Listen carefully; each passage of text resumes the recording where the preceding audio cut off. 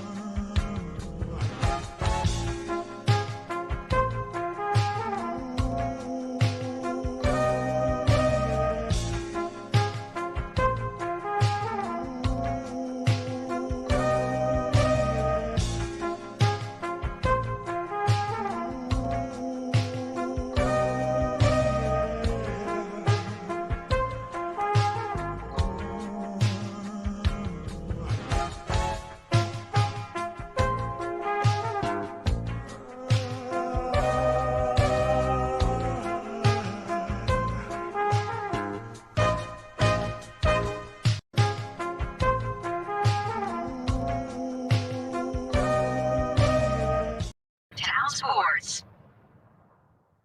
It's time. It is that time.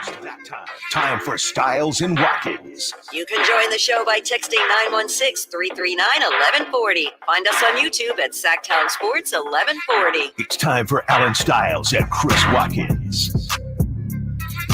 Yes. We have made it to Friday. Stiles and Watkins, Sacktown Sports, taking you up to 2 p.m. Nate, behind the glass for us today.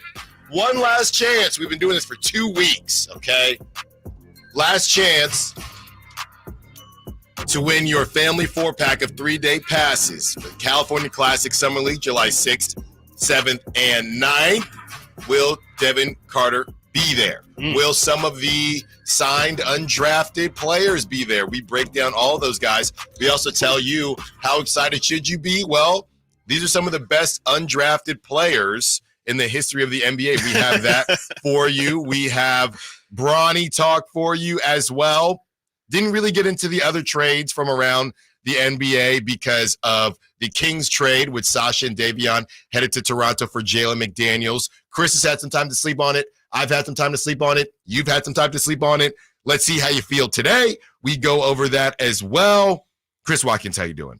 Good, man. Yeah, I'm glad we made it to Friday. I was telling you yesterday that it was already feeling like a Friday yesterday with the draft and everything.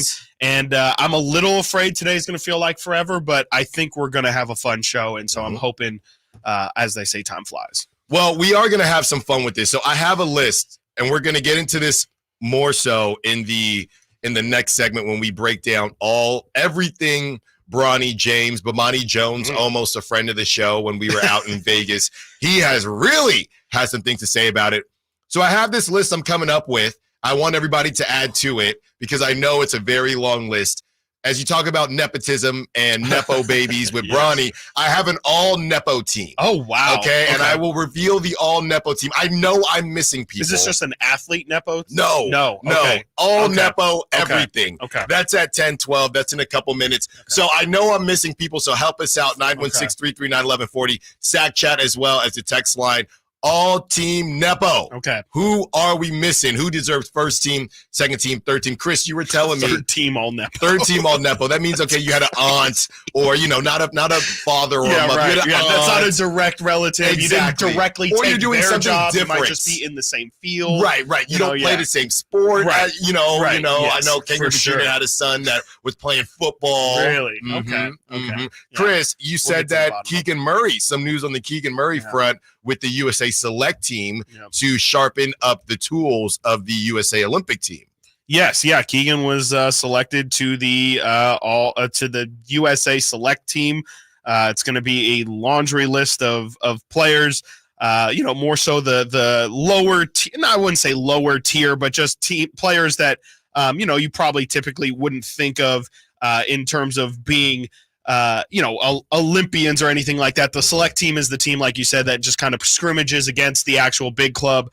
You have Jalen Duren, Cooper Flagg, who obviously is the biggest recruit out of college right now. The main event. Langston Galloway, former King and free agent, and I'm assuming he's played overseas.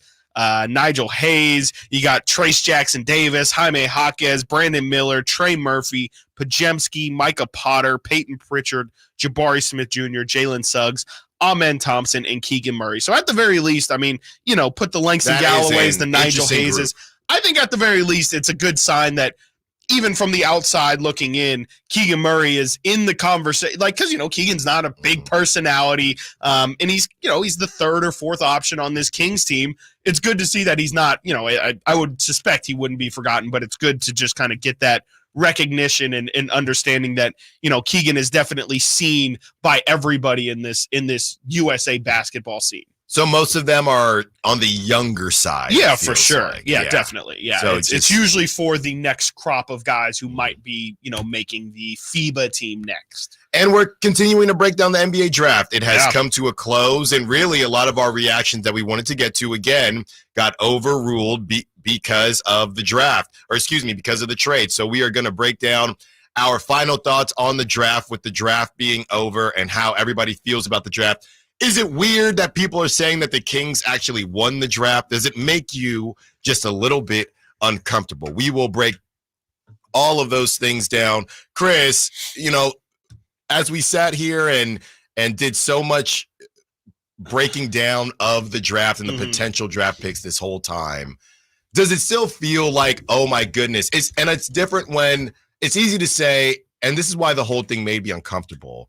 It's easy to say this is going to be the worst draft in the last 25 years. It's easy to say that when there's no faces or names involved, right? They're just picks. Yes. Then when you start seeing these guys' family, you start seeing their stories, how hard they worked. Sure.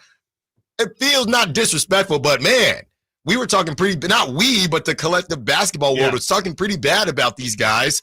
And I feel like there might be some winners in there. Yeah, for sure. Devin Carter, I think a lot of people are specifically excited about for sure. But I think it also depends on situation. Like people had questions on Rob Dillingham, if he was going to be able to kind of thrive in an environment where he's going to have the ball in his hands like a ton and there's going to be a lot of pressure on him. And now he's on a Minnesota team. And so I think that makes people feel better about his prospect, where maybe on the other side of that, like people were really excited about Ron Holland, and now that he's going to Detroit, people might have a little bit more tempered expectations for it.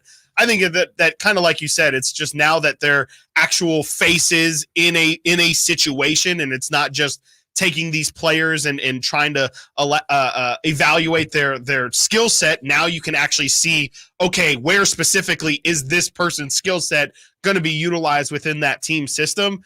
I think people start to feel better about, okay, I was thinking, again, like Dillingham's going to have this wide open range that he has to figure out, okay, where do I fit in? Now he's going to be pigeonholed into a certain thing. And so it's just easier to see, okay, this is where he's going to be successful.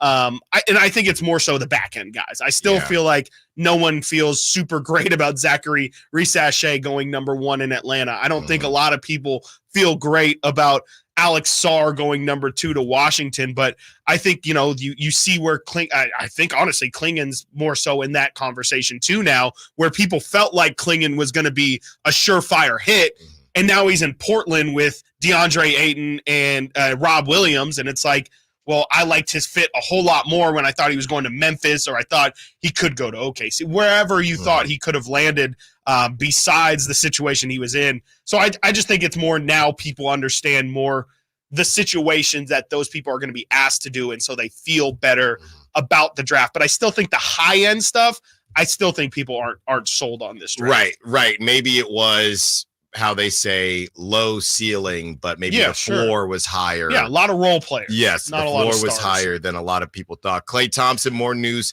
coming out of the Klay camp and the Warriors camp in general, with some drama with Andrew Wiggins and the Canada team.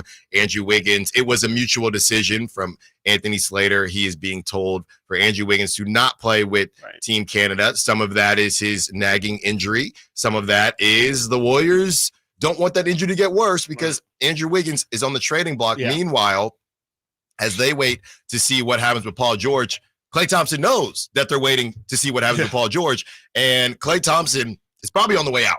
It seems like it. It seems to me like the Orlando smoke is only getting more and more. And I saw a report today that, and we went through that Bleacher Report article of them essentially signing every free agent. Like they're going to sign Klay, they're going to sign Tobias, they were going to sign Malik Monk. And it seems like now I'm seeing reports that they're going to go after KCP, who declined his option yesterday, and Klay. So that still Orlando, I mean, especially with Malik now out of the picture, it feels like Klay to Orlando is full steam ahead. We'll see, when I on Sunday. heard Mavericks today. Mavericks. Oh, yes, I've seen that they might have some interest as well. They just traded Tim Hardaway yesterday, so maybe that's going to be a part of that decision as they're trying to clear up some space to maybe sign Klay. I think the point that both of us, I think, are getting to and seeing a lot is doesn't seem like there's a lot of Klay is still considering going back to Golden State. It seems like Klay, especially mentally, has seemingly moved on from that situation. And if you really want to tick me off, Chris, I saw something. Ramona Shelburne was on the Warriors flagship, and she said that Kuminga is untouchable. There's a lot of calls for Kuminga and Brandon Pajemski. Yeah. And and Kuminga is untouchable. Right. And also Brandon Pajemski. Right. And she said to some extent. So this is what we're doing. What does that mean? So the Warriors. He's untouchable, kind of. The Warriors want to contend. The Warriors want to go all in. Yes. And Kuminga's untouchable. You can't trade anybody. Kuminga's untouchable. But they're going to, but you have to, how are you going to trade for Paul George? Because everybody wants that Chris Paul expiring deal, which I'm probably underselling a little bit. But if we're talking about Brandon Pajemski being untouchable, then you really don't want to go all in. I agree. And Mike Dunleavy Jr. basically said, I'm not sure we want to go all in. One name, Chris, as the Blazers draft Donovan Klingen, that I find intriguing, and I know it's probably an overpay, and I'm not saying the Kings should do it, but if you talk about a last chance use situation, would you take a flyer? Again, maybe not necessarily for the Kings, but I wonder what the league thinks about one DeAndre Ayton. Yeah. I do wonder. No, I know. It's really interesting. Bad. He's not bad. No, he's not. He's cooked the Kings before. Yeah. I mean, I think people like he's definitely not a bust, but he has not lived up to number one expectations, and especially when you go in the same draft as, Luka and Trey, and I definitely think Jaren Jackson's a better player than DeAndre Ayton is. He's better than Marvin Bagley, but doesn't necessarily mean that he's panned out to where he was supposed to be. I don't know, man. And I know he just signed a contract too with Portland when he got over there, and so that definitely probably changes a lot of people's perspective on it. To me, he probably I would probably rather have Miles Turner than DeAndre Ayton right now. So I kind of feel like, don't let Dave hear you say that. I know. Yeah, crosstalk. I feel like it's somewhere in between Miles Turner and Jonas Valanciunas. I think I would rather have Ayton than Jonas, or yes, Ayton than Jonas, but I feel like I would also rather have Miles Turner than Ayton. And so he's what is that? Probably puts him like in the mid to low 20s in terms of big men, or maybe I'm misevaluating that, and maybe he's more high teens. But I think it's just he's an average center. He's good. He's a really good scorer, but I kind of feel like nobody's unlocked what everyone saw in him initially. And I think the problem is now he gets paid like somebody who has to have a certain level of impact, and kind of feel like he needs to, again, kind of be more of that Jonas Valanciunas, like 4th, 5th option. Is he more skilled? And I know we got to get to the other side. How much more skilled is he than Zach Edey offensively?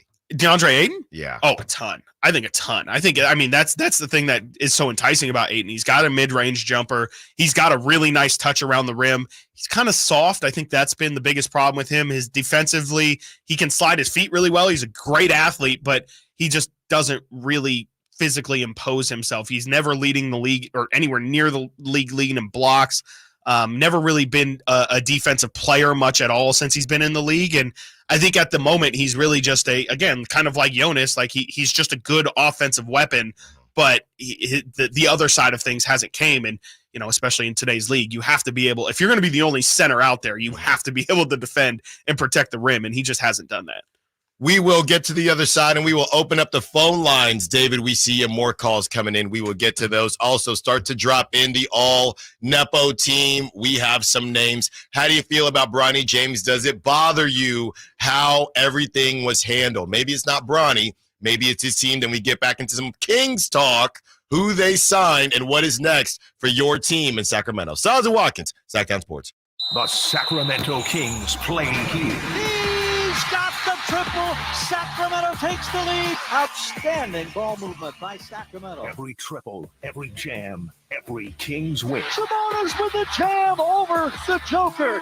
He's got the three-point shot. Get your Kings fix all season long. Right here on your home of the Sacramento Here's Kings. a steal by Fox. The breakaway. He's got the rip with the left hand. Sacktown Sports at sacktownsports.com. I'm Craig Ashton of the injury law firm of Ashton and Price. Whether you've been injured on a bicycle, as a pedestrian in a slip and fall, auto, Uber, Lyft, or big rig accident, you need Ashton and Price in your corner. When you call Ashton and Price, there's no chatbot telling you to hit 3 for accounting. You're greeted by a real live person who will immediately transfer you to an experienced attorney. The consultation's free, and there's never a fee until you win. Remember, for the best advice, don't think twice. Call Ashton and Price. 18 number ones. What was I thinking? Countless ACM and CMA awards. Sold out world tours. And now Dierks Bentley is coming to Sacramento for Country in the Park 2. September 28th at Hard Health Park at Cal Expo with Parmalee, Dasha, Cal Seat Art and more, plus line dancing, food trucks, and more. Tickets available now at CITVFest.com. Brought to you by Bonnie Electrical Heating and Air and the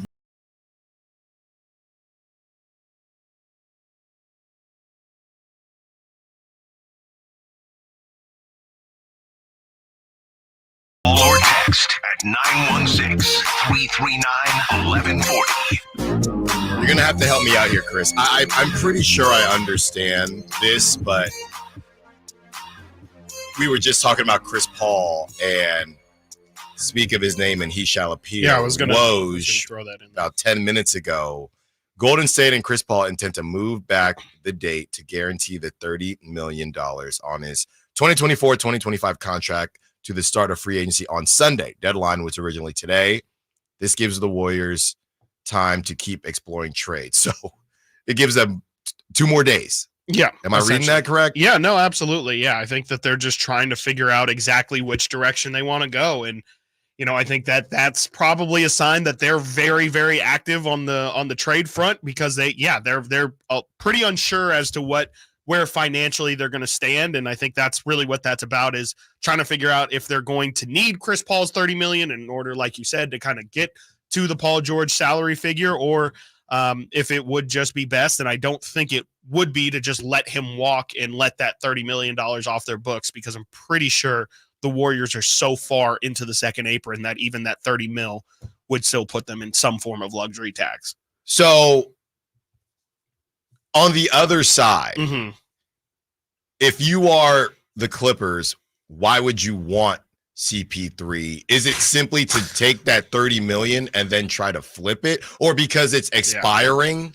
It's going on. I guess what a lot of people are having trouble understanding is if Golden State can just, I think the buyout is $5 million and get that off their books. Yeah. Why would a team want to put CP3's $30 million on their books just to wait for it to come off their books at the end of the season? It's a great question. No, I mean, because I guess you're getting Chris Paul and he's actually playing. I think that I don't think Chris Paul. I mean, first off, that $30 million is not what Chris Paul is worth. Like, especially at this point in his career, he's not a $30 million player. I kind of think I assume it would be, yes, everything you said. It's some combination of it where it's an expiring contract. So it either comes off your books next offseason, or like you said as well, you could use it as a trade chip yourself. I don't think anybody is bringing in Chris Paul thinking, yes, we just got Chris Paul. He's going to add to our situation and potentially put us over the top. Obviously, he's still useful. He still can be a point guard that gives you 20 to 25 minutes. But, for that Clippers situation, I mean, you probably would rather have, I don't know how useful Chris Paul is going to be there at this age with James Harden and Kawhi out there as well. Right, because the only way Chris Paul would make sense, because Paul George, it's 40 something. Yeah.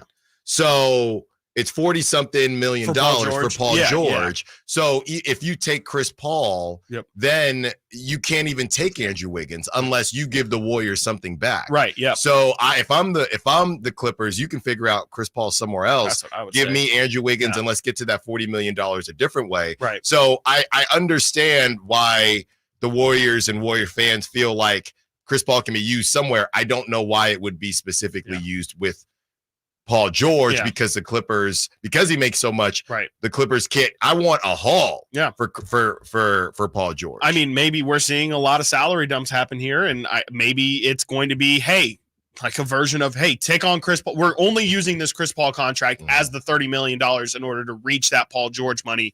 Here's like 4 first-round picks or 3 first-round picks on top of it, because we understand that, you're not really getting much with this. And, I think maybe that's it. And it's also, Golden State's going to be a little bit desperate to get rid of that Chris Paul, like to actually use that Chris Paul contract, because let's not forget, that's the only thing they have to show for the Jordan Poole trade. And so they have to say, if you just essentially say, we traded Jordan Poole for a Chris Paul contract that we just eventually let walk. And again, like, we let it walk, but it didn't really do much for us financially in terms of flexibility or anything.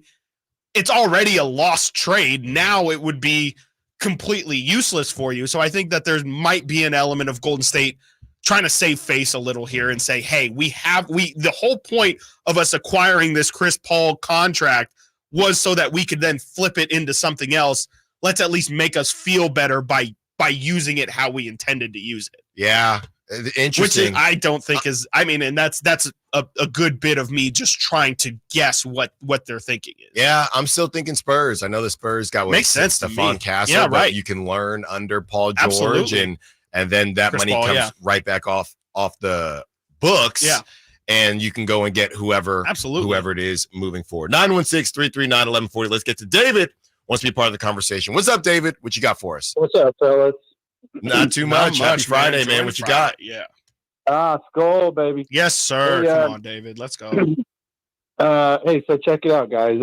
I'm totally behind this Carter pick. I love it. I think the guy is one of those guys that's going to come in, and he's going to be one of those crowd guys that comes in, puts a bunch of action in his minutes, and makes a difference in the game. You know what I mean? And I can see him being that kind of guy where he's always going to make those plays and make the crowds great and, all that stuff. But I will say this. Monty seems to have an affection other than Sabonis for anybody under 6'7" or 6'8". It's a problem. I mean, the guy just won't sign any athletic 6'10" guys. Even they don't have to be big scorers or anything like that. We need a guy that can sit around there, create a shot, dunk, block, and rebound next to Sabonis. Maybe hit some threes here and there if he can, learn how to play stretch. But I just don't understand, and I'm not trying to be part of the whole, we're short and all this crowd, because, I just think that it's time to get a 6'10" guy. And I think that it seems like Monty doesn't want anybody to compete down low with Sabonis. That's my interpretation of things, because Harrison sure doesn't. Keegan will get in there, Monk and all these guys get in there. They're not, Keegan's a big, but I mean, I don't know what you guys think about it, but I hope during this free agency, the one guy I would like to see, and I know you guys might laugh at this, but if you really watch his game, the guy has got mad skills, is Mo Bamba. He can hit threes, he can block shots, he can rebound. He only needs to play, 15, 20 minutes a game. He can even play with Sabonis because he can hit threes. I mean, I would love to see a guy like that can also fill in if Sabonis gets hurt. He's a pretty versatile player. He's not exactly the answer for what we need completely, but at least that's a good start.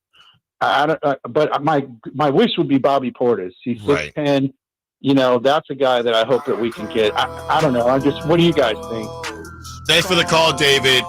As Nate brings in the Mo Bamba song. When was that? Feels like forever. Like probably 2017. I was gonna say I feel like not that long. I was gonna ask if it's pre-pandemic. I mean, it must have been just like a little bit, but it feels like this song has. Well, he was drafted in 2018, so yeah, it's 2017 then. Yeah. Oh no, you nailed it then. Yeah. Mo Bamba. He would be cheap. He's an unrestricted free agent. Yeah, he would be very cheap. And I wouldn't be against it. Chris, I was working on some trades this morning, and you can get Bobby Portis, but you're probably going to have to give up. This is if the Bucks decide, hey, we got 2 more years with Giannis and Dame, so give us a bunch of picks, and we don't know what's going to happen after that.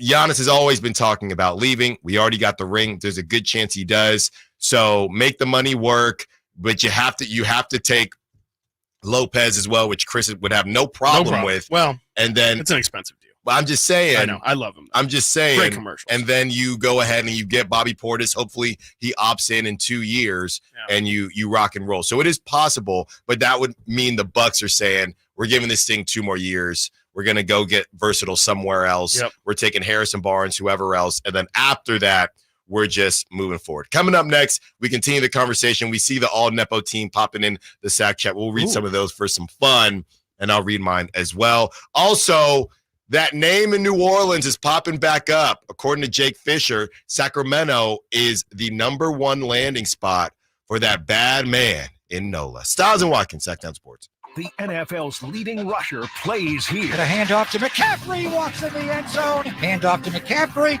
takes it right down to the goal line. He does his thing again. McCaffrey goes in motion right. Backwards pass led by Juszczyk. A block there. Hurdles a man. 10-5. Touchdown!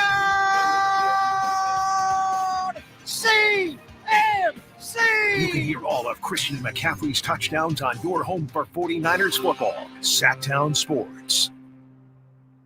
Hey, it's Carmichael Dave for my good friends at American Energy. Now, I've told you this before, but this is what we call extending a good deal. Right now, American Energy Heat and Air is offering an HVAC diagnostic for $99. Oh, wait, I'm sorry. Never mind. They're offering it free. It's a $99 value, but you get it for $0. Let the American Energy team test your system connections and all the moving parts of that system to ensure that it's functioning properly. Now, this is a limited time offer. Call today to schedule your appointment at 916-520-9990. Speak to the company that has an A+ rating with the Better Business Bureau that's been making the greater Sacramento area proud since 1981. 916-520-9990 or AmericanEnergyAir.com. Tell them Carmichael Dave sent you. Call 916-520-9990 now. NBA basketball returns to Golden One Center this July 6th, 7th, and 9th for the California Classic Summer League Games. 3-day passes in the lower level start at just $66 and include access to all 6 games. See your Sacramento Kings as they host the San Antonio Spurs and Charlotte Hornets, featuring newly drafted rookies, NBA sophomores, and other athletes competing to make NBA rosters. Visit kings.com/California Classic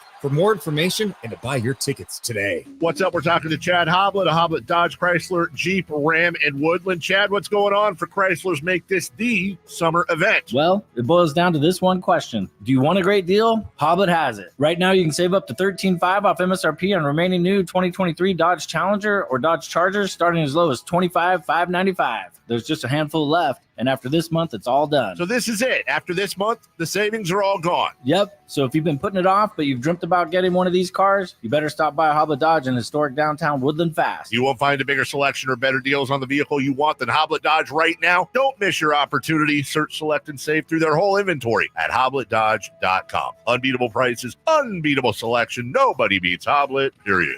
$13,500 total net savings after $89.20 factory rebates and $45.80 dealer discount. At least 10 of this net savings. $25,595 net price after $64.20 factory rebates. Rebates may include $500 first responder bonus cash. Must be current member of First Responder Association. VIN number 607624. See dealer for details. Hey, Sacktown sports fans, get ready for an unforgettable summer with the Sacktown Sports live events calendar, packed with the hottest shows around. Starting at Thunder Valley Resort, don't miss the epic Slash and Serpent Tour on July 12th. Then on July 20th, enjoy the incredible Miranda Lambert live in concert. And on August 9th, Jason Mraz and the Super Band are set to deliver an unforgettable performance. And don't miss this Live Nation lineup. On August 4th, experience the legendary Outlaw Music Festival at Toyota Amphitheater featuring Willie Nelson, Bob Dylan, and John Mellencamp. Then on August 15th, catch the iconic Donny Osmond at Hard Rock Live Sacramento. And on August 22nd, don't miss Creed Fisher rocking the stage at Ace of Spades. Finally, on September 10th, the Doobie Brothers bring their timeless hits to the Toyota Amphitheater. For all your ticketing information, head over to livenation.com. These are the shows you won't want to miss, so grab your tickets now. And stay tuned to Sacktown Sports for exclusive updates and your chance to win tickets.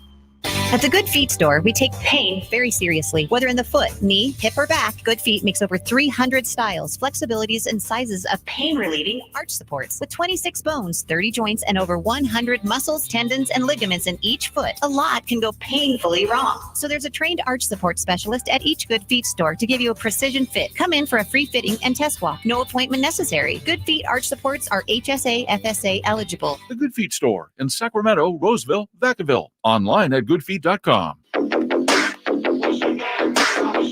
Goof dealers.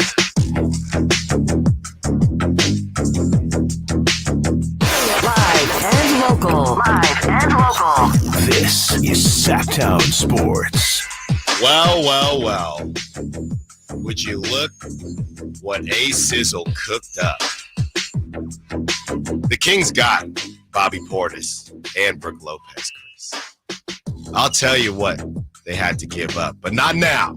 That's in the 11 o'clock hour. I honestly have no clue whether or not you will think this is a good deal or not. Well, we don't have many people, so many people left to trade, that is. Right. Well, we'll argue ancillary pieces. We'll argue both sides. Okay. That is in the 11 o'clock hour, so you won't want to miss that. We're also breaking down Brandon Ingram at 11:30, who he is flying up the boards as far as Sacramento and his interest. Okay, so we will get to you with that as well. Chris, we were going through some of the Nepo names, okay? My all-Nepo team, Nate, I know you had some as well. I have Joe Buck, Bronny James, Thanasis Antetokounmpo, Zoe Kravitz, Emma Roberts.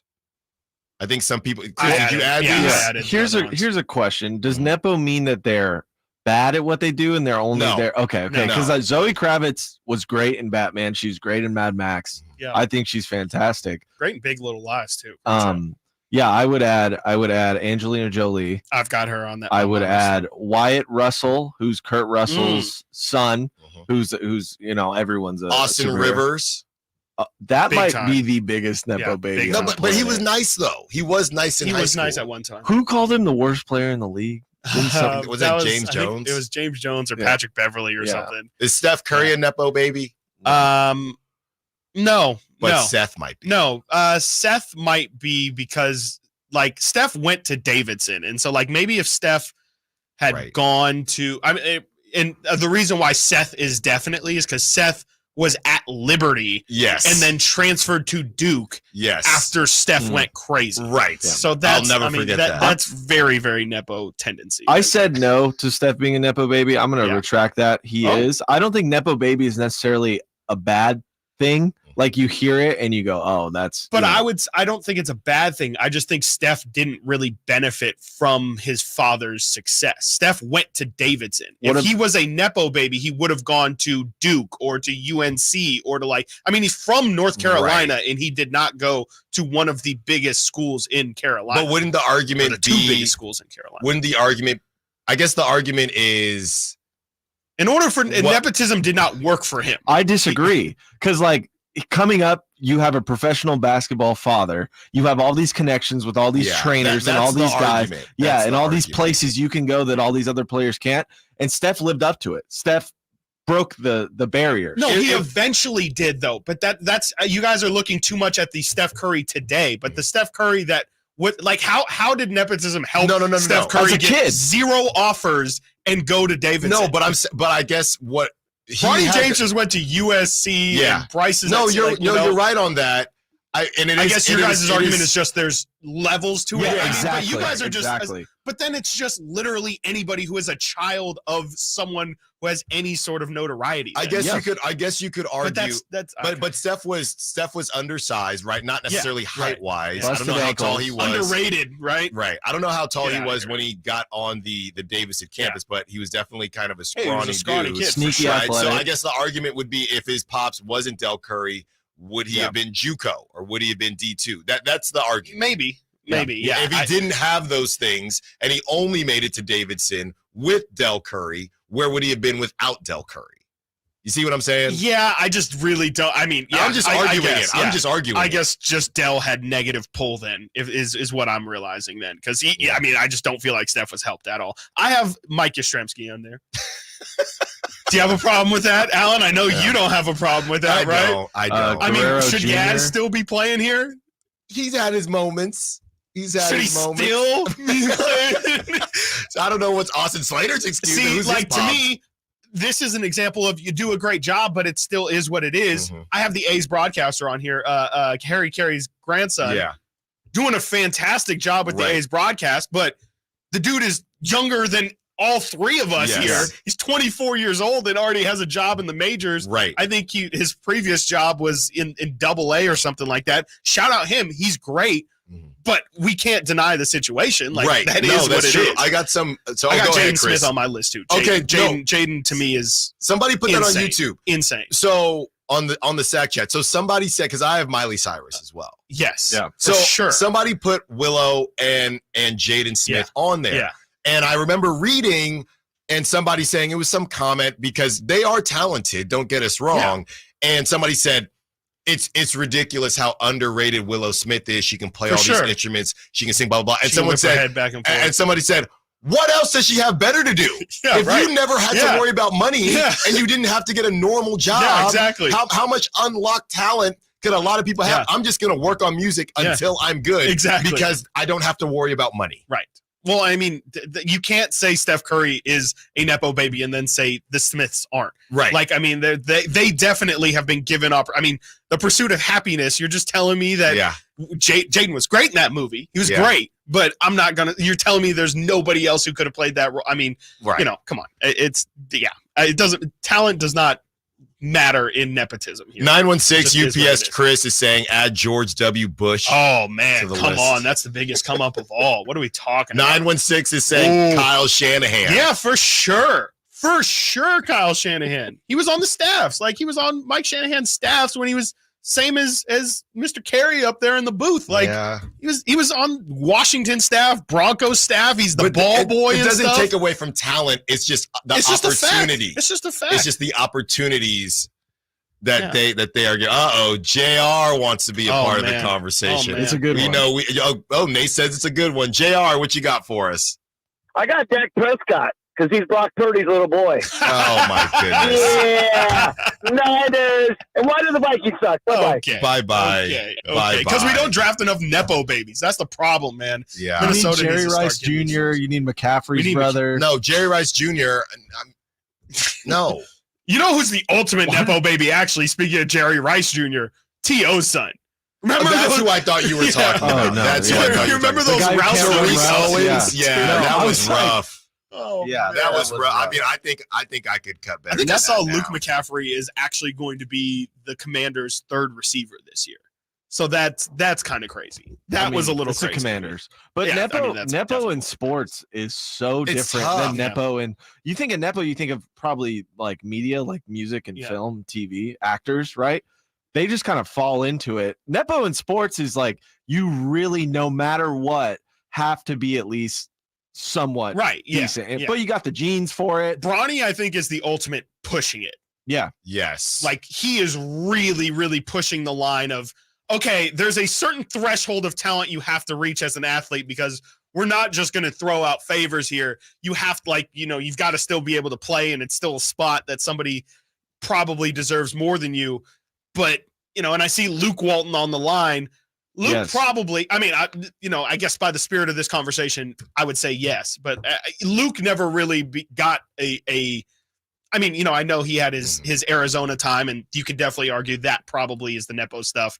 But, maybe as a pro too, but as a coach, I wouldn't say. And then you get into the guys that were just still actually nasty. Yeah. Barry Bonds. Bonds. We have Sabonis too. Sabonis Nepo baby for sure. Vlad Guerrero Jr. Yeah, I guess. Yeah, he was going to get drafted from when Yeah. we saw him at the home run derby. Right. Yeah. Ken Griffey Jr.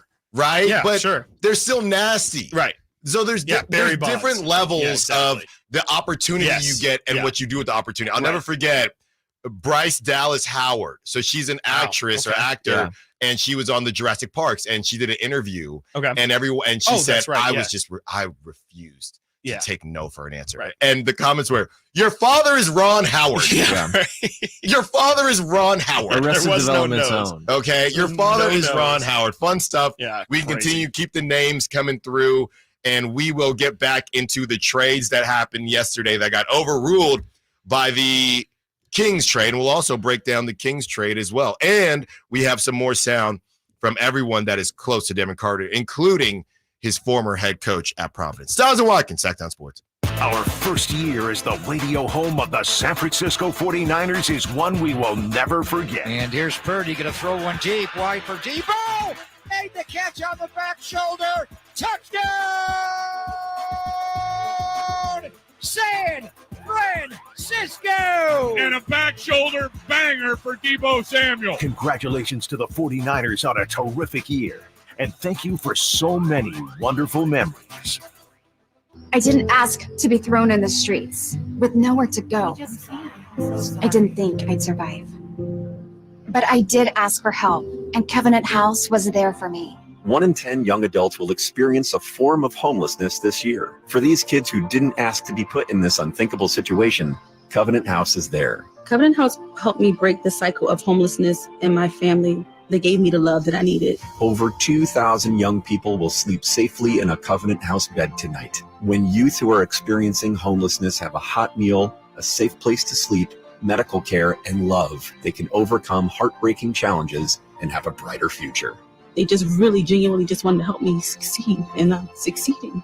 I'm a speaker, I'm an author. Covenant House really helped me and really helped mold me into the woman I am today. If you or someone you love is asking for help, go to safeplacetosleep.org today. Getting quality employees to fill positions in your company is essential, but finding those people can be a major hassle unless you use ZipRecruiter. ZipRecruiter makes finding quality people a breeze. ZipRecruiter's advanced technology identifies candidates with the right skills, sends you great matches, then you can easily invite them to apply. 4 out of 5 employers who post on ZipRecruiter get a quality candidate within the first day. See for yourself. Go to ZipRecruiter.com/free to try ZipRecruiter for free. That's ZipRecruiter.com/free. Hey everyone, it's Ted from Consumer Cellular, the guy in the orange sweater, and this is your wake-up call. If you're paying too much for wireless service, you don't have to keep having that nightmare. Consumer Cellular has the same fast, reliable coverage as the leading carriers for up to half the cost. So why keep spending more than you have to? Seriously, wake up! and call 1-888-FREEDOM or visit consumercellular.com. Savings based on cost of consumer cellular single line 1, 5, and 10 gig data plans with unlimited talk and text compared to lowest cost single line postpaid unlimited talk, text, and data plans offered by T-Mobile and Verizon January 2024. Stuck in a downtown meeting marathon? Need a post-work pick-me-up? Head over to Public House Downtown, the corner of 16th and L Streets. That's right, Public House Downtown, your one-stop shop for good times. With 60 beers on tap, come catch the game on 25 HD TVs. Public House Downtown serves up creative American food all day long. Lunch, happy hour, dinner, and even weekend brunch. Public House Downtown. Food, beer, sports. Want to see the menu or plan your visit? Check out their website at phdowntown.com. Find your crew and find your fun at Public House Downtown. We love the game because anything can happen. There's no sure thing. How did that go in? Every play, Oh, my goodness! every shot, Are you kidding me? every swing is a risk if you bet. I can't believe that just happened. There's no easy money. There's no luck. And no one wins all the time. If you bet, bet responsibly and always set a limit. Learn more at responsibleplay.org.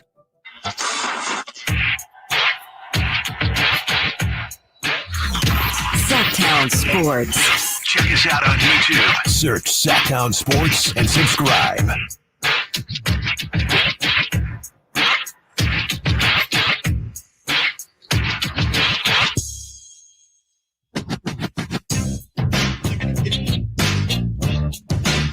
This is a serious business, and I don't think there would be a thought that I'm just drafting this kid because of his dad. That was from one Bronny James. So, Chris, a lot of the drama happened yesterday right after our show where Rich Paul was making calls to teams saying, hey, if you draft him, he will go to Australia. Yeah. Fair or foul? Incredibly foul.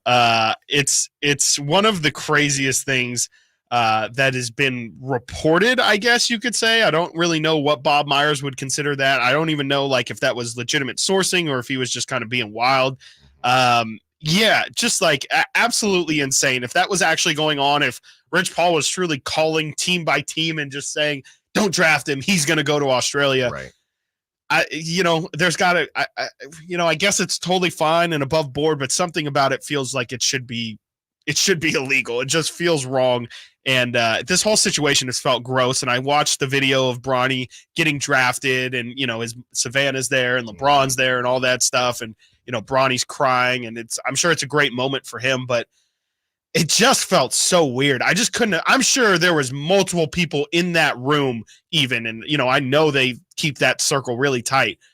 There had to be a couple people in that room that were like, to steal one of your phrases, what are we doing here, guys? Like, this has the look of everything that is supposed to be what it is, but we know what this is. Like, this is this kid being handed an opportunity and then, crying and acting as if, and I'm not trying to take anything away from Bronny's work. He definitely worked to get to maximize his potential and make it so it's not, it's already crazy, but it's not like the most insane. You can argue, but it's not absolutely out of the world that Bronny would get drafted, but it felt so strange. And like, it felt almost like they were doing a draft day movie instead. It was like, this is clearly staged and everything about this is just illegitimate. So, I'm glad Bronny got his moment. He said all he wanted. He told Rich Paul, all I want is to hear my name called. Yeah. You got your name called. You got your wish. But I deep down, I wonder if Bronny had any of those feelings too. Now the work begins. Right. Now the work begins. Sure. I'm just here to do my job. Prove all the haters wrong, right? Maybe you'll get to see Bronny at some point during Summer League, but you definitely will see the Kings no matter what. That would be amazing. Yeah. Crossed my mind. The California Classic Summer League, July 6th, 7th, and July 9th, your last day to win a family 4-pack of 3-day passes. I think it's Chris's turn to pick the number. That is at 1 p.m. If you are listening on the Sacktown Sports app, might want to switch on over to AM or the YouTube to make sure that delay doesn't get you if you want a chance to win these 3-day passes. Yeah, I think it's pretty nuts, Chris, and the whole thing has been a bit off-putting, but hey, you trust your work, and hopefully Bronny. We can't say that anymore. That's now we can say it more, I think. Yes. And hopefully Bronny, proves the haters wrong, and we go on from there. I know Bomani Jones, you can check out his social media feed. Not a fan of the whole situation. Crazy. Chris, I'm not really a fan of what the Wizards did as they traded Denny Avdia to the Portland Trailblazers for Malcolm Brogdon in the 14th pick. That was a couple days ago, and a 2029 pick. Crazy. That was from Woj. I was really high on Denny Avdia. I don't think I was as upset as Dave. Right. Because I know Dave really liked Denny Avdia. And Malcolm Brogdon was a name that we had floated around a little bit as well. Two guys that the Kings maybe could have used. Now, I think Brogdon went out even though Devin Carter isn't necessarily a ball handler. He's a guard, but not a ball handler like Malcolm Brogdon. I think that would have gone out the window anyway. Yeah. But good move, I think, for the Blazers. I'm not really sure. I know the Wizards are just, hey, we're just going to, figure it out. What are they doing with Jordan Poole? I don't think they know either. I mean, he's not even that young. No, yeah. I mean, he's probably 25, 26 himself. Right. I didn't really understand it from the Washington side. I guess they did get a decent haul back for him for sure. I mean, I think Malcolm Brogdon is an expiring contract, so I wouldn't suspect that he's going to be there long, but he's a decent NBA player for sure. He's been a sixth man of the year a couple years ago on the Celtics. It just feels like, I feel like Denny is, if you're thinking of rebuilding, if you're Washington, Denny to me is the one that you, especially with all the Kuzma rumors and everything, I would think Denny is one of the ones you would want to keep. You would want to play out his development and see what you got there.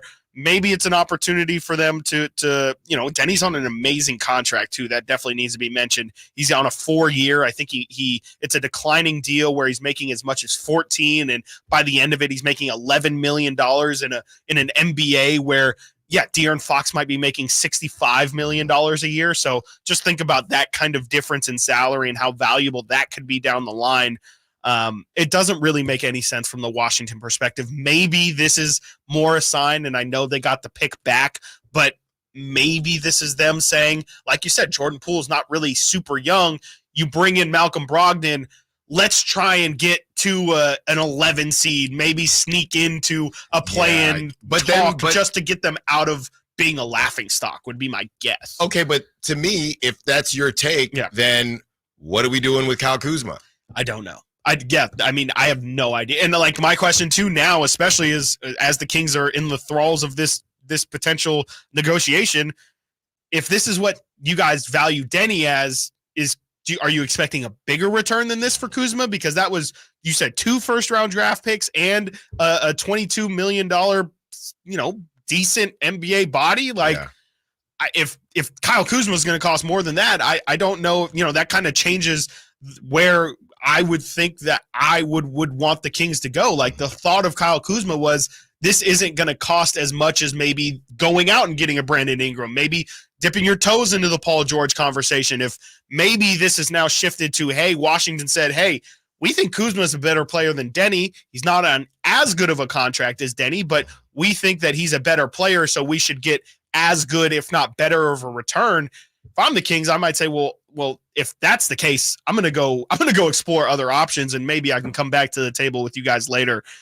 Just because, the thought with Kuzma for me was he's gonna cost less than all those guys. If it's gonna be pretty much the same, why not? We see the Brandon Ingram rumors popping up today. Why not kick the tires on Brandon Ingram? Yeah, so Washington really not really sure what they're doing, and I don't know if they're sure what they're doing, but we know what the Knicks are attempting to do, and the Knicks now can breathe a big sigh of relief as OG Anunoby broke.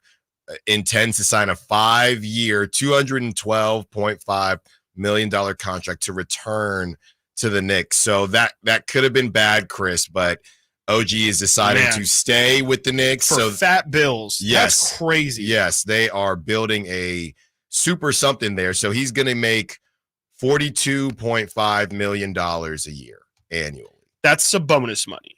That's crazy. I mean, and that's, they've got a squad out there now for sure, but they are definitely paying for it. I would imagine that this is the last piece for them. And, I know they can ship off Randall or Mitchell Robinson and maybe kind of round out their roster a little bit more, balance it a little bit more. But that's a squad right there. And now it's less important for OG to stay healthy. There's less reliance on OG to be the guy that we kind of saw him in that second half of last year. $42 million. I just mean in terms of like there's not the heavy load because you have Mikal there. Right. You still have Josh Hart. You have DiVincenzo. You have Brunson. It doesn't have to be, if you can afford more guys to go down, and they already had a ton of injuries last year. I think it's definitely an overpay. If I were even the Kings, I would be very, very nervous about paying OG and Anunoby that kind of money. But for the Knicks, they're viewing it as this is the final piece that brings everything together. And they're also in a situation where they're a bit desperate too, because they shipped off Emmanuel Quickley, who also just got bagged out, by the way, and they traded off RJ Barrett. So they had no choice. They were hamstrung, which is the entire point of at the trade deadline, why everyone said, be cautious when trading for these Toronto guys, because OG and he was true to his word. He said he was going to test free agency at the time. You knew you were going to walk into a situation where if you wanted him, you were going to have to pay for him. And, credit the Knicks. They were not afraid to put up the money when they needed to. So hopefully that situation works out for them, because I don't see many other pivots besides shipping off Randall and Robinson. Yeah, and William Lamas on the Sack Chat is saying, what about Isaiah Hartenstein? I think I saw a report the other day they're going to try and get him to sign for less money than what he could possibly get out in the open market. I think OKC was rumored to have interest in him, and potentially he could get upwards of $20 million. The Knicks obviously cannot afford a contract like that, so I would guess that they're going to try and maybe fit him into like a $10 or so million contract, and it's up to him if he wants to stay in New York or if he wants to go somewhere else and just get that bag, which, De'Aaron Fox we know is a fan of. Emmanuel quickly details on his deal when we return. Also, does Monty McNair have a type? And is Chris feeling any different about the trade than he was yesterday? Stiles and Watkins, Sacktown Sports. Did you miss any part of our live local shows? Don't worry, you never have to miss them again. Check out SacktownSports.com and search our podcast page and play our shows when you want. The Carmichael Dave Show with Jason Ross, Stiles and Watkins, and the Drive Guys. Plus, other podcasts like Return of the Empire, Return of the Roar, the Stingers Up podcast, and Golf to Go with Frank LaRosa. They're all available right now on SacktownSports.com. It's the ride everybody wants to be driving, and Elk Grove Kia has them in stock right now. I'm talking about the 2024 Kia Telluride. And my friends at Elk Grove Kia can get you behind the wheel of a 2024 Telluride SX for only $419 a month, plus taxes and fees. Whenever I see one of these driving down the road or next to me at a red light, I just stop and admire it because the Kia Telluride just looks iconic. And not only is the Kia Telluride beautiful, it's got room for the whole family. There's a seating capacity for up to 7 passengers. Plus, it's loaded with tech. So is the 2024 Kia Telluride the right ride for you and your family? Come on down to Elk Grove Kia in the Elk Grove Auto Mall. Give it a test drive. And just a heads up, when you're here at Elk Grove Kia, you're going to be treated very well. You're not going to get this kind of car buying experience in Roseville, Vacaville, Sacramento, or Davis. That's why Elk Grove Kia has so many 5-star reviews. Again, check them out in the Elk Grove Auto Mall or online, elkgrovekia.com. 24-month lease, $0 security deposit, 20 cents per mile over 10,000 miles per year, $4,999 due at signing based on approval of credit. VIN number 501850, ends June 30th, 2024. Slash presents Serpent Festival, a celebration of the blues. Friday, July 12th at the venue at Thunder Valley, starring Slash, Warren Haynes Band, Samantha Fish, and Eric Gales. It's gonna be a steep climb. Don't miss an all-star night of blues, Friday, July 12th at the venue at Thunder Valley. For tickets, visit ThunderValleyResort.com. Serpent Festival. My good friends, Dr. Jack Friedlander and Dr. Pash in Roseville and in San Francisco are offering not only confidence, not only security, but also the ability, if you ain't insecure, to go from the roster to the all-star team. You know what I'm saying? I'm talking about UpsizeMatters.com. Time after time, vote after vote, circumference, or as we call it, girth, is consistently ranked as the most important attribute. And Dr. Jack and Dr. Pash can give you a free consultation. The procedure can be done on the same day as your consultation with immediate results. It's non-surgical. It's virtually pain-free, safe, effective, long-lasting, semi-permanent, and doctor-performed. For more information, go to UpsizeMatters.com. Go to UpsizeMatters.com. Make that change. Make the all-star team. get you girth on. The PGA club fitters at the Hagen Oaks Player Performance Studio know that golf should be fun. They also know that players of all abilities will hit the ball farther and straighter, play better golf, shoot lower scores, and have more fun if they get fitted before they purchase golf clubs. Hagen Oaks delivers the same technology and major brands used to fit PGA and LPGA professionals. See how the game can be even more fun. Hagen Oaks Player Performance Studio fittings are available 7 days a week. Make yours today by calling 916-808-2531. That's 808-2531. Hey, it's me, your liver. You know, the organ that helps you recover every weekend after pizza, donuts, and all those drinks. When you have a headache, you take an aspirin. You have a stomachache, you pop an acid. But where's the love for your best buddy, the liver? The least that you could do to help me stay healthy is take Active Liver from New Nordic. Active Liver tablets contain high-quality, all-natural ingredients like milk thistle, globe artichoke, and turmeric extracts, which are proven to keep me healthy and you feeling your best. Active Liver provides an easy daily detox and helps protect me all year long. So let me make you an offer you can't refuse. You take care of me with Active Liver, and I keep taking care of you. Capiche? See for yourself why Active Liver is Scandinavia's #1 liver health supplement. You can find Active Liver at CVS and online at Amazon, Target.com, or directly from NewNordicUSA.com. Again, find it in stores at CVS or online at Amazon, Target.com, or NewNordicUSA.com. There is a different vibe at night at the Hagen Oaks Range powered by Top Tracer. It's more relaxed with golfers and newbies side by side enjoying the technology used on televised golf tournaments. Play a variety of fun games. Play Pebble Beach. Compete against friends at the Hagen Oaks Driving Range. Or treat yourself to 9 holes on the Mackenzie putting course. Hungry? The Hangout Food Truck offers burgers, chicken strips, and more. And don't forget to check the summer-long free concert schedule at the Hagen Oaks Driving Range, Fulton Avenue and Cap City Freeway.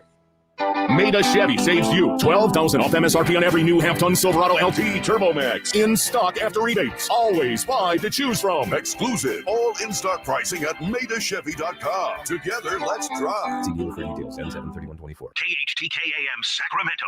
KYMX HD2 Sacramento. From the Power Business Technology Toshiba Studios. Your new home for 49ers football in the 916. Sacktown Sports.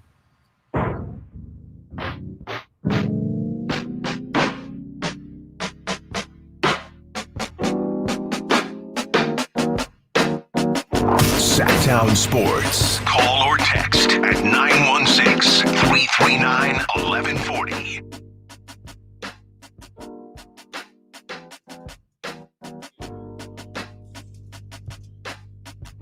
O'clock. Your opportunity to win a family 4-pack of 3-day passes. Chris will pick the number 916-339-1140. Phone lines are open 916-339-1140. The California Classic Summer League from the 925. Going back to our conversation about Nepo babies.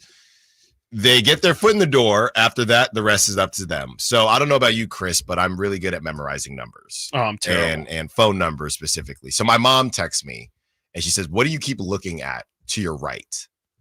And I said, it's the text line. Mm-hmm. And about 2 seconds later, I see a text come in. Mom, I know it's your phone number. So that was from my mother. They get their foot in the door. After that, the rest is up to them. Thank you, Mom. Thank you. Thank you for that. Want to be a part of the show. Yeah, just want to be a good show. She wants to be a part of it. Call in. Don't do that, Nate. Oh, you can if you want, Mom. All right. As we continue the conversation, Chris. Yep. So we're in the pre-show, and Chris says to me, "Hey, do we have a segment baked out so we can talk about the trade now that a day has passed? We've seen a couple other teams do similar things. So, Chris, I really enjoyed yesterday because that was just raw emotion. It really was. And I love it. And Brendan couldn't talk you off. Yeah. And Frankie couldn't talk you off. No. And Whitey couldn't talk you off. I knew I couldn't talk you Definitely off. not. So it's been around 24 hours now since it happened. Yeah. The floor is yours, Chris Watkins. How you feeling? I'm still confused. Don't get it twisted. I'm definitely still, I shouldn't say confused. I'm not confused. I never was confused. I understood what they were trying to, not what they were trying to do. I have learned more about what exactly they're trying to do. But, I understood the logic of, hey, this is a salary dump. And again, this is in order to make room for a next deal. I think I got a little bit too fixated on trying to win every trade, and it's something I've been obsessed with for a while. It just feels like, the best GMs, Masai being one of them, Danny Ainge, and there's tons of GMs out there who are just obsessive about winning every trade. I honestly kind of thought Monty was one of those guys too, and I still do think that. But yeah, I just kind of think after seeing, and you get more information as it comes in, and a little bit after the show, there was a very interesting trade that happened during the draft that a lot of people probably didn't even realize happened or make note of it, but it did really the light bulb went off for me when I saw it, and that was yesterday during the draft. Denver traded Reggie Jackson to Charlotte for 3 unprotected second-round picks, and when that happened, I kind of then more so understood that this was the price of getting underneath either an apron or getting under the luxury tax. There's only a certain amount of teams out there that have luxury that are underneath the salary cap. It's the teams that, frankly, when we were talking all season long about who can go get Malik Monk, the Pistons, the Hornets, which is the team that Denver did this deal with. Toronto is one of those teams, which is why the Kings did this deal with Toronto, as we were wondering, like, why Toronto? Why does this make any sense? Why would you deal with Masai and let him seemingly win the trade? It's because Toronto is one of the only teams on that list that had the capability to just absorb cap and not have it affect anything they're really doing. And so essentially how I imagine that situation goes is the Kings say, like we all knew even at the time, hey, we're trying to make a move, or we want to get access to our full mid-level exception, whichever one it ends up being. We have to dump some salary here. There's only a certain amount of teams. Let's call Toronto. Toronto says, okay, we're willing to play ball, but you have to make what is in it for us. Yes, we have the cap space. Yes, we like Davion a little. We like Sasha a little, but they weren't necessarily where we were planning to go with this offseason. How are you going to make it worth our time? And that's where the 45th pick comes in. That's where the second round pick comes in. And I guess you could say, if you're going to comp the Denver Reggie Jackson in 3 seconds to the Kings situation, you say, here's Sasha instead of just Davion in 3 second-round picks. So again, I now have a better understanding of just what the market was saying is the price for getting underneath these aprons. And Tim Hardaway, same thing. You see that Tim Hardaway gets traded for with a ton of picks in order to get Dallas under a certain salary cap. So it's more just understanding. I didn't fully understand, because the Kings were kind of the guinea pig in this, of what the cost was going to be to get underneath the salary cap, to get underneath the tax aprons and all the luxury tax. I'm sorry, not under the salary cap. The Kings are still above the salary cap. They're beneath the luxury tax. So I just have now a better understanding of, okay, it still wasn't a good trade. I still think you sold low on Davion's value. I still think you could have figured out like a different trade for Sasha. But ultimately, I think, it's just unfortunate that I think we gave up a very, and I shouldn't say very valuable, but a piece that you really could have used in a different trade just in order to get underneath the cap. I get it. I just, it's just unfortunate. Yeah, because you bring up Tim Hardaway Jr. And 3 second-round picks, and I get all that. I feel you. But I like, and maybe I'm too high on him, I like Quentin Grimes. I like Quentin Grimes too. Like and that's the difference too, is I don't really enjoy Jalen McDaniels. Yeah. Like I don't think that's a great piece to get back as well. Yeah. So I hear you on that. I think that this was the deal before the deal. As far as what Monty McNair has to do, there has to be a deal. And I think the thing is, there's no guarantee that there will be another deal, because not because Monty isn't trying, because it doesn't work out. Yeah. Just simply, it just doesn't work out. Yeah. No, I mean, it gives them the flexibility they want. But to your point, like I kind of have, until we see exactly what it is, because even that could be underwhelming. Like, we think that this could be in order to take back some salary via trade. But if this is truly just to get the full mid-level at 12.9, and then they use it to get Najee Marshall, well, then I have to ask, would I rather have Najee Marshall? Then you just essentially think of that as the trade. But that's what Brandon said. Najee Marshall for Davion Mitchell and Sasha Vezenkov, and I would still probably say, okay, it's different. I won't necessarily say that's a guaranteed better. So I say all that to say the problem with reacting in real time is I can only take, and we can only take, what it is at surface level. And we can try and figure out the reasonings and the logic behind it, but until that next move is made, I really can't say this is successful or this is an absolute great deal, because like I told Frankie and Brendan in the roundtable, right now, as it currently stands, until they make another deal, and even in this other scenario, they did make more deals, this to me just continues to feel, not is, but feel like that Nick Stauskas, Carl Landry, Jason Thompson, and a pick swap, which ended up being they swapped 3 for 5, which could have been Jason Tatum versus De'Aaron Fox.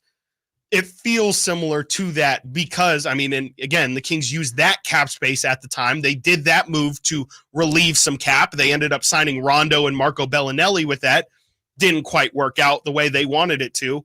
That's why it feels similar to me, because this is still a dump, and there's promise on the other end of it, but that promise doesn't necessarily mean it's 100% going to work out. If you haven't seen our video on YouTube reacting to the trade yesterday, go check it out. It is doing some numbers. I think everyone's seen it. It's got big numbers. It's got big numbers. You guys did good. Yeah, good job. We want them to get bigger. And look, the bottom line is it's real, it's raw. This is how Chris and I reacted to everything.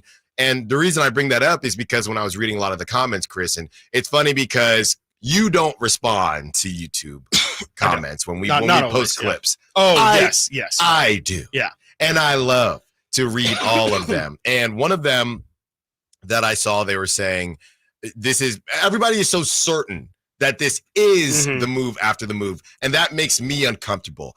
I don't deny that it is intended to be the move before the move, but it hasn't been made yet. Yes. So our job is to talk about what is. Yes. Not to 100%. talk about what is going to happen. And a lot of people were saying, Chris, how do you feel about this? Or what are your thoughts? A lot of people were saying in the comments, I don't know what you guys are talking about.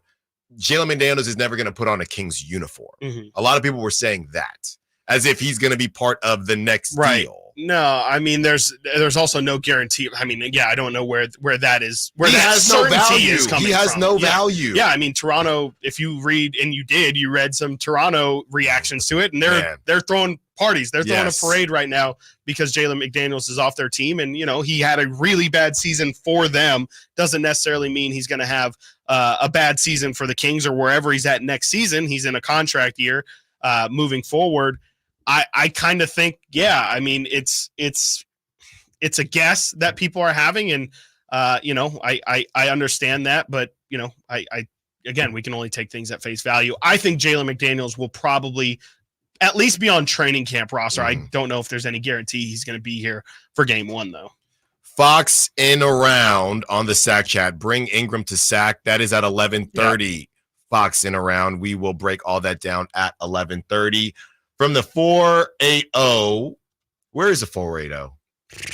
That's a great I know the question. 408 is San Jose. Where is the 480? 480 is Arizona. Arizona. Yes. We thought it was hot in Sacramento. Maricopa County. Great golf out there. They say Jalen McDaniels put up decent numbers in Charlotte, and worst case scenario, he can guard guys like KD and taller athletic wings, something we didn't have last year. I like what Frankie said yesterday. He was like, this is Kessler Edwards, but it's like it's the Kessler Edwards role, but he's a lot bigger than Kessler Edwards. So he's a little bit more defensively versatile than Kessler Edwards. So if that's the role that they have envisioned for him, I think that's great. It's just kind of like a guy that you throw, almost like a mercenary. You just kind of throw him out there. You're like, we need somebody to plug this hole.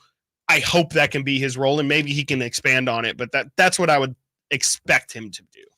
From Jalen McDaniels himself yesterday, there's some audio floating around. I don't know how great it is to play over the airwaves just because they're in a gym and they're bouncing basketballs and doing a lot of things. But basically the crux of it is Jalen McDaniels feels like this is his. He does say the words, Chris, which we never like to hear. He does say the words revenge tour. He's talking to his trainer saying this is our opportunity. We've been here before. So he does have something to prove. So if he does play, I at least think that we will get the best version from an effort perspective from Jalen McDaniels, and we will See what happens. Coming up next, it's time.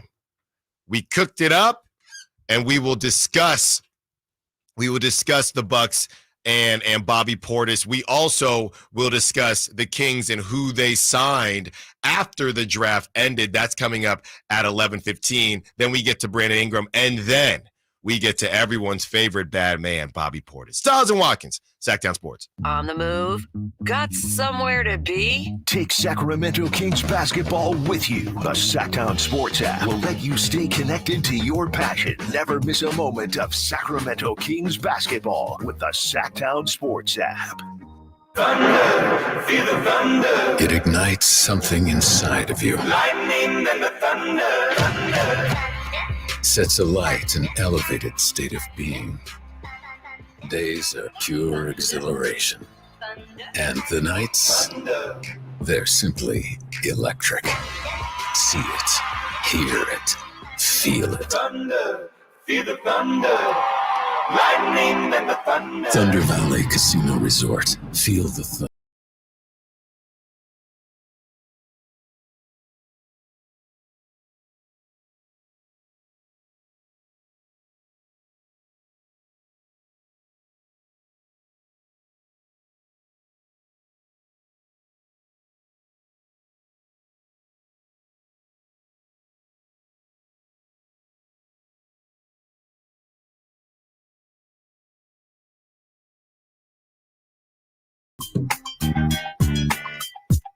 From 209, if you included Davion, you have money coming back. Jalen was just a player that had the number they wanted to come back. It wasn't about Jalen. It was about the dollars. I think it was a little bit about Jalen. Yeah, I think they don't have wings. Yeah, exactly.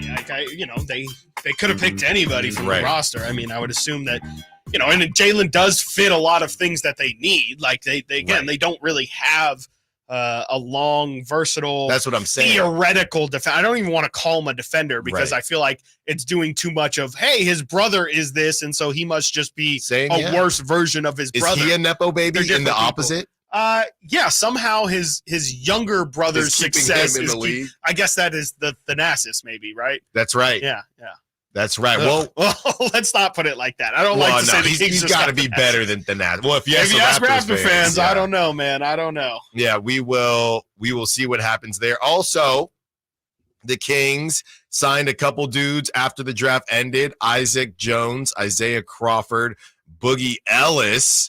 All right. I mean, Chris, how are you feeling about these dudes? Some of them have some good length on them. Boogie Ellis is just, a guard as well, but explosive. He was Bronny's teammate. He sure was. At USC. Why don't you give us the breakdown on these undrafted players that will be playing Summer League? Yes.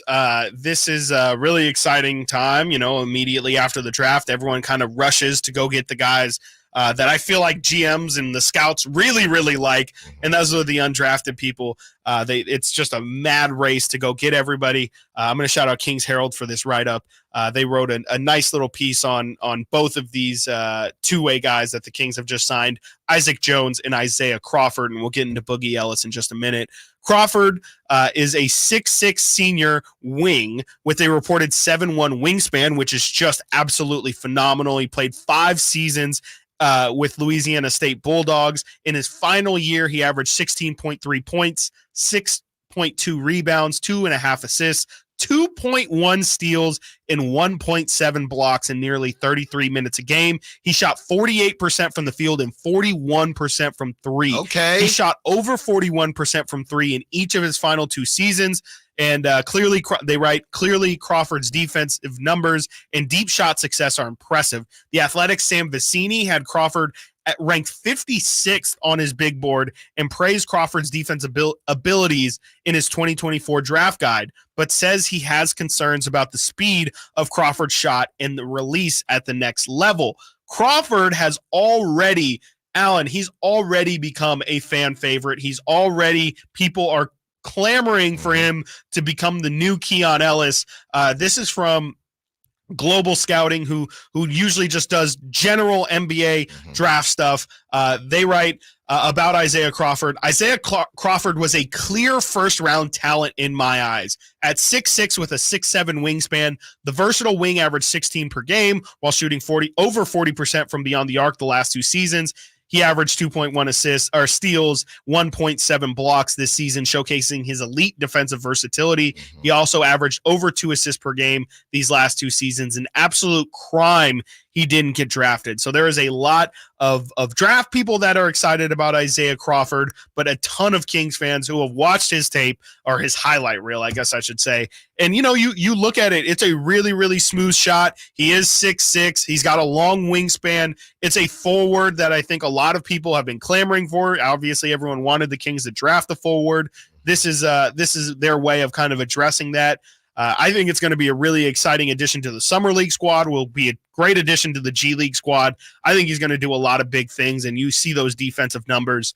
I think that's the most exciting thing, is that he is first and foremost a defensive player, but somebody who has a lot of offensive weapons. And if you can just figure out how to translate some of that to an NBA level, you're going to find a role. The other guy is Isaac Jones. Jones is an undersized 6'8" forward with a reported 7'3" wingspan, playing 3 years at a junior college before spending 1 year at Idaho in his final year at Washington State. In his senior season with the Cougars, he averaged 15.3 points per game, 7.6 rebounds, and 1.1 blocks per game. He shot 57% from the field. Sam Vecini had him as 69th on his draft board and highlights his strength and his motor and finishing ability, but has concerns on how he'll create offense at the next level. Alan, both of these guys are defensive specialists. Yeah.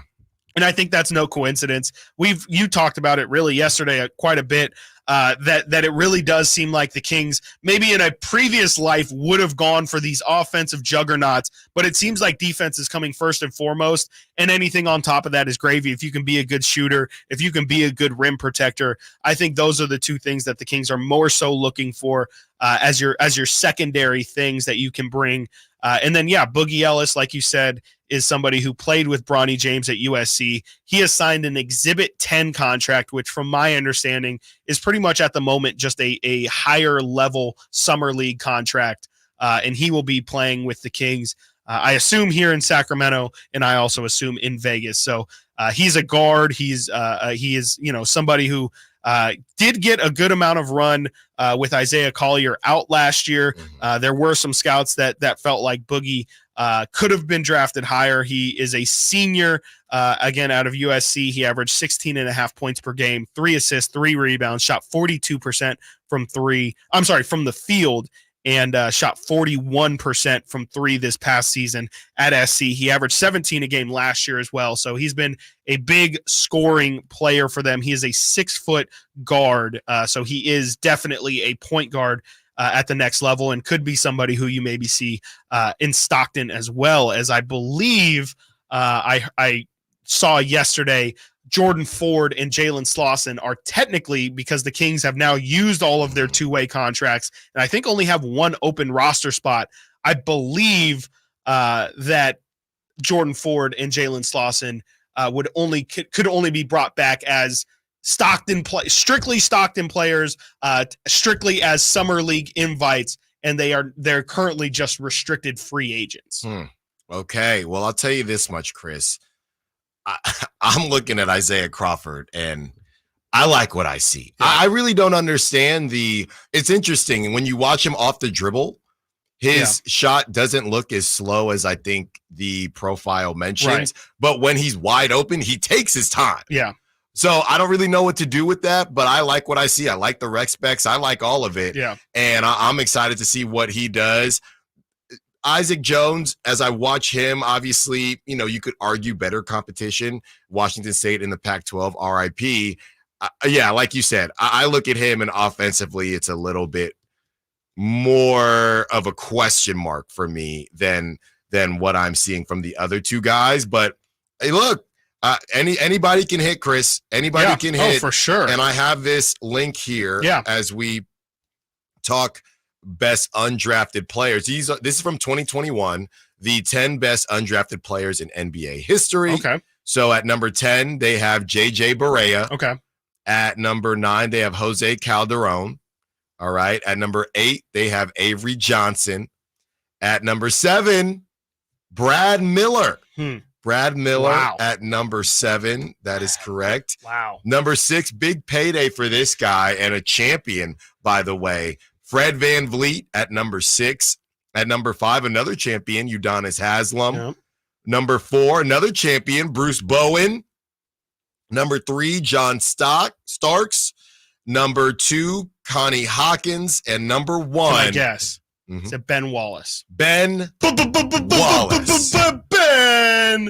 Ben Wallace, the Love defensive Ben Wallace. savant. So you never know what you could Freaking find, love Ben Chris. Yeah, no, I mean it's it's not just undrafted, but it's second round players too. Everybody just kind of discounts them as whatever. Oh, what a random addition. I'll never hear from this player again. Oh, they'll be in Stockton. It's whatever. No, these guys can definitely. There's no reason why they can't become contributors. Obviously, there's a ton working against them.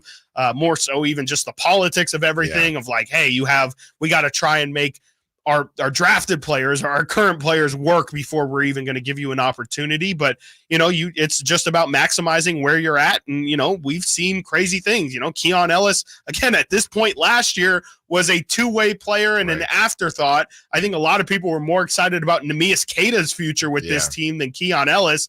And here we are sitting today talking about, hey, I don't know if the Kings can draft player X because Keon's got to get some minutes. So things can change very, very quickly. And, I wouldn't suspect that these guys are going to be a major contributor to this team this season. But, man, you never know in today's league. I never thought Haywood Highsmith would be starting finals games, but there we were 2 years ago. And, he was a really good player for Miami. Yeah, can we get a check on who Miami took, the two-way guys? Because, that's the real problem. We'll be hearing from them very, very soon. Coming up next, it is time for the Brandon Ingram conversation. Brandon Ingram. Okay, Jake Fisher, there is smoke, but is there fire? Brandon Ingram to the Kings? Stiles and Watkins, Sacktown Sports. You never know what you might hear when listening to a Sacramento Kings game. Out of Keegan, going for another triple. Man, is he feeling it. Keegan, can he do it? Yes, there's number 11, Keegan Murray. Keegan steps back. He just knocked down his 12th three-pointer, a Kings franchise record. He's got 45 points. Never miss a moment of Sacramento Kings basketball with Sacktown Sports and the Sacktown Sports app. Sacramento weather is brought to you by Folsom Lake Kia. I'm Tamara Berg in the KCRA 3 Weather Center for your Friday, featuring sunshine along with temperatures a little warmer than yesterday. Highs will peak today in about the mid-90s. Expect overnight lows to drop off to the lower 60s. Get the latest forecast on the KCRA 3 News and the KCRA 3 app. Coach Doug Christie here to remind you, if you're in the market for a new car, shop Folsom Lake Kia. Low interest rates, low payments, and zero down deals with approval of credit. Folsom Lake Kia, over 25 years, right here in Folsom. Stuck in a downtown meeting marathon? Need a post-work pick-me-up? Head over to Public House Downtown, the corner of 16th and L Streets. That's right, Public House Downtown, your one-stop shop for good times. With 60 beers on tap, come catch the game on 25 HD TVs. Public House Downtown serves up creative American food all day long. Lunch, happy hour, dinner, and even weekend brunch. Public House Downtown. Food, beer, sports. Want to see the menu or plan your visit? Check out their website at phdowntown.com. Find your crew and find your fun at Public House Downtown. Michael Dave here for Capital Casino. Sacramento summertime heat is back. And of course, Cap Casino, Sacramento's #1 poker room, wants to invite everyone to soak up some air conditioning, still with the most variety of table games in the region. And as always, the best food, best service, and the best action, conveniently located in downtown Sacramento. Capital Casino, of course, reminding everyone to please make sure you gamble responsibly. 1-800-GAMBLER. 18 number ones. What was I thinking? Countless ACM and CMA awards.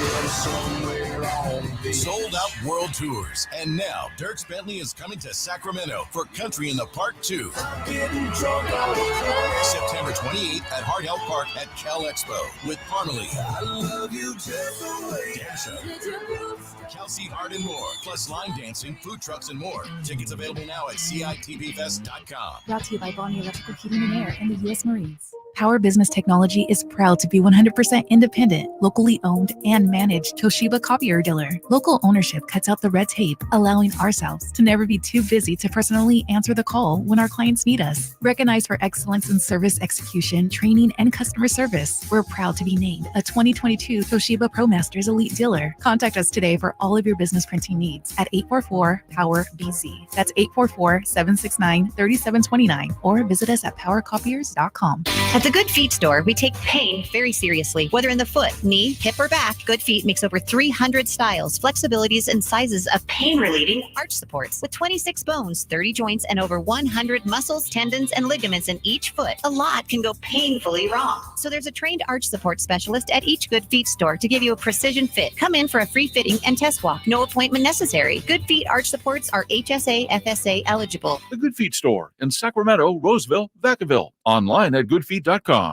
It's the Make This the Summer event, and it's going on now at Lodi Chrysler Dodge Jeep Ram. Hi, everyone. Leonard Harrington here, and I want to tell you how we make your buying experience at Lodi CDJR as easy as possible. You can come in for a visit, or you can do everything online at LodiCDJR.com. Just pick out the make and model you want and scroll through our large in-stock inventory. Next, schedule a test drive at the click of a button. If you want to finance your vehicle, you can start your paperwork online too, saving you plenty of time before you get here. And if you're looking to sell your vehicle or looking to buy, we'll give you an instant cash offer online too. At Lodi Chrysler Dodge Jeep Ram, we make it easier than ever to put you into a new vehicle. It's what we do. Online at LodiCDJR.com or in person. We're right off 99 in Kettleman, where we're open till 9 every night and Sundays after church.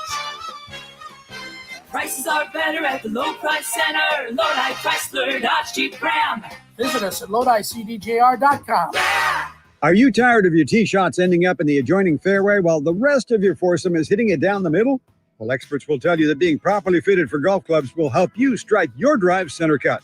The Hagen Oaks Player Performance Studio and its team of trained PGA professionals are ready to help you get rid of your banana balls and duck hooks. Hagen Oaks Indoor-Outdoor Player Performance Studio fittings are available 7 days a week. Make yours today by calling 916-808-2531. That's 808-2531.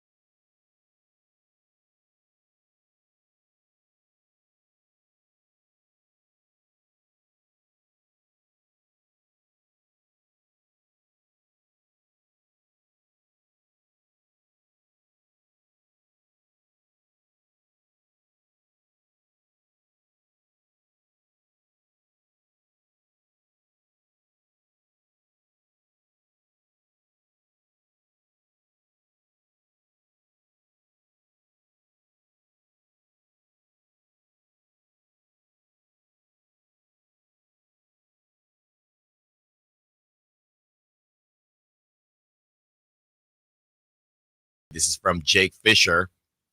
Yes, this is.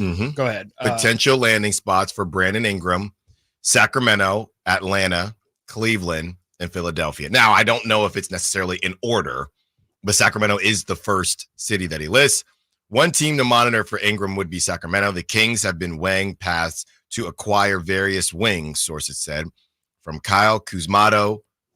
That's a typo. Kyle Kuzma, Zach LaVine, and Ingram could be another option for Sacramento to explore. Source said that is a Ron Burgundy situation right there. Gotcha. What was that? You said gotcha. Yeah, I mean, it definitely feels like Ingram, like I kind of said earlier. I mean, if the value of Kuz is going to be maybe higher than what we think, and Brendan, I think, said yesterday that he doesn't necessarily think that, you know, just because Denny went for that necessarily means that Kuzma is going to go for more. Maybe they view Denny as more valuable than Kyle Kuzma, especially with the contract that Denny's on. But yeah, I mean, it definitely makes sense. It kind of felt like the Brandon Ingram front was pretty quiet for a minute. Yeah, and I think he's obviously, you know, if you're talking about him, Kuzma, and Zach LaVine, he's the best player of all of those guys. He's the most talented 100%, especially on the offensive end.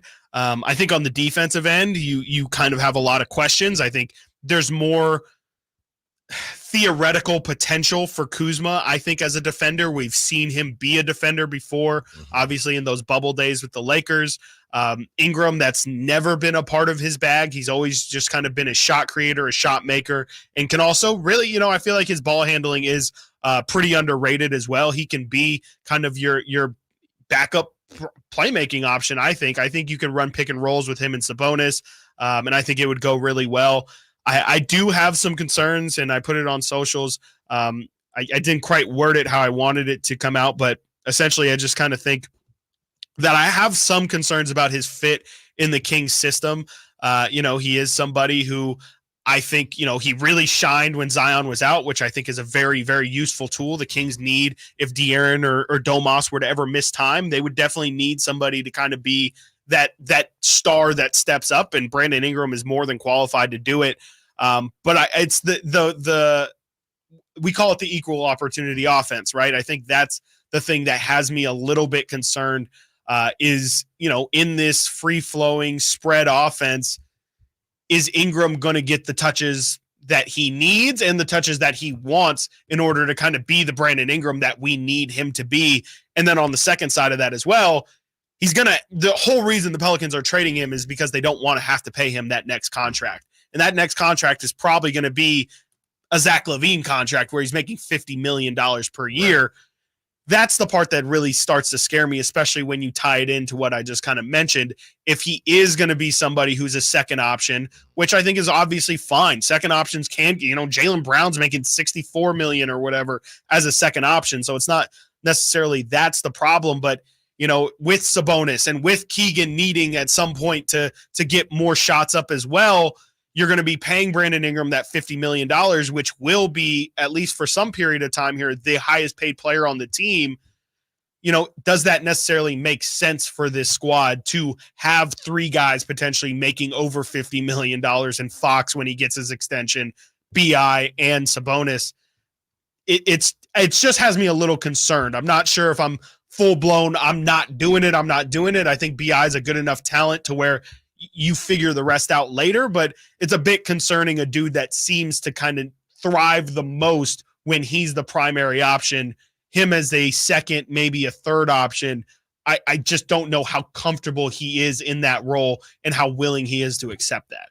Well, I'll approach this in kind of two parts. Okay. The first part is going to be the money situation. And I would just think at this point, Chris, just like you said before, it's pay to play these days. Yeah. And if you're looking for someone that can be considered a big three, you're going to have to pay them at some point. Yeah. Yes, it would be perfect because even the Kuzma, whatever the situation is, okay, are you going to win that championship before Kuzma's deal is done? You're going to have to pay these guys. Yeah. You're going to have to pay these guys. So I think it's just the cost of admission these days, and it's going to happen. And we know De'Aaron would then supersede him, and we go from there.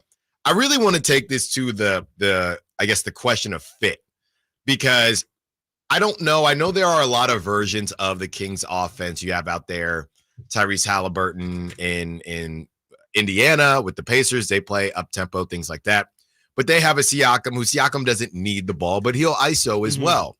And it begs me to ask the question, well, I understand the offense that the Kings run, but then I would ask you how many teams, or who are the teams that run the type of offense that the Kings run that have been to the promised land? I guess I would say if you're adding a talent like Brandon Ingram and you're going to have to pay him, should you have questions, as I've had and we've had throughout the season?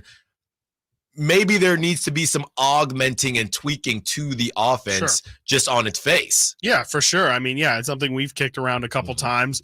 As you're going to get more talented players who are a little bit more accustomed to having higher usage percentage, the Sabonis having the ball and then you making a decision in 0.5 seconds doesn't really fit everyone's play style. And, it's a question of, do you want to bring in players who fit your play style, or do you want to at some point bring in talent and again, start to adjust from there? I think, as it currently stands, I would guess if BI is going to come in, they're going to have to at least relinquish it a little bit. Maybe that's still one of their core principles, but they will have to run more pick and roll because you do need to take advantage of Brandon Ingram having the ball in his hands and isolating Sabonis and BI to run their own pick and roll on their own isolated side and take advantage of that and maybe, weaponize that a little bit. I think the Kings definitely would get into these lulls and these rhythms really of just kind of going through the motions with their offense. And when shots aren't falling, the offense would get stagnant and people would just be chucking them up sometimes. And it definitely needs some adjusting for sure. I just don't know if there's any signs that that's going to happen. I mean, we think it can, and, it would make sense for it, but Jordy was the defensive coordinator. The offensive coordinator and Jay Triano is still here. Yeah. Not saying Jay is, this has been the system Jay Triano runs his whole life and he doesn't know anything else. I'm sure he can throw some adjustments into it, but just in terms of, personnel, there hasn't really been changes that would suggest that's the direction they would go. Not saying they wouldn't, but there's just nothing right now showing that would be the case. Right. And we had this conversation with the Mike D'Antoni offense as well. Totally. But to be fair, Mike D'Antoni, he had more to go off of. Yeah. Could I get to the promised land? I'm so close. We're getting to the conference finals. Mm-hmm. We're doing things like that. When you look at what the Kings are doing right now, and you see, okay, well, we, with this current regime, De'Aaron going into his 8th season now, not 8th season with this regime, but okay, we were the 3 seed, and then yes, injury, and then we didn't even make the playoffs. Mm-hmm. I don't think that's enough to say, well, we're not going to take, because that's the thing. If you look at the 3 names that we keep kicking around, we've asked the same question with all 3. I think we've landed on Kuzma being the easiest to probably figure it out. But when it comes to Zach LaVine and Brandon Ingram, to a lesser degree, Kyle Kuzma, all 3 of those guys, they'd have to learn to kind of fit that system. And I would just say, somebody said it on the Sack Chat as well. I mean, the Warriors had a bit of a system. Yes, they got Kevin Durant. Right. But I saw those issues when I was in the Bay Area. We all did in 2016 when it wasn't as free-flowing towards the end of the game, and it's time to get a bucket. Right. The Kings don't have enough bucket getters. So if you're asking me, hey, do the Kings need to dial this back to, accommodate bucket getters, I would do it in a heartbeat. I would do it in a heartbeat. So you got to figure it out. Yep. Life is about changes. Life is about being able to be flexible. Yeah. And if you're not able to be flexible, then the game is going to pass you by because these names are all these names that we keep. Okay, fine. Mikal Bridges is probably a name that would be easier to fit the system. Yeah. And we just saw what he went for. Yeah. So, and I don't even know if Mikal Bridges makes you as good as the team with Kyle Kuzma. I have no clue. Yeah. All I know is that I can't sit here and say we can't do something, or the question marks that I have get fully bypassed by the fact that I want another bucket getter for the Kings. Yeah, no, and I mean, I think of a closing lineup of Fox, Monk, Brandon Ingram, Keegan, and Sabonis, and I'm licking my chops. Like you talk about, in the final minutes, having as many shot creators as possible. Those are 3 guys who I'm very comfortable having the ball in their hand, in Fox, Monk, and Ingram. And then you just put Keegan out on the corner. You have Malik out there, possibly, if he's not one of the people on ball beyond the perimeter as well. That's really scary. You got Sabonis clearing the lane, setting screens, and keeping them open in the pick and roll.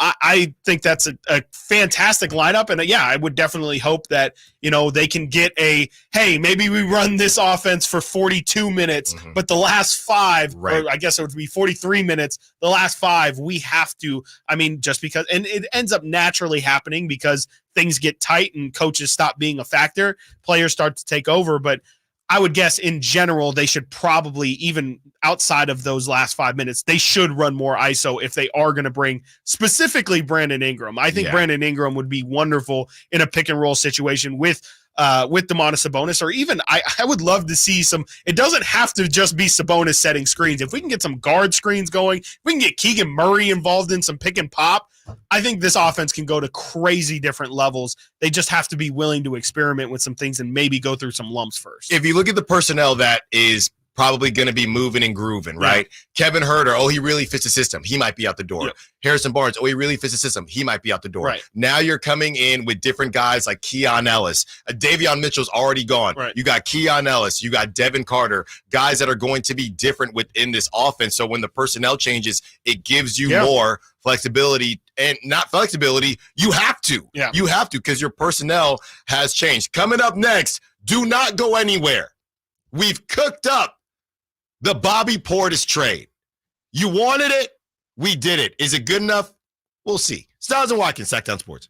Subscribe to Sacktown Sports on YouTube and watch the Carmichael Dave Show with Jason Ross, Stiles and Watkins, and the Drive Guys. Live Monday through Friday from 6 to 6. Plus view archive shows and exclusive content. Subscribe at youtube.com/Sacktown Sports. NBA basketball returns to Golden One Center for the 6th annual California Classic Summer League, presented by Ticketmaster. Your Sacramento Kings will host the San Antonio Spurs, Charlotte Hornets, and for the first time ever, the Chinese national team. The 3-day event on July 6th, 7th, and 9th will feature 2 games each day, and single-day passes include lower-level seats for both games for as little as $29. Fans attending Saturday will enjoy a free concert from rock band Chevy Metal. For more information, visit kings.com/California Classic. Hey, what's up? Kyle Draper for Mercedes-Benz of Stockton. I've had my new Mercedes-Benz EQS SUV for about 6 months now, and it's still the best car driving experience that I've ever had. And I got some news for you. Mercedes-Benz of Stockton doesn't just have cars or SUVs. They also have Sprinter vans, and they have special rates starting at 4.9% APR and an $8,000 discount on over 30 vans in stock. So head on down there right now to Mercedes-Benz of Stockton and check out their new Sprinter vans. Just a short drive right off the 5 in Stockton. At Ashton & Price, over the last 25 years, we've won just about every injury case you can think of. Slip and fall, falling merchandise, fell through rotted decking, we won those. Dangerous stairs, falls into holes, dog bites, won them. Injured while pedestrian or on a bicycle, auto, motorcycle, big rig, company vehicle, Uber, or Lyft accident, we've won them all. And the best news is there's no fee until you win. So no matter how you got injured, remember, for the best advice, don't think twice. Call Ashton & Price. Celebrate Sacramento Rivercats baseball during our 25th anniversary season. Pick your favorite weekly promotion, giveaway game, or theme night, and join the fun at Sutter Health Park. Stick around post-game every Friday and Saturday night as we light up the sky with the brightest fireworks in town. For a full promotion schedule and to buy tickets, visit rivercats.com. We'll see you there. Saving for retirement was tough enough for us. Yes, and navigating markets can be challenging at times. I understand. That's why at Fisher Investments, we take a disciplined approach with your investments. Tell us more about that. We take an active approach to money management, positioning your portfolio for opportunities we see ahead. So all your clients get the same portfolio? No, we tailor your portfolio to your individual goals and needs. What about communication? We don't like being left in the dark. We check in regularly to keep you informed on the markets and your portfolio. Which means you'll help us stay on track. Yes, our goal is your comfortable retirement. And as a fiduciary, we always put your interests first, because we do better when you do better. At Fisher Investments, we're clearly different. Learn more at FisherInvestments.com. Investing in securities involves the risk of loss. Increase leads and get more customers. We create tailored digital marketing strategies that deliver results. On your next campaign, aim higher. Go to aimyourdigital.com and get started today. aimyourdigital.com.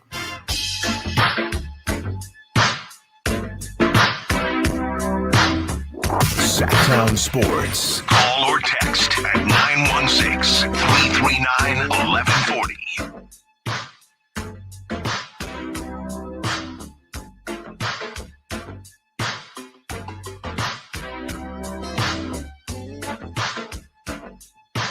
All right, Chris, you ready for this? I think so. Long time coming. Okay. From the 916, getting Ingram. I thought this was a Bobby Portis trade. No, I know. That's coming. Oh, okay. Well, I'm not ready for the text. Getting Ingram gives me Weber vibes back in the day. Highly talented, but maybe underwhelming for the most part of his career right now. I believe his ceiling is still very high. If he gets a chip on his shoulder and highly elevate what the Kings have going on. I'll be honest, I've probably heard Brandon Ingram talk like 2 times. Yeah, I don't think I've ever heard him talk, actually. I know nothing about Brandon Ingram. I couldn't tell you where he's from. I obviously know he went to Duke. Anything about his personality. I can't tell you any of his likes. I can't tell you if he's a golfer or anything like that. Mm-hmm. Don't think I've ever seen a commercial from him. No. I don't know if he's an Adidas guy or a Nike guy. I would assume a Nike guy. Kind of feels like he's a Sacramento King. He could be. He definitely could. I think he would like it in Sacramento in terms of, I mean, especially, this is a dude who played in LA and we don't really know much about him. So he might enjoy the low key lifestyle a lot more than what, some of the other NBA players of his caliber might. I think he would enjoy it. It's just kind of, but we also just don't know because maybe he does like to be in the limelight. Maybe he does like to have attention on him, but we just don't know. 5-3-0, I think Ingram would be a great fit because he's actually a great playmaker and passer. Look at his assist numbers are actually quite good. Oh, we watched him make some really nice plays against the Kings. Yeah, 6 times. Yes. On 6 different occasions. Yes, we definitely watched that. All right. No more procrastinating. Okay. It's this simple, Chris. Okay. But when I say it, I get to explain it as well. Okay. I'll let you explain it. I will hold reactions and facial expressions until after. Because it's one of those trades where if I add something else, it's going to feel like too much. Okay. But initially, you're probably going to say the Bucks would say it's not enough. But hear me out. Okay. I already had had 2 versions. Bet, okay. The Kings receive Brook Lopez, who has 1 more year on his deal, and Bobby Portis, who has 2 more years on his deal. Brook Lopez at $23 million, Bobby Portis for $12.5 million for the Toyota Corolla package, straight up. Harrison Barnes and Kevin Huerter. The money works, and that's it. That's it. So the Bucks, they want more versatility. I'll give you more versatility. Harrison Barnes, we know he can do some things offensively. He can shoot the 3 ball. Defensively, he can guard the forwards as well. Kevin Huerter, you add some shooting. I feel like they're going to move on from Pat Connaughton. I know they want to move that piece as well. If not, you keep some shooting. You get off of that Brook Lopez deal for a wing, and you don't want to go off Bobby Portis, but yeah. And what I was going to say was, if the Bucks say absolutely not, you give them a first. Good. That's it. I don't think Milwaukee says yes to it. I think that first off, they're not like really replacing those guys. Like, I think if they get rid of Brook and Bobby, they're going to need some form of a big in order to replace him, because I don't know who their other center options would be. That would be my guess, is that they would look for at least one of those forwards. I think Kevin Huerter makes a lot of sense for their team. HB, he's going to be a bench player for them no matter what. They're not going to start him over Chris Middleton. They're obviously not going to start him over Giannis. So that's the only one where I don't really know what he would do for Milwaukee, though we probably asked that question about what he would do for 20 of the 30 teams in the league. So I feel like Milwaukee just wouldn't feel great about trading 2 guys who are pretty important to their title run for 2, in terms of playoff success, pretty unproven guys too. I just don't know how they would be able to sell Harrison that. is a long time ago, but yeah, maybe. I think they would probably want more. Even a first-round pick, I feel like they would just. Brooks expiring. It would just feel a little empty to them, I think. Brooks 36. Yeah, he is. He's 36. But I mean, they still would want something. I mean, I'm not saying these 2 aren't usable. They're very usable players for sure. I just don't know if that's filling the holes that Milwaukee needs to have filled. And I'm also pretty sure that Milwaukee doesn't have a lot of cap space either. So these are kind of the ways that they have to make moves. And those are in a weird way, those are their versions of Kevin Huerter and Harrison Barnes. It's just at a higher level. Those are their best trade chips to potentially get a different team or make their team look different. I don't know if that's the route that they would look in order to kind of reshape what they're looking for. But I definitely think Kevin Huerter has to be involved. And I think Harrison has to be involved for the money. But I feel like you got to throw this is a situation where maybe I wouldn't want to do it, but like if you throw in a Keon Ellis, maybe that starts to make them a little bit more excited. He's on like no money at all, and so that's just kind of like a trade sweetener, if you will. I mean, I think maybe that could maybe get Milwaukee a little bit more interested in it. I don't think it's like throw it away. It still works. Put it in the garbage. All right, I put Keon in there. Yeah, Harrison, Kevin Huerter, and Keon. Yeah. for Brook Lopez and Bobby Portis. Because that then also starts to ask from the Kings fan side of things, like, because 100 out of 100 Kings fans are doing that trade. Yeah. And I think that probably tells you yes, Milwaukee, it's not a good deal for That's Milwaukee. A great call. And so if you throw Keon in there and it then becomes Barnes, Herter, Keon for Brook and Bobby, I think that's kind of starts to level things out a bit. And I think Kings fans would then start to wonder, like, okay, well, I like Keon and I don't want to just get rid of Harris. Like, what then you ask, really, what does Brook and Bobby bring to us? Because now it feels like we're getting rid of something too. And yeah, I mean, in terms of what they are giving you, I definitely think that it'd be something the Kings could use. Bobby would probably replace Trey Lyles fully. So maybe Trey can get involved in this too, instead of maybe Harrison or something. Maybe you can make those work out. I think it's interesting, and I think they could at least have conversations. We know Monty has made or almost made a deal with Milwaukee in the past, and then eventually did get Dante DiVincenzo in the building. So there is previous relationship as well with the Kings front office and Milwaukee front office. So this could definitely be something that's at least discussed between the two sides. I definitely don't think it's something that's, throw it out. No, Alan, you're living in crazy loony town or anything like that.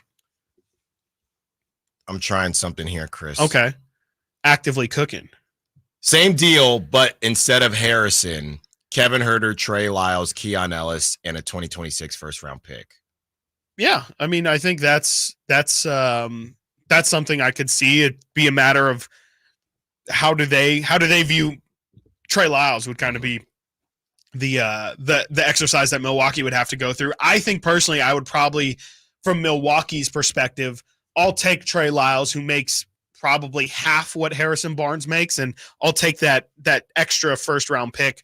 And you get Keon. That I think probably gets Milwaukee a little bit more excited, because Trey is more of like a back. You know exactly what Trey is, and Trey knows exactly what he would be walking into, where Harrison, like we kind of said, is in a bit of a limbo in between with that team. I think that one might make a little bit more sense for Milwaukee, but I'm also speaking from a Kings perspective of things. So maybe somebody with a Milwaukee perspective might say that does nothing for us, or like, oh my God, no, I would much rather have Harrison Barnes. Yeah, well, look, and here's the thing now, you figure out who people deem touchable or untouchable, and on the Sack chat, you have Keon is going nowhere for now. Oh, for sure. You have Trey Day is staying, so nobody's moving. Exactly. Yep. It's just Harrison. That's why I did the Toyota Corolla package. No, for sure. So do you do Harrison Barnes, Kevin Herter, and 3 first rounders in order to keep Keon Ellis and Trey? I mean, the Trey. I can't. Not for this trade. I'm not having conversations about Trey Lyles being untouchable. I refuse to do it. Not on a Friday. That's crazy. I'm in a good mood. I simply refuse to do it. Coming up next, the 12 o'clock hour. Have the last 48 hours raised or lowered your confidence in Monty McNair? We get back into some things he had to say after the draft, and now after the first trade of the trade. Stiles and Watkins, Sacktown Sports. The only place you'll find Harrison Barnes is Sacktown Sports. He's got the bucket at the buzzer. Harrison Barnes. Hey, Sacramento, it's Harrison Barnes, and you're listening to the home of the Sacramento Kings, Sacktown Sports. Your local sports leader. I didn't ask to be thrown in the streets with nowhere to go. I didn't think I'd survive. But I did ask for help, and Covenant House was there for me. 1 in 10 young adults will experience a form of homelessness this year. For these kids who didn't ask to be put in this unthinkable situation, Covenant House is there. Covenant House helped me break the cycle of homelessness in my family. They gave me the love that I needed. Over 2,000 young people will sleep safely in a Covenant House bed tonight. When youth who are experiencing homelessness have a hot meal, a safe place to sleep, medical care, and love, they can overcome heartbreaking challenges and have a brighter future. They just really genuinely just wanted to help me succeed, and I'm succeeding. I'm a speaker, I'm an author. Covenant House really helped me and really helped mold me into the woman I am today. If you or someone you love is asking for help, go to safeplacetosleep.org today. Some people just know safe drivers save more with Allstate.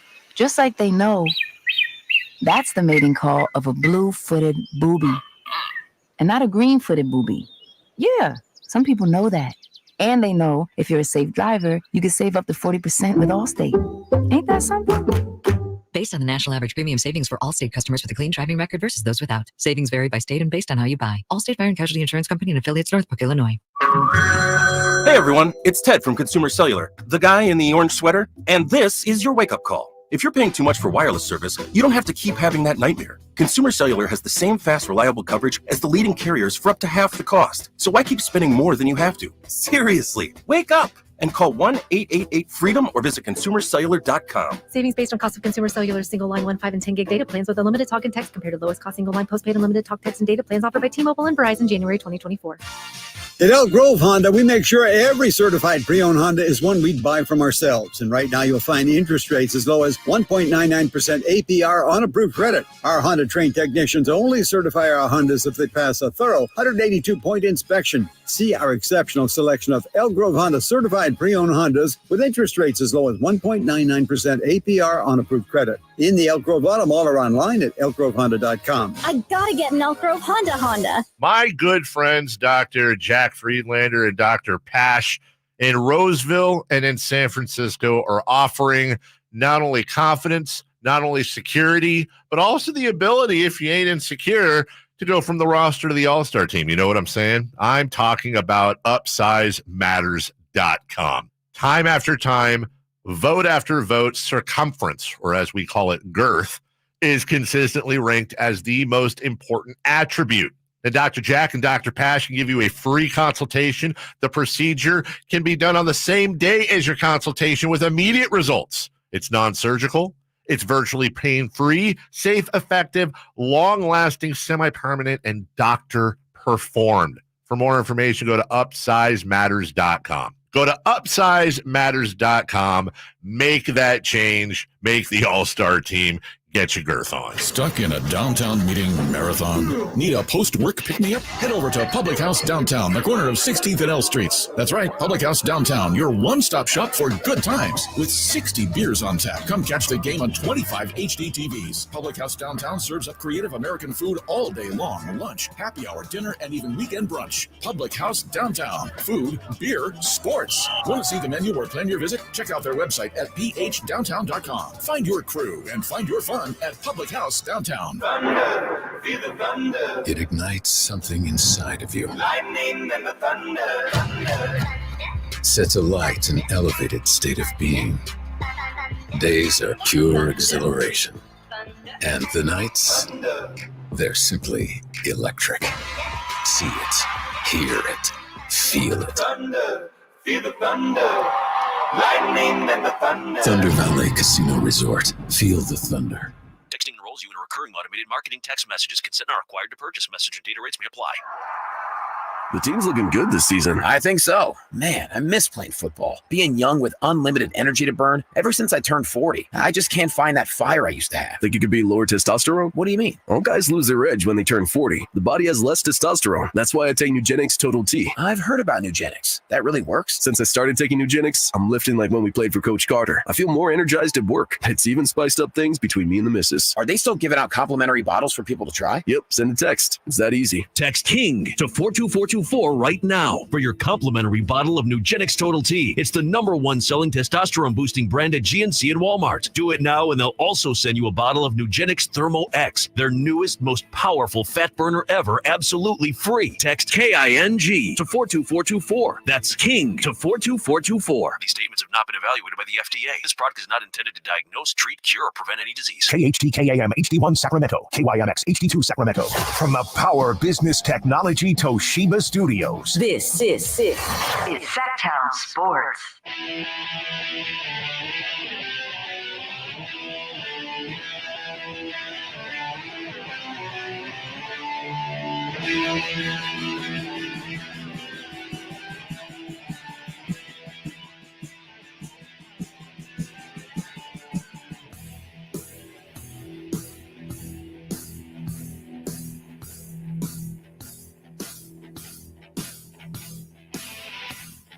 Live and local. Live and local. This is Sacktown Sports. So we have a problem. Alan's stinking up the whole building. Okay, we're gonna audible. No, we're gonna get back into it, but yeah, there's something happening. Oh my, it's so bad in here. I opened a Caesar salad, and I don't know what happened. It said Best by. Oh, it said Best by June 27th. Yesterday. Yesterday. That was yesterday. I don't know what's going on. The anchovies in there. No, there's no anchovies. In Caesar salad, Caesar dressing has anchovies. No, I know that. Thank you, Nate. I didn't. So then what?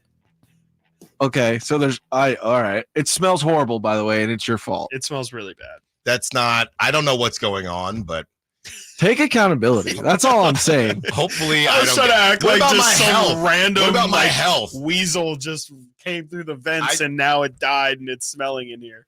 I don't know what's going on. It's getting worse. So maybe. Okay, Nate. He threw it away right outside your door. I moved it. Where? I moved it to Emil's desk. I don't know what's happening. All right. Continuing the conversation in an hour, if we're still with us. I don't know. Yeah. The Sacramento Kings are hosting the 6th annual California Classic Summer League on July 6th, 7th, and July 9th with an expanded lineup of teams preparing for NBA action. Chris and I are going to get you in the building. Call at 1 p.m., 916-339-1140, and lock up this family 4-pack of 3-day passes. Chris will pick the number.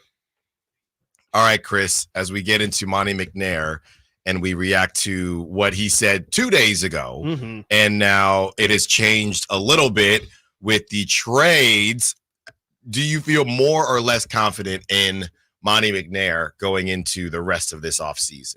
I've always, even after yesterday's trade, like I trust that Monty knows what he's doing. It's just I mean, now more than ever it feels like he's gotta make the right move. And you know, that's definitely been the case this entire time. But with the setup and now that he's, you know, admitting, or you can call it admitting a mistake, or moving on from Sasha Vezenkov and moving on from Davion Mitchell, it feels like, okay, they're clearing something up for I have no problem calling it a big move. Like, to me, it can't be, I brought up the Najee Marshall signing. To me, it's got to be one of these Brandon Ingram, Zach LaVine, Kyle Kuzma, Jeremy Grant names that they're bringing in.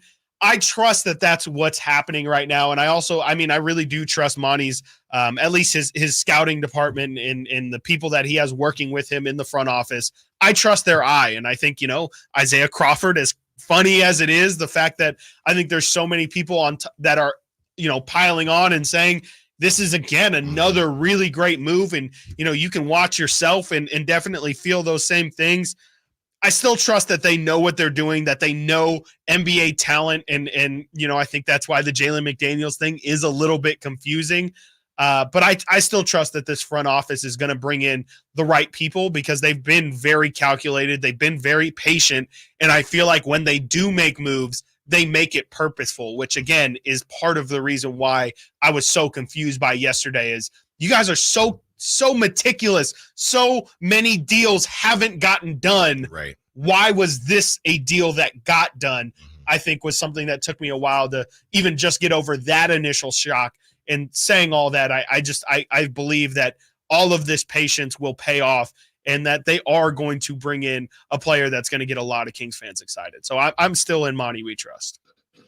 For now, though, that thing can definitely change really quickly. And I'm not just going to blindly say, oh, no, Monty brought in Zach LaVine, and I think, if Monty thinks he's going to be great, then I think he's going to be great. I'll still definitely have some pushback. And, if they bring in somebody that I don't think is a big enough caliber player to do what they want to do, I will definitely call it out. I definitely am not less confident in Monty McNair, but I don't know that I'm any more confident in him with the draft. Yeah. And I think it is worth the question. We had a caller, I believe it was David earlier, say that Monty has a type and he likes these. And we've heard it from people on the text line and the call line before.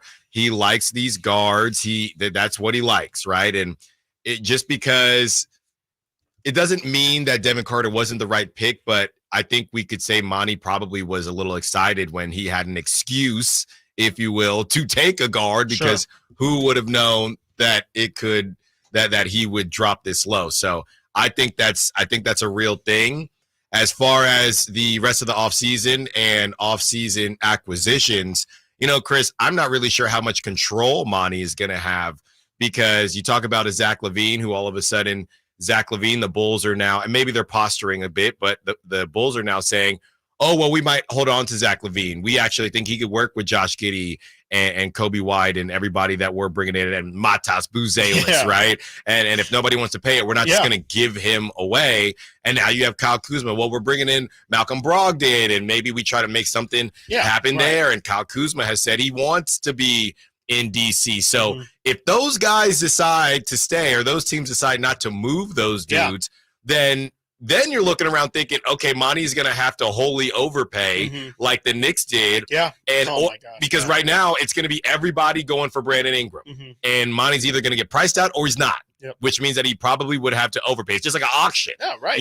When somebody says, that's exactly what $1 million, and everybody else gets quiet. $1.1 million. Exactly. It said, all right, well, $2 million. And then everyone says, well, it's not worth $2 million, so I'm not doing that. So it's not that I'm less confident in Monty, and I'm not more confident in him, but a lot of it doesn't really have to do with him. No, it has to do with the market. Yeah, exactly. And that team that he throws an offer to, it's got to view that, right? It's kind of what we just did with the Bucks. It's like, I can throw what we have, the best of what we have, but it's still on that other team to want that back and feel that that's good value for what they're giving up too.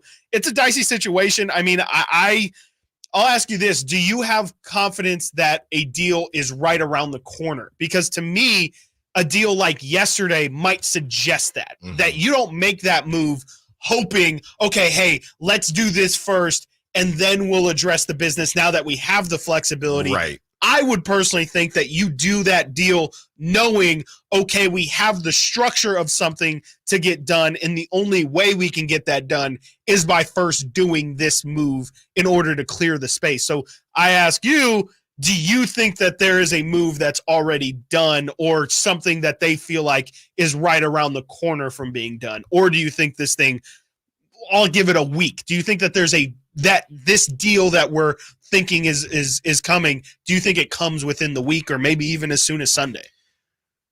I think it's possible, but again, it depends on how those first hours of free agency goes, and everybody be by your phones, because it's going to be nuts on Sunday.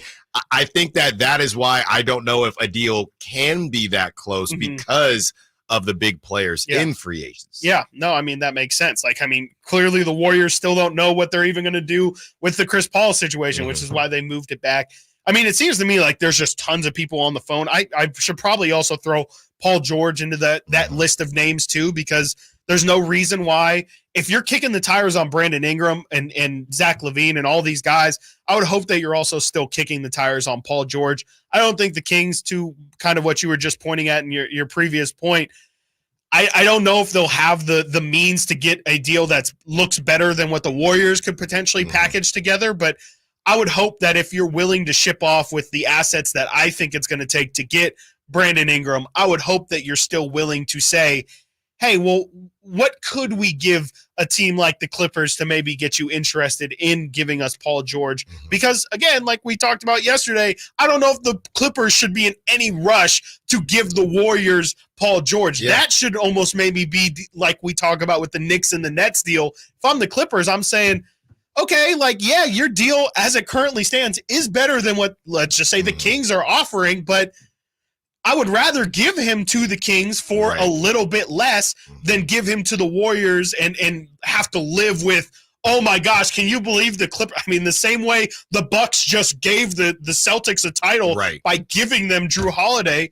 Do you want to be in that same conversation of, oh, the Clippers just give the Warriors another run at a couple titles by giving them Paul George?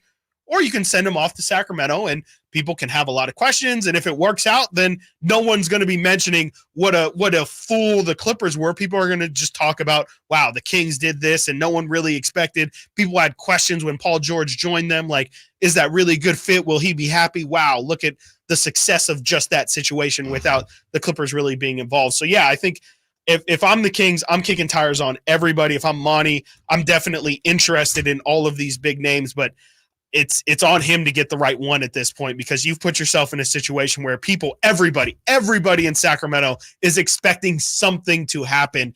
And I think, especially after last offseason, you can't come out here into next season and say, hey, Najee Marshall and a rookie and here's a couple random flip-flops that we made within the rotation. I just don't think that's going to be enough to get people excited. And Jalen McDaniels. I keep forgetting Jalen McDaniels. Yeah, Come on. What about Jalen McDaniels? Yeah. His brother. Right, his brother. And I would say another name, Chris, who also has an eye on it, Malik Monk. Yeah, for sure. I gave up a lot of money and nobody made me. Yep. But I'm sure there were some right. conversations to say, Malik, you are not going to come back to the same roster. Right, exactly. Yeah. And I would hope De'Aaron too. Like De'Aaron, as he's waiting for his extension, we got reports that he's not signing his extension this offseason. You can make him feel a whole lot better going into this season and telling yourself, if you go into next season and don't make any moves and you guys fall short of your goal, De'Aaron Fox can easily say, well, what are we doing here? You guys really aren't giving your best effort. If you go out and get Brandon Ingram, you go get a Paul George, and whatever injuries happen or whatever, again, things don't end up how you want it to end up.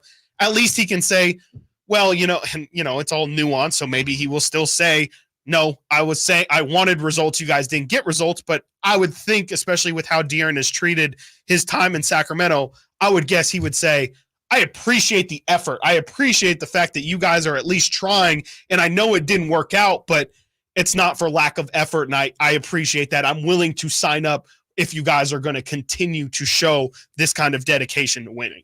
Coming up next, we continue the conversation. We give the Summer League schedule that has been released for the Kings. Also, will the Kings look different next season? Going back into that conversation, will the offense be the same? Will the defense be the same? Stiles and Watkins, Sacktown Sports. Our first year as the radio home of the San Francisco 49ers is one we will never forget. They're going to give it. No, it's a play action. Purdy going to roll left, throw for the end zone. Caught by George Kittle. He has the hat trick tonight, a career high. 3 touchdown catches for George. Touchdown, San Francisco. Congratulations to the 49ers on a terrific year. And thank you for so many wonderful memories. Hey, it's Carmichael Dave for American Energy Heating and Air with a question. Have you recently had a technician diagnose your HVAC system and you were a bit surprised at how much it cost? Or did something seem off about their quote? Because at American Energy, they take pride in giving you honest, straightforward solutions to get that system up and running. Have their qualified technicians come out and give you a free second opinion. It's free. You got nothing to lose but some dollars off of that original quote. They're making the uncomfortable comfortable. They've been doing it since 1981, serving the greater Sacramento area. A+ with the Better Business Bureau. That's why they keep having customers coming back for more and more and more. You can call them and set that appointment at 916-520-9990. That's 916-520-9990 or AmericanEnergyAir.com. Call 916-520-9990 now. At Elk Grove Honda, we make sure every certified pre-owned Honda is one we buy from ourselves. Right now, you'll find interest rates as low as 1.99% APR on approved credit. See our certified pre-owned Hondas in the Elk Grove Auto Mall or online at elkgrovehonda.com. I gotta get an Elk Grove Honda.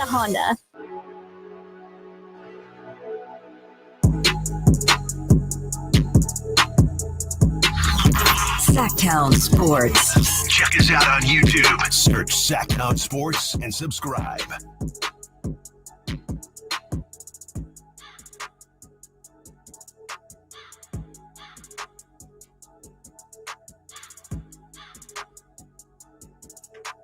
"45 minutes. Sacramento Kings are hosting the 6th annual California Classic Summer League, July 6th, 7th, and July 9th, with an expanded lineup of teams preparing for NBA action. Chris and I are going to get you in the building. Call at 1 p.m., 916-339-1140, and lock up this family 4-pack of 3-day passes. And Chris will pick the number. Where is Chris, by the way? Chris is just say it. Yeah, he's grabbing some air freshener type deals for the studio. Alan is like so embarrassed, I'd say. It's a Caesar salad. I didn't come in here with stunk fish. The whole place up. I didn't come in here with something that normally And this is the stinks. second time. No, it's not the second time. Yes, it is. The broccoli. Yeah, you stunk up this whole place twice now. And then as soon as you know, listen, I mess up all the time. I'm stupid, all that stuff. But as soon as you mess up, you get so defensive. No, I don't get defensive. Oh, okay. I don't get defensive. This is not. I guess stinks bad in this building. No, it does not. Dude, and your guys' room is way worse. It's not that you guys bad. are heroes for getting through that. So I'll say Chris is. I don't know what's going on. And Chris is getting the spray. And shout out to Chris, 100%. No, man. No, shout out to Chris. No, I'm saying I'm not going to let you, slander my name and my food. It was Caesar salad. And it stinks. Even Verlad's like, dude. No, Verlad's just piling on because of the Panama thing. Oh, yeah, that's what it is. Yep. Verlad's one to hold grudges. That's true. It does smell.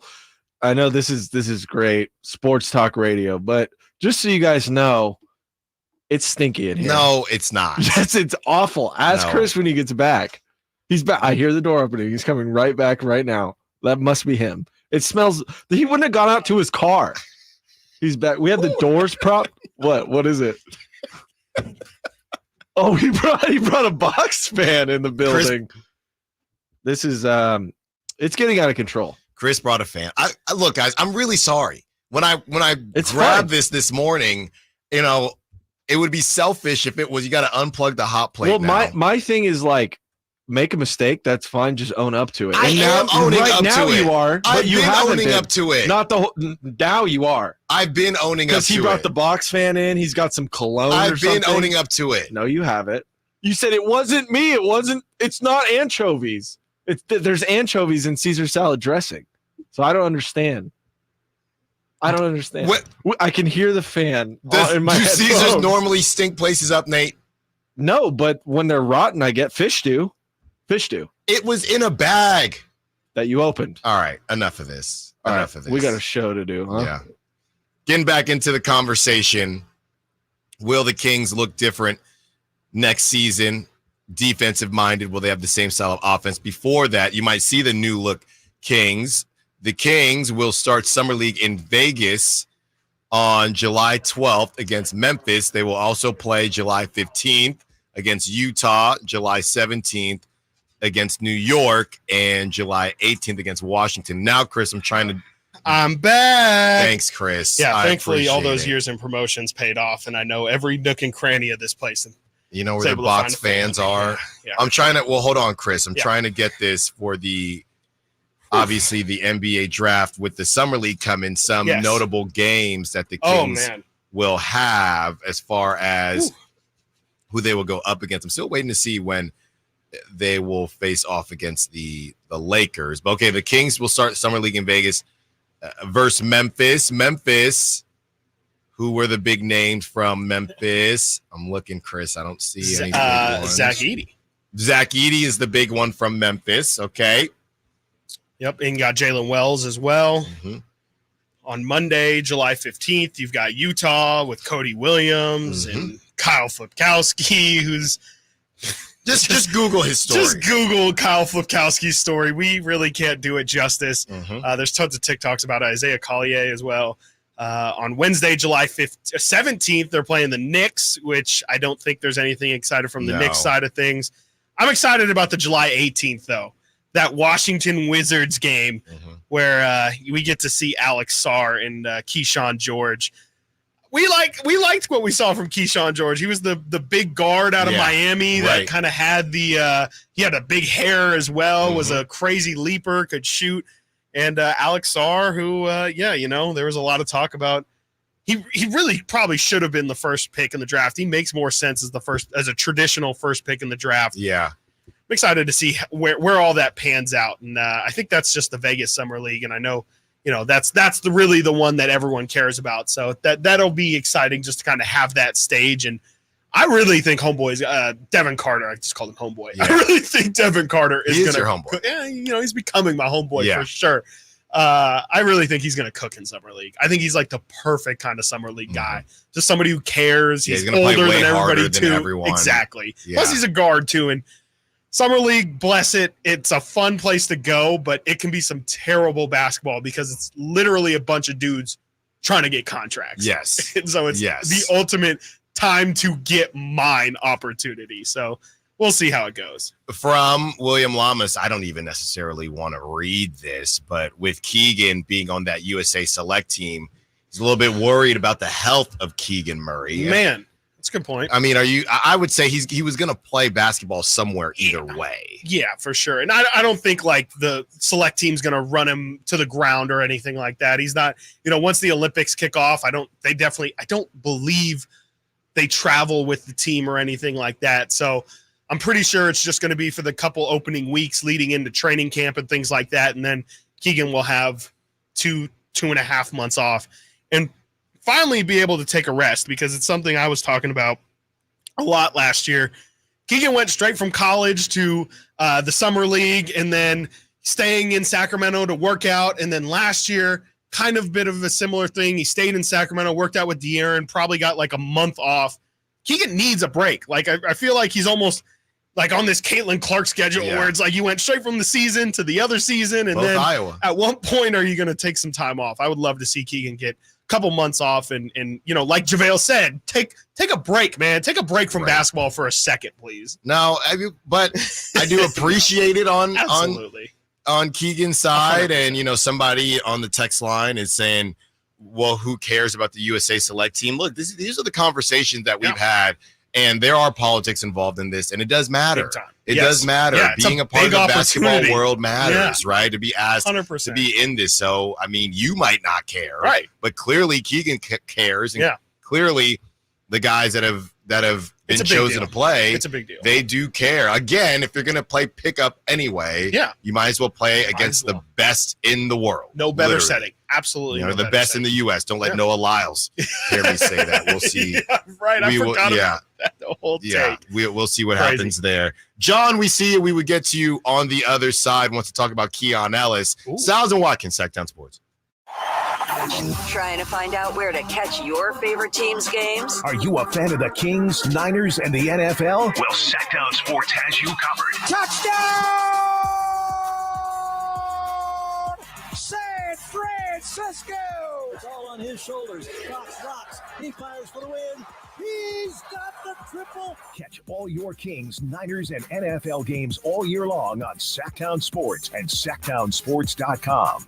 Sheer insanity mixed with adrenaline and horsepower bring you the most exciting action-packed weekend during the NorCal Stampede. This is round one of the 2024 West Coast Ultra 4 USA Series. All day Saturday, June 29th at Prairie City. Come join us for some of the most extreme high-speed rock racing action with drivers tackling a course riddled with crazy jumps and punishing rock obstacles. This race will be the only West Coast qualifier for the King of the Hammers. Tickets are only $30 at the gate, and camping is also available. Prairie City SVRA in Rancho Cordova. Be there.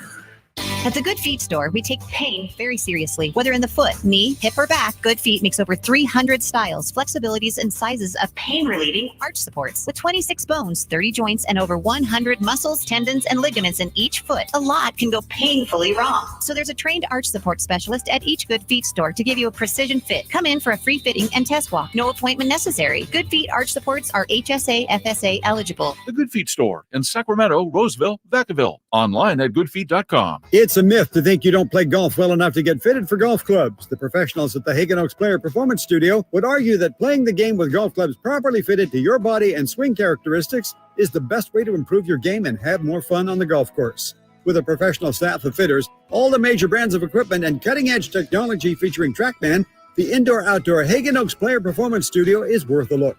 See for yourself, Fulton Avenue at the Cap City Freeway. Schedule your fitting at 916-808-2531, 808-2531.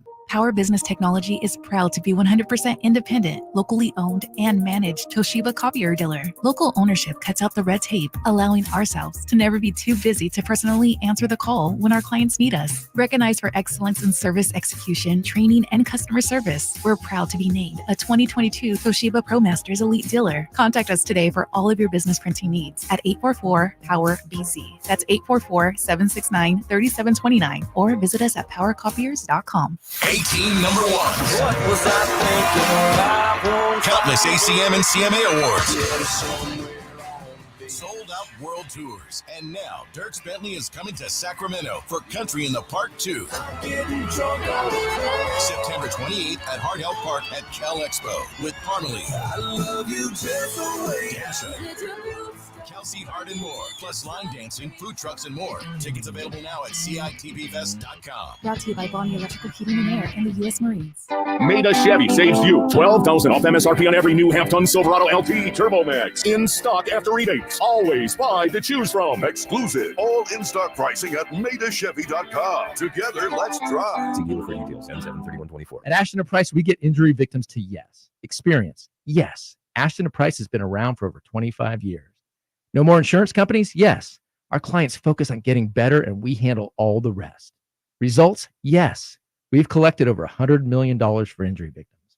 No fee until we win? Yes. Our clients pay nothing until we win.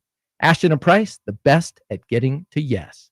Remember, for the best advice, don't think twice. Call Ashton & Price. Michael Dave here for Capital Casino. Sacramento summertime heat is back. And, of course, Cap Casino, Sacramento's #1 poker room, wants to invite everyone to soak up some air conditioning, still with the most variety of table games in the region. And, as always, the best food, best service, and the best action, conveniently located in downtown Sacramento. Capital Casino, of course, reminding everyone to please make sure you gamble responsibly. 1-800-GAMBLER. Stuck in a downtown meeting marathon? Need a post-work pick-me-up? Head over to Public House Downtown, the corner of 16th and L Streets. That's right, Public House Downtown, your one-stop shop for good times. With 60 beers on tap, come catch the game on 25 HD TVs. Public House Downtown serves up creative American food all day long. Lunch, happy hour, dinner, and even weekend brunch. Public House Downtown. Food, beer, sports. Want to see the menu or plan your visit? Check out their website at phdowntown.com. Find your crew and find your fun at Public House Downtown.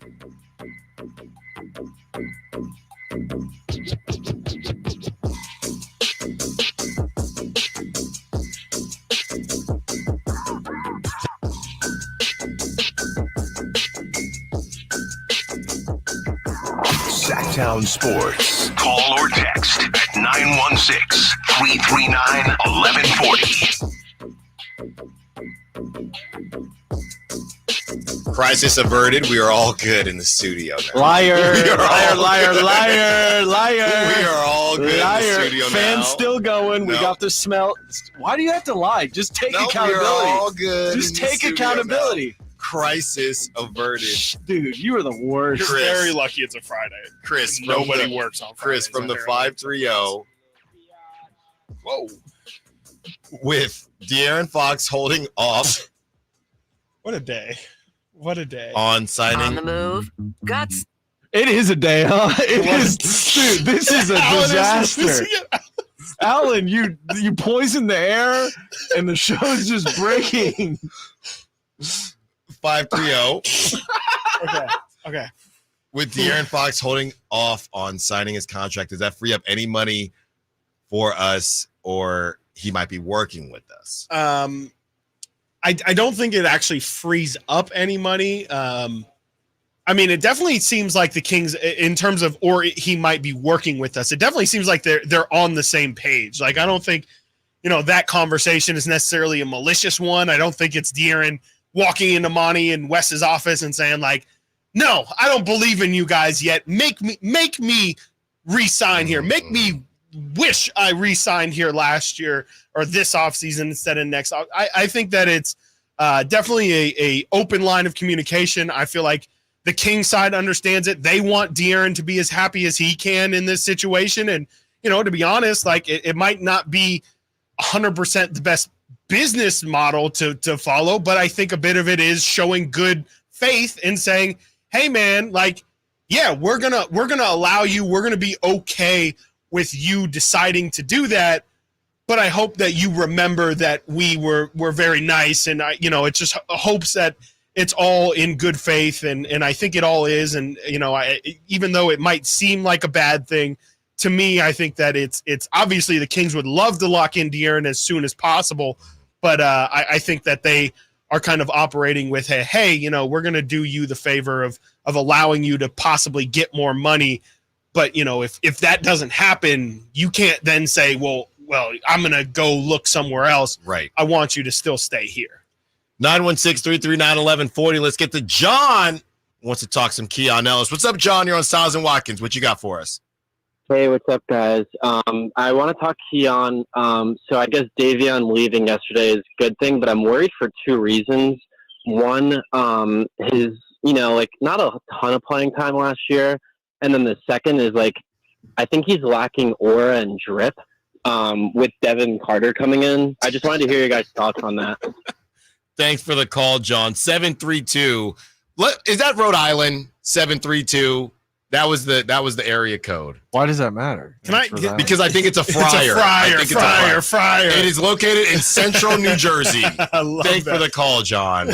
So I feel like I was my mind was really following him, and then when he went to the I kind of got lost. So Alan, I hope you. What exactly was there a question? No, in there? There was no question. Okay, cool. He was just saying he's worried for Keon because Devin Carter is going to outdrip him. I'd say that's fair. Well that's done. Fair, Well done, John. I was wondering how long the Friar Nation was going to hang with us. I know. They're still hanging with us. Oh yeah. Day 2. Yeah. Mm-hmm. Yeah. Today has definitely gotten bent. For sure. Yeah. From bent day. The 916, it's not that complicated with Fox. He's betting on himself to make All-NBA. He will make more money. I don't think it has anything to do with him not wanting to be there. Yeah, we did this last week as far as little deal, no deal, big deal. And I think Chris and I just kind of landed on little deal because that didn't have to be said. Right. Or he told, who was it? Woj or Slater? It was Slater and Amos. I think it was Slater and Amos. Yeah. I mean, if that had nothing to do with it, then he wouldn't have brought it up at all, or Rich Paul wouldn't have said that. Right. So they always leave the door open. But yes, 916, we agree with you that it's mostly because he's betting on himself because he just did that. He's turned down 2 extensions now, one during the season and one in this off season. So we understand all that, and we'll see what happens there. Chris, this is from Anthony Slater. Klay Thompson is looking elsewhere as a relationship between him and the Warriors might not be repairable. Oof, man.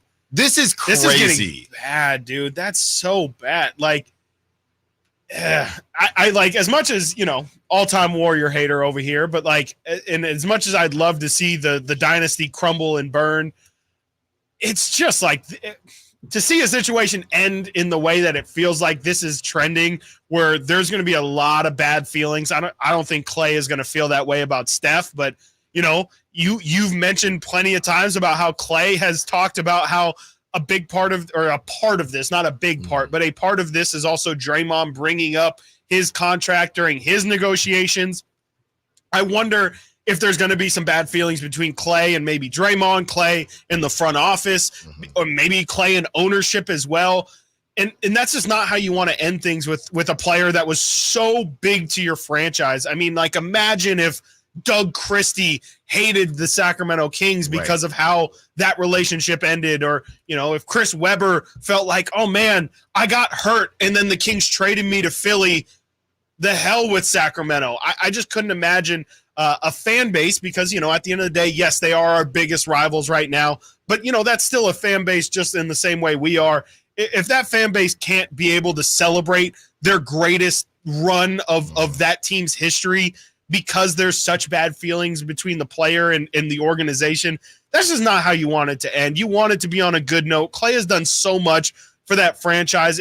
He should have a statue built in front of that building 100,000% one day.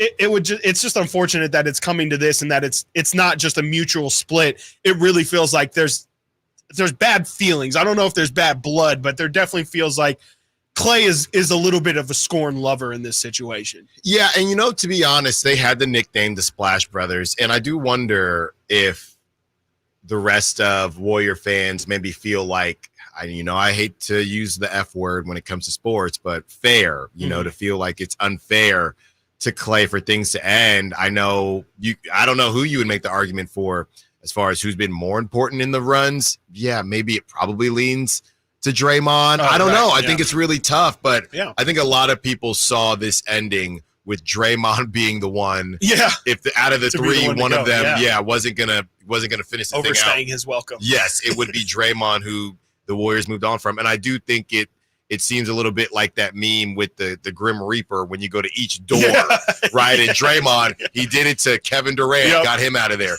Jordan Poole got him out of there. Not Klay Thompson. Crazy. You're next. That is crazy. So you're telling me this whole time we tried to call KD the Slim Reaper. Yeah. And in actuality, the real Reaper was Draymond. And this might not be the last of it either. Like, it wouldn't surprise me if Draymond's there longer than Steve Kerr is. Yeah, and, Steve Kerr's talked about how big of a headache Draymond is. Bob Myers.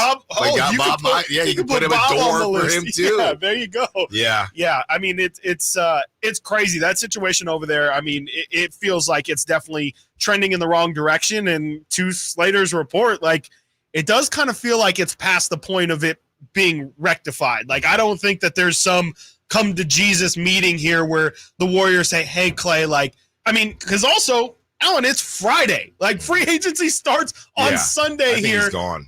It feels like everything is leaning towards this direction unless, again, there's some Blake Griffin locking him in the house and making sure he doesn't leave until they understand, which honestly, if I'm Klay, I mean, I know that situation's been memed with Blake in that holdout, but that's what I would want. I would say, y'all, like, I thought I was important. I thought, it was a Splash Brothers thing. I thought this was we're all going to ride off into the sunset together. And, I guess that in the words of his teammate Draymond, that he's finding out they don't love you like that. Yeah. You ain't Kobe. And it's sad. And I love it from somebody who has always said, hey, Klay's the exception for me. Wardell, my feelings on him. Draymond, that dude's a lunatic. Klay was always the one that I was okay to live with. It's kind of great from my side of things because I can say, yeah, I'm still with Klay. Klay hates y'all. Yeah. I hate y'all. Right. And so I think it is, in a weird way, kind of fitting in that as well. Right. And, I'm just thinking worst case scenario for the Warriors, as the report came out that the Mavericks are interested in Klay, they have moved off of Tim Hardaway Jr., who is not Klay Thompson, but he's Clank, though. Yes, he's a lot more Clank. Yes, than Klay. was one of their sharp shooters. I mean, that's worst case scenario for the Warriors. Oh my gosh, I'd argue for the rest of the league. That's where I'm going. Yeah, maybe Klay should just take a minimum. Say, I thought this was about the bag, but it's actually about sweet revenge. Why don't you just go to the Lakers then?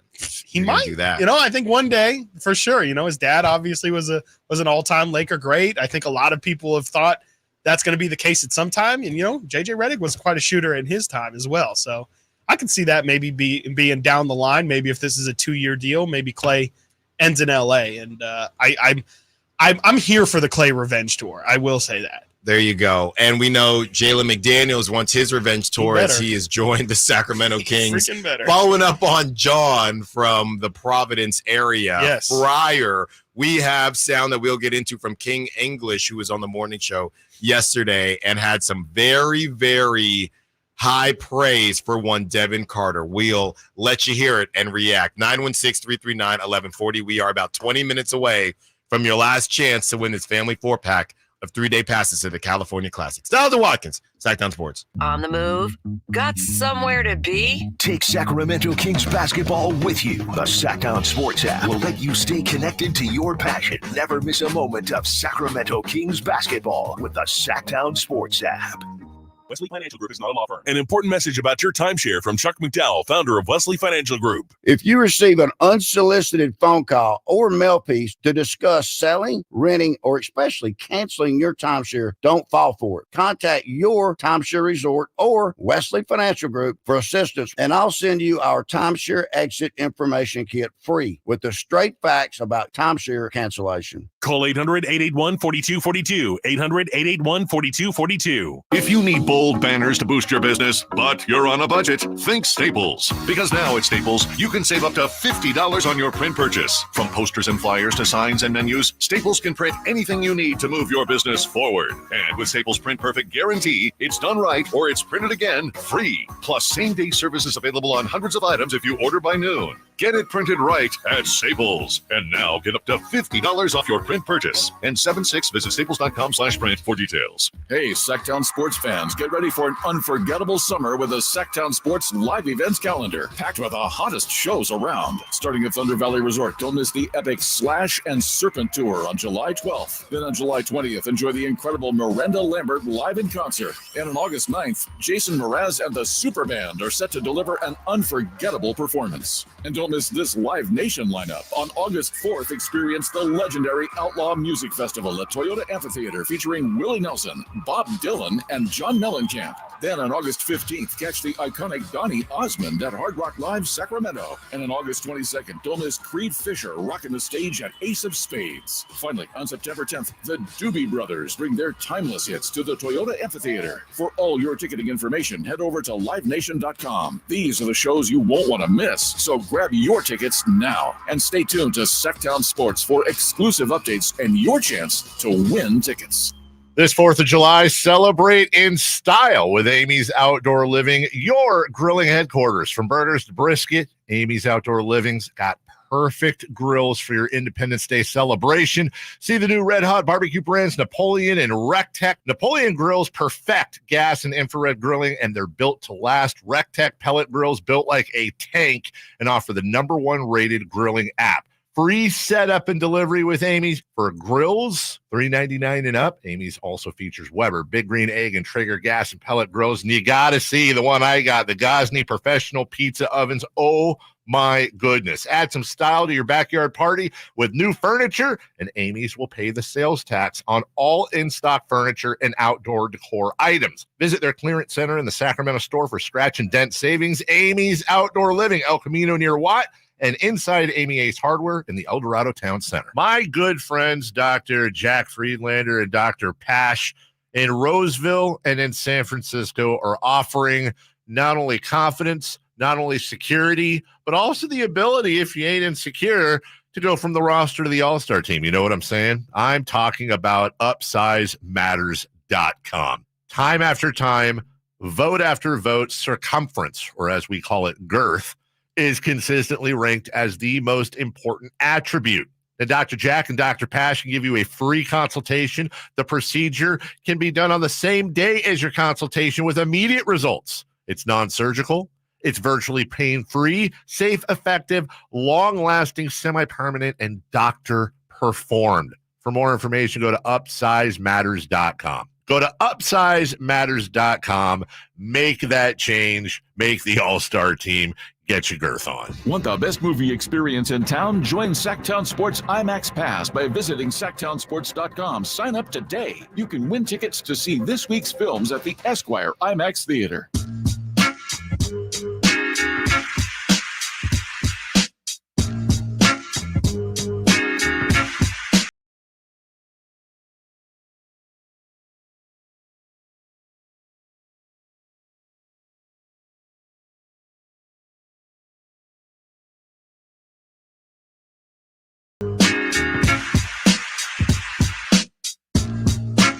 Live and local. Live and local. This is Sacktown Sports.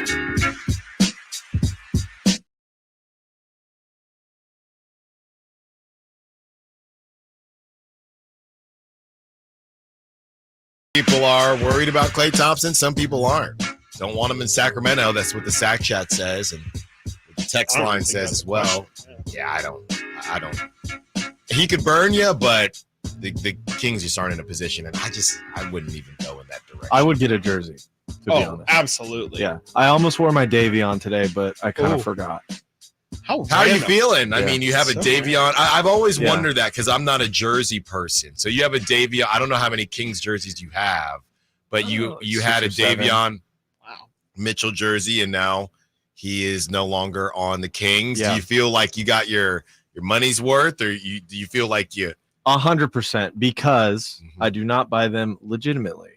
So spending $20 there you go. for a jersey, that's it.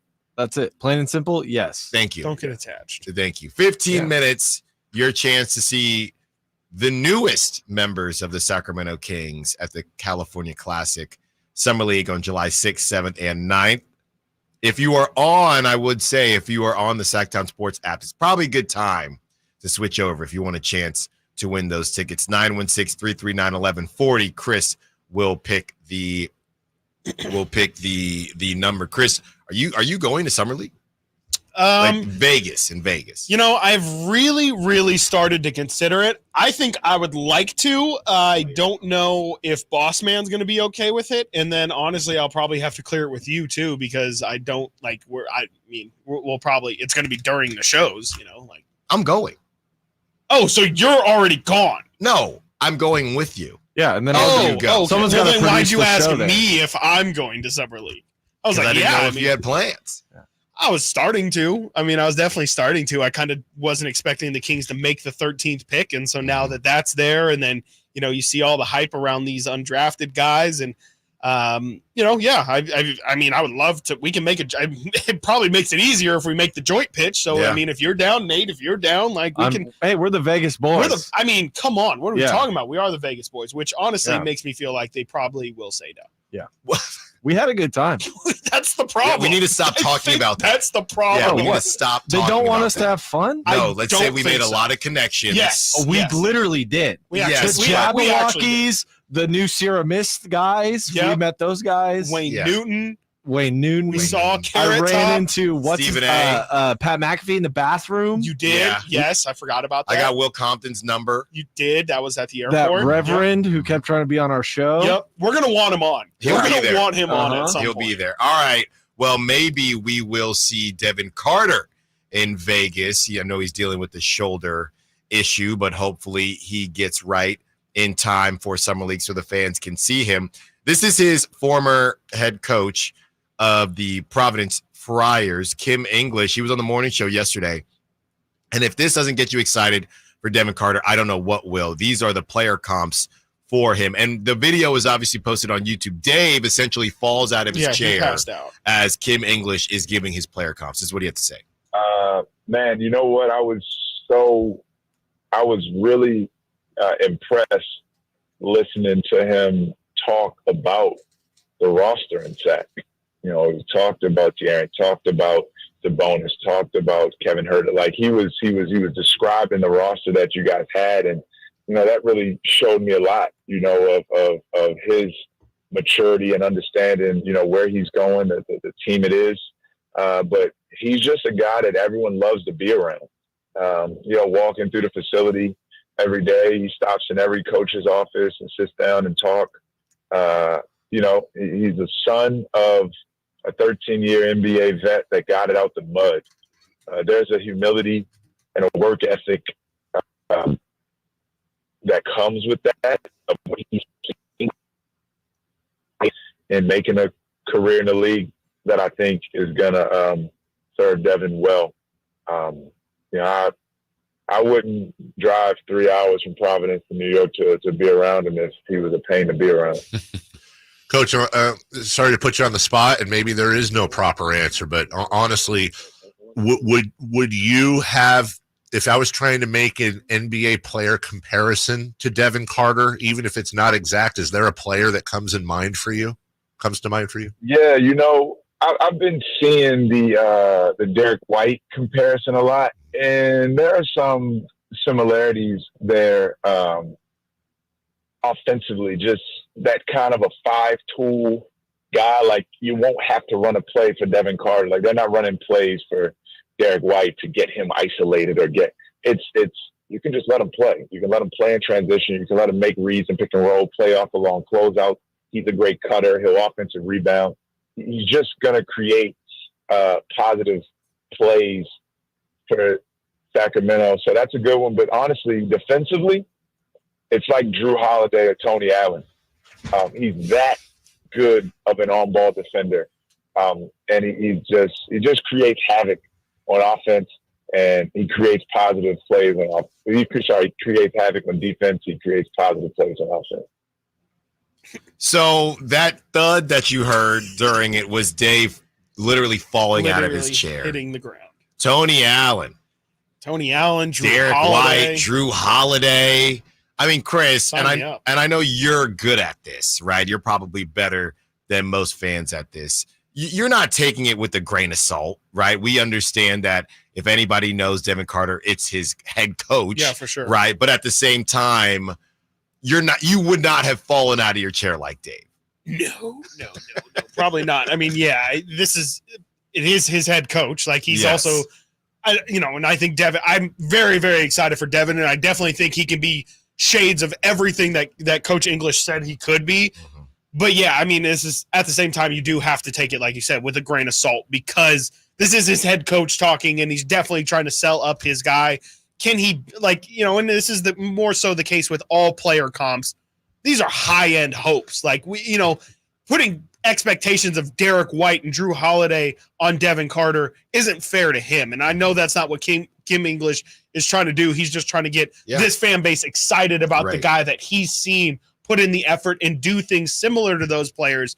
I keep saying, look, right now, what I'm expecting from Devin Carter his rookie year is like Davion Mitchell, really. Like, how well can you fill what Davion was giving, and can you be a better version? I mean, that's obviously the hope here. They moved on from Davion. I think the hope is Devin will be a better version, a bigger version of Davion. To me, that's what I want to see first and foremost. Then we can start to move on to, okay, is this guy like a Josh Hart? Is he having that level of impact where he's definitely a fringe starter, somebody who, creates havoc on the offensive rebounding front, but is also a fantastic perimeter defender? Can he be like a Bruce Brown in the sense of he's playing bigger than what he is? I feel like Josh Hart, Bruce Brown, those are realistic comparisons for me. That's like, that's not projecting anything insane. It's not saying he's going to be an all-star or anything. And I think it's fine. It's perfectly fine to say, hey, if this dude is going to pan out to his fullest extent, if we're talking, hey, what is everybody's absolute cap? And if they accentuate every skill they have, what do we think it could be? That's where I'll start to hear the Derek Whites, the Drew Holidays. Maybe Tony Allen fits more in the Bruce Brown, Josh Hart realm. But I feel like if Kings fans, your expectations for me, from my perspective, shouldn't be Derek White, Drew Holiday. Those are, they just won a championship mainly because of those, obviously Tatum and Brown, but those two were heavy, heavy contributors to that.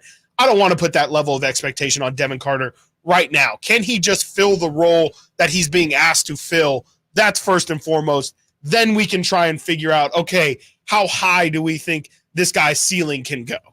Yeah, and it always reminds me, Chris, and I'm trying to remember what the actual quote was, but I just think Dabo Swinney with Deshaun Watson when he said they're passing on Michael Jordan. I think he said that when Deshaun Watson got drafted. He said you're passing on Michael Jordan or something. He was pretty good.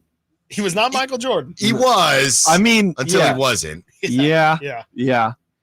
I think it's more just Michael the point with that scandals your better. coach is always going to hype you up when you leave. These guys, because it's good for their resume too. Kim English can take this to recruits and say, look, Devin Carter was a part of our organization, a part of our school, our community, and we got him to this level. And you hear how I hype our guys up. I'm always going to sell you. I'm always going to have your back all the way through the process. And we respect that.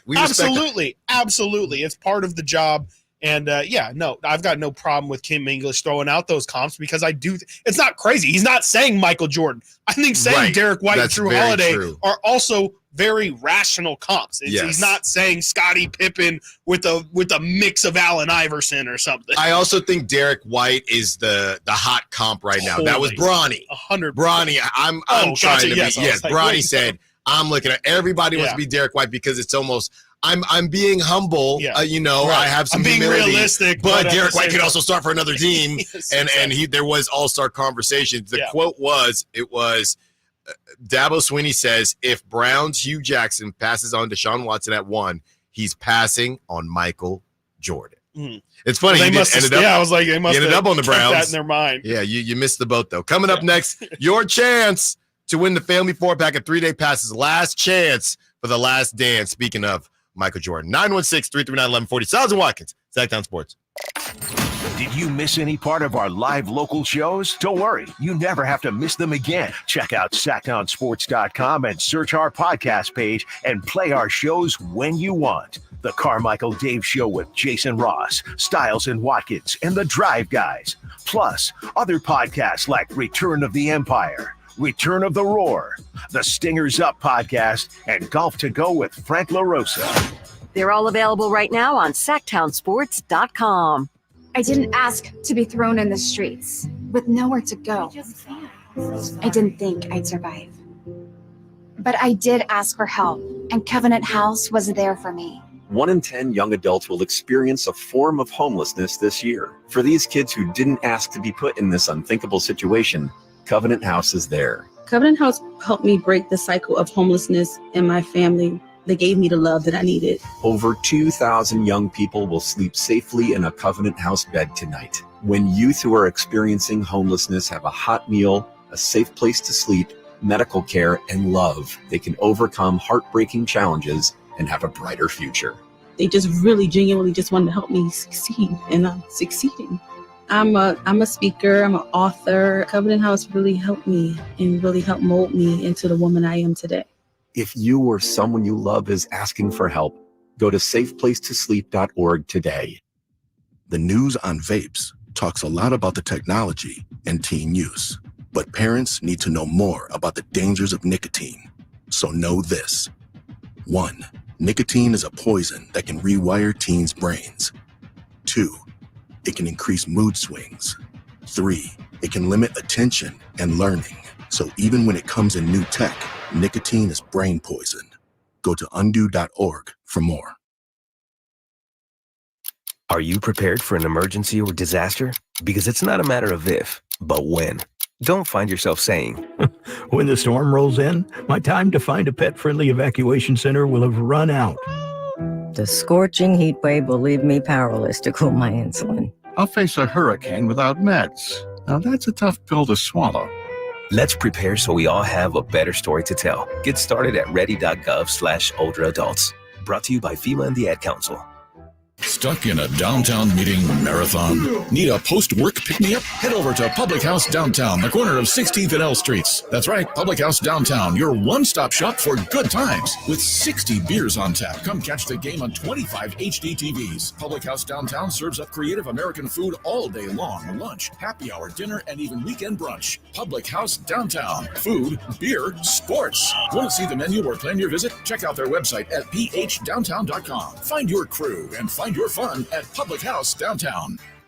Hey, it's Carmichael Dave inviting you to make the switch to electric this spring and save big with American Energy. Stay ahead of those spiking energy bills this summer with up to $9,000 in rebates on a new ultra-high efficiency comfort system. American Energy is providing huge rebates from SMUD as well as spring specials by installing one of many incredibly efficient AC options available to you right now. Get rid of those fluctuating gas bills in the winter and switch to year-round all-electric with American Energy. Let them perform a free in-home energy efficiency analysis and see where they can help you save for the warmer months ahead. These guys are the best. Been serving the greater Sacramento area since 1981. A+ from the Better Business Bureau. Learn more by calling 916-520-9990. That's 916-520-9990. Call 916-520-9990 now. KHTKAM Sacramento, KYMX HD2 Sacramento. Take it on the local level. Live and local, 6 a.m. to 6 p.m., Monday through Friday. From the Power Business Technology Toshiba Studios. Sacktown Sports.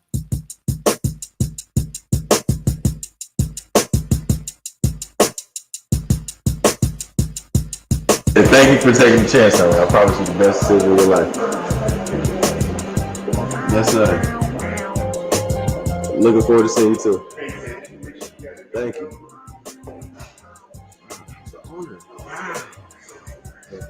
Oh, this is great. I feel like I'm playing like a video game right now.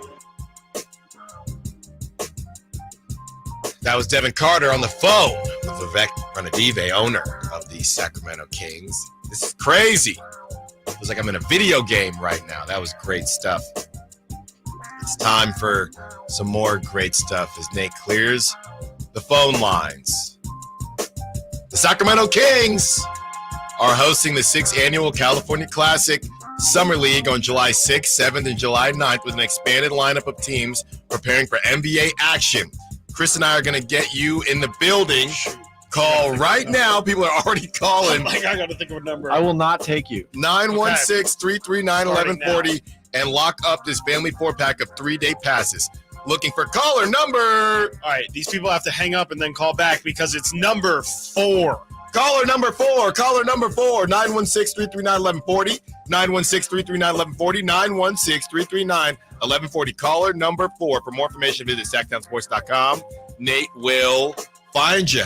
Caller number 4. Congrats to you. We will get the name on that and give you a shout out on the air. Congrats to you. Congrats to all the winners this week. They are flying in, Chris, and Chris and I will be in the building for at least some of those games. So if you see us, don't know where we will be sitting, but come find us, come talk to us, hang out with us. It'll be a good time. A bunch of votes on grading the Kings' moves in the last couple days, drafting Carter in the Toronto trade. 49% giving the Kings a B, 22% giving the Kings an A, 22% giving the Kings a C, and 7% giving the Kings a D. Wow. Okay. Wow, those must be a lot of Davion Sasha fans in there. That's true. Teams. Not a lot of them, but they also have Davion jerseys. Yes, probably. And Sasha jerseys. Yeah, maybe the Kings will do a buyback program. Sasha had a crew out here. Yeah, he did. Shout out. Emmy was in the chat all the time. Yeah. She's now got to hang out in the Toronto chats, I guess. And yeah, it was a fun ride, but I think it's going to be a good move for both of those two. Like I said yesterday, I just feel like Davion's going to thrive. I know Isaiah quickly just got that massive deal. Isaiah Emmanuel quickly just got that massive deal for the Raptors. I think it was $175 million. Crazy. So that's probably obviously going to eat into some of Davion's minutes, but I would guess Davion's going to be that backup point guard. Yeah, they can play together. They're both pretty small. I don't know. That's like Quickly's 6'1", and Davion probably honestly weighs more than Quickly does. We'll see. I mean, I don't really know which direction Toronto's going.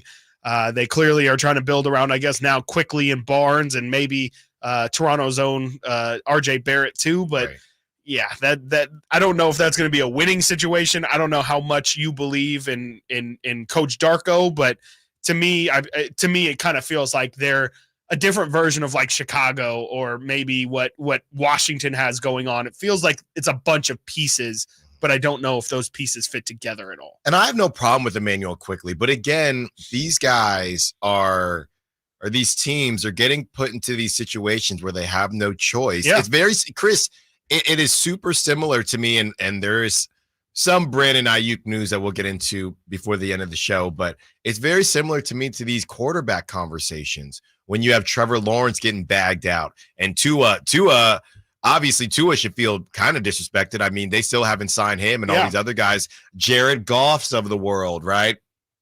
And a lot of different QBs. You got to pay Emmanuel Quickly now $35 million a year because you really have no choice. And I like Emmanuel Quickly, but that's just the going rate these days. Yeah, no, I mean, I'm gonna ask you a question. I just want you to answer it surface level. Who do you think is a better player / who would you rather have, Malik Monk or Emmanuel Quickly? Malik Monk. Malik Monk's making $78 million. Emmanuel Quickly is quite literally, well, I shouldn't say quite literally because it's not, but just about $100 million more than Malik Monk. Malik signs for $478. Quickly signs for $5,175. Like, that's insane to me. And to your point, like, that's a situation where clearly Toronto isn't paying Quickly off of what market value is. They're paying him off of, we don't have another option. And in the same way that I described it for the Knicks, that they had to do the OG deal because they were a bit hamstrung in that, Toronto is like, we gave up OG and got this guy back. We can't just lose him because that was the big trade piece from that move. And so, both teams kind of got not screwed, but they kind of were their hands tied behind their backs. They had to do this deal, and I think it's crazy that Quickley gets that big of a deal. I'm with you. I like Emmanuel Quickley, but what are the odds that he exceeds the value of that contract? Maybe he meets the value of that, but there's a 0% chance that you're going to get any actual return on value for that Emmanuel Quickley deal. There's no way. And you know how he's going to at least meet the value? Because that TV deal is going to bump everybody else Probably, up. right. So then you're going to look at Emmanuel Quickley making 30 mil and De'Aaron Fox making 60 mil and say, that's not so bad. Maybe, yeah. That's not so bad. That makes sense. Yeah, so absolutely. Maybe it's one of those thinking, hey, this looks maybe not great now, but this is going to be the norm in a couple of years. And this is why people like Kyle Draper and people around the league are saying this is turning into monopoly money. It is. This reminds me of the Bay Area. It's nuts. It's the Bay Area. You try to buy something in the Bay Area, I got priced out, all cash offers. That's what the NBA is turning into. It's nuts. Yeah, it's absolutely crazy. I'm glad that the Kings for the most part have avoided it. I know a lot of people weren't thrilled with the Sabonis contract last year and the fact that they just kind of gave it to him without, without any real reason for bumping his pay in the last contract, but I think it was to avoid this. Like if Sabonis were to hit free agency this offseason, the Kings, again, would have been a team with their hands tied behind their backs because they would have been in a situation where they're saying, well, we have to keep Sabonis because we got rid of Tyrese for him. Whatever Sabonis wants, we have to give. And it could have been maybe even like upwards of $10 million more than what Sabonis ended up getting. I'm totally fine with him in that $40 million range throughout the duration of his contract. And especially looking at these other deals, like, Sabonis is making as much as OG Anunoby.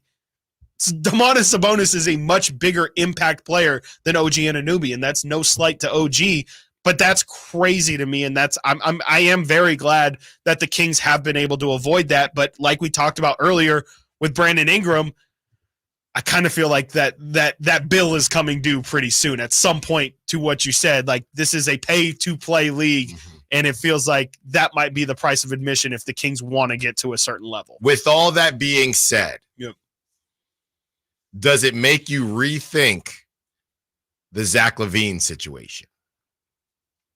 Possibly, especially depending on what the Kings are getting back in terms of assets. Because, again, if they're going to pay Zach, if they're going to end up paying that money anyway, whether it be to Zach LaVine or Brandon Ingram, if you're saying, hey, you might have to give up a significant amount for Ingram and just get Ingram in return versus you make a deal for LaVine, you're still giving up maybe the similar pieces that you gave up in an Ingram deal, but you're getting LaVine. And since we know Chicago's in a, hey, we need to make this work out for you because that's a big pill to swallow, you're getting assets on top of it, you could maybe say that's the more desirable deal. If it just kind of depends on how you feel about Zach's health and then how big you feel like the gap, if you feel like there even is a gap between LaVine and Ingram's talent and the fit too. I mean, I definitely am more willing to consider it, especially thinking of it in that light.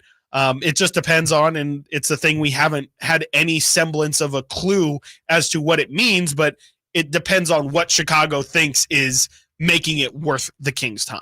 Is it one first-round pick? Is it multiple first-round picks? Is it maybe a young player, even though Chicago doesn't really have many enticing young players? That's the thing that could maybe set that LaVine deal value over the top for me. By the way, Nate, we have a name for the winner. Yes, Rob. He calls into the show occasionally. I believe he called in early this week. Yes. So congrats. We got all our winners. That's 10, I believe, in the past 2 weeks. Yep. Congrats to everyone. We'll see you there. Yes. Yeah. Come take a picture with Alan. Gave out 40 tickets, man. Yes, we did Yeah. in 2 weeks. Congrats, Rob. And whether you won or not, be sure to grab some tickets. Come say what's up to Chris and I. It's going to be a great time. I'm seeing this, guys, quickly. We'll get into this, but I just wanted to note if there are any Niner fans out there. Looks like there are. Right here. Yeah. So it looks like a couple weeks ago when Ryan Clark, or was this last week? This was this week, I think. Okay. It's been a long week. Yeah. Ryan Clark broke some Brandon Aiyuk news. Nate, I'm trying to figure out what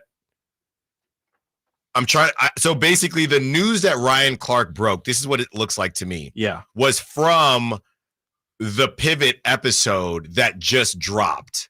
So Ryan Clark, it looks like the Pivot dropped an episode. The Pivot is Ryan Clark's Yeah. podcast. Okay. Yes. Good. Okay. Yeah. Yes, the Pivot is Ryan I'm Clark's. Yeah. Yeah. What is the Pivot? So remember when he's been mobbing around with Jaden Daniels, right? So they are currently Aiyuk. Yeah, Brandon Aiyuk. Yeah. So they're both there at the Pivot studio talking to Ryan Clark. So when Ryan Clark reported that stuff earlier this week, I believe it is from this episode that is now airing. So we will have that sound for you, and he addresses the "they don't want me" comment. So you're not going to want to miss that. We will get to that before the show is over as we continue the conversation on the Kings and everything else. Chris, let me ask you this as we get into some NBA or some summer ball stuff, if you will. Kawhi is playing, just a yes or no, and we'll address it more on the other side. Kawhi is playing for Team USA. If you're a Clippers fan, would you be salty, and should you be salty? I wouldn't be salty because I think he was actually hurt for the Clippers. It's not like he decided to not play. I would not be happy. I would not be thrilled by it. I would definitely say, hey, man, like, maybe just take some time off. That would be my thing. I wouldn't be like envious and be like, oh, man, he plays for Team USA, but he won't play for us. I would just be frustrated and say, like, you just didn't play for us. Maybe it's not the best idea to immediately sign up to go play basketball and then potentially either get hurt in that or, you know, wear yourself out to the point where, again, you aren't playing in the most important time for us, the team that is paying you multiple millions of dollars. Right. Yeah, I definitely would. I'd just say, really, dude. And he's wanted to play. This is the first time he's getting to play, but it's just Kawhi, man. He is an interesting. He's his own guy for sure. Coming up next, we have more on the Brandon Aiyuk situation. Then we're getting back into some Kings talk. How you feeling? And when we come back on Monday, will the big move be made? Stiles Watkins, Sacktown Sports. You never know what you might hear when listening to a Sacramento Kings game. Out of Keegan, going for another triple. Man, is he feeling it. Keegan, can he do it? Yes, there's number 11, Keegan Murray. Keegan steps back. He just knocked down his 12th three-pointer, a Kings franchise record. He's got 45 points. Never miss a moment of Sacramento Kings basketball with Sacktown Sports and the Sacktown Sports app.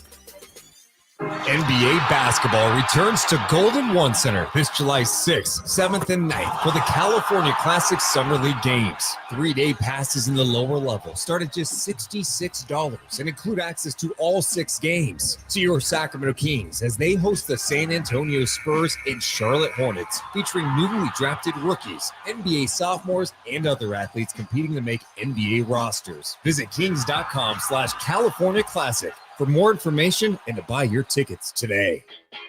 Toyota's 4th of July sales event is on. Get in today for deals on the hottest lineup around.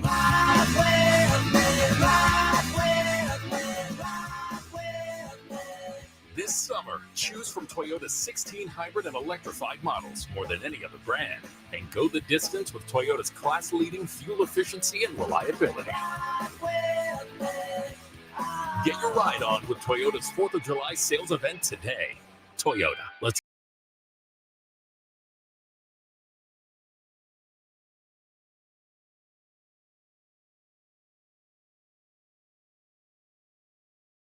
Sacktown Sports. Check us out on YouTube. Search Sacktown Sports and subscribe.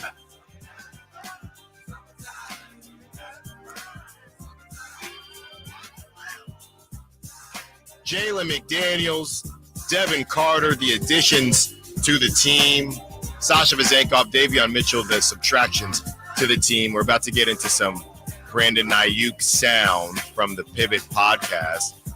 Chris, you said this, and it was in passing a little bit. Okay. And we talk about this with GMs and how Sam Presti admitted that he wasn't perfect this year. Obviously, they have a lot of hits out there in OKC, but Gordon Hayward was a miss, right? And you don't have to say it out loud, but as they say, actions speak louder than words moving Sasha, you think that was for in the fashion that they did. We know Sasha has a connection with some of the coaching staff in Toronto. That was Monty McNair. If you're going to make a mistake, admit to it quickly and moving forward. That was Monty McNair, in your opinion, saying, all right, it ain't working. I don't know that it's going to work. This is a good situation.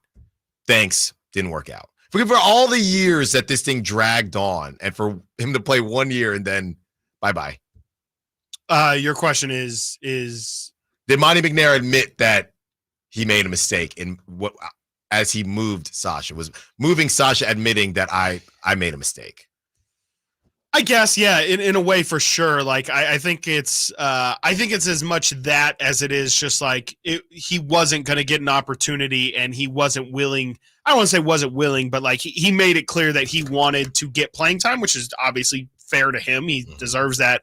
And I think it was just a situation of like, okay, if you really, really are prioritizing getting playing time and getting reps over potentially eventually maybe ending up in a situation where you're a role player for a good team, then yeah, I can find you an avenue to do that. I think it was a mixture of him saying, yeah, this didn't quite work out how we wanted it to, and a mixture of Sasha saying, I want a bigger role, and if not, can you go find me one? And this is him saying, okay, you're kind of this is him killing two birds with one stone, essentially. It is both admitting not defeat, because I think he probably still believes Sasha's a good player, but it's him just kind of saying like, it definitely didn't work out how we wanted it to, how we expected it to. We'll give you what you want, and it also helps us as well. So I think it kind of serves multiple purposes all in one. Yeah, and like you said, if you're going to move somebody, if you're going to be in that situation, don't mess around. And Sasha, I don't know if it brings any truth to the stuff that we heard, or if it just means that Monty doesn't really care to find out, and Monty doesn't care to let anything else get out. So, yeah, I'm I guess a little bit confused as to how people feel about the Sasha situation, but ultimately, I think that he wasn't there long enough for people to have as strong of feelings as maybe a Davion Mitchell. Sure, yeah. I think people probably feel like he's a bust, or like it's over for Sasha, and that we saw the best that he's going to look. But I just think that he was very, very uncomfortable this season. I think it can still definitely work out for him, especially in a situation like Toronto, where he's just going to get tons of minutes. I think somebody will see the value, and I think it's just about comfort with Sasha. And once he's kind of feeling more like himself, which I don't think here in Sacramento he ever really felt like he could be comfortable, like he could take a breath. It always felt like he was fighting for something, trying to prove something here.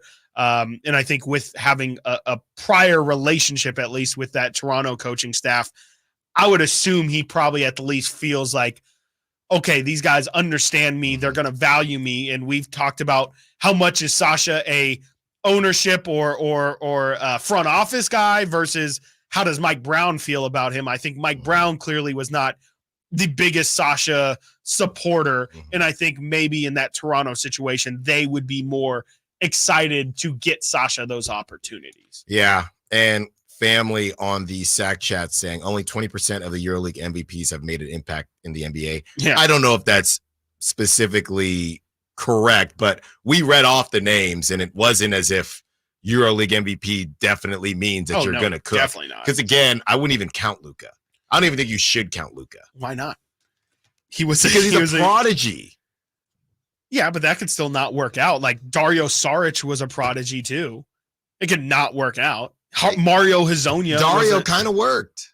He definitely didn't. He was picked fourth. It's it not definitely did not work. Every NBA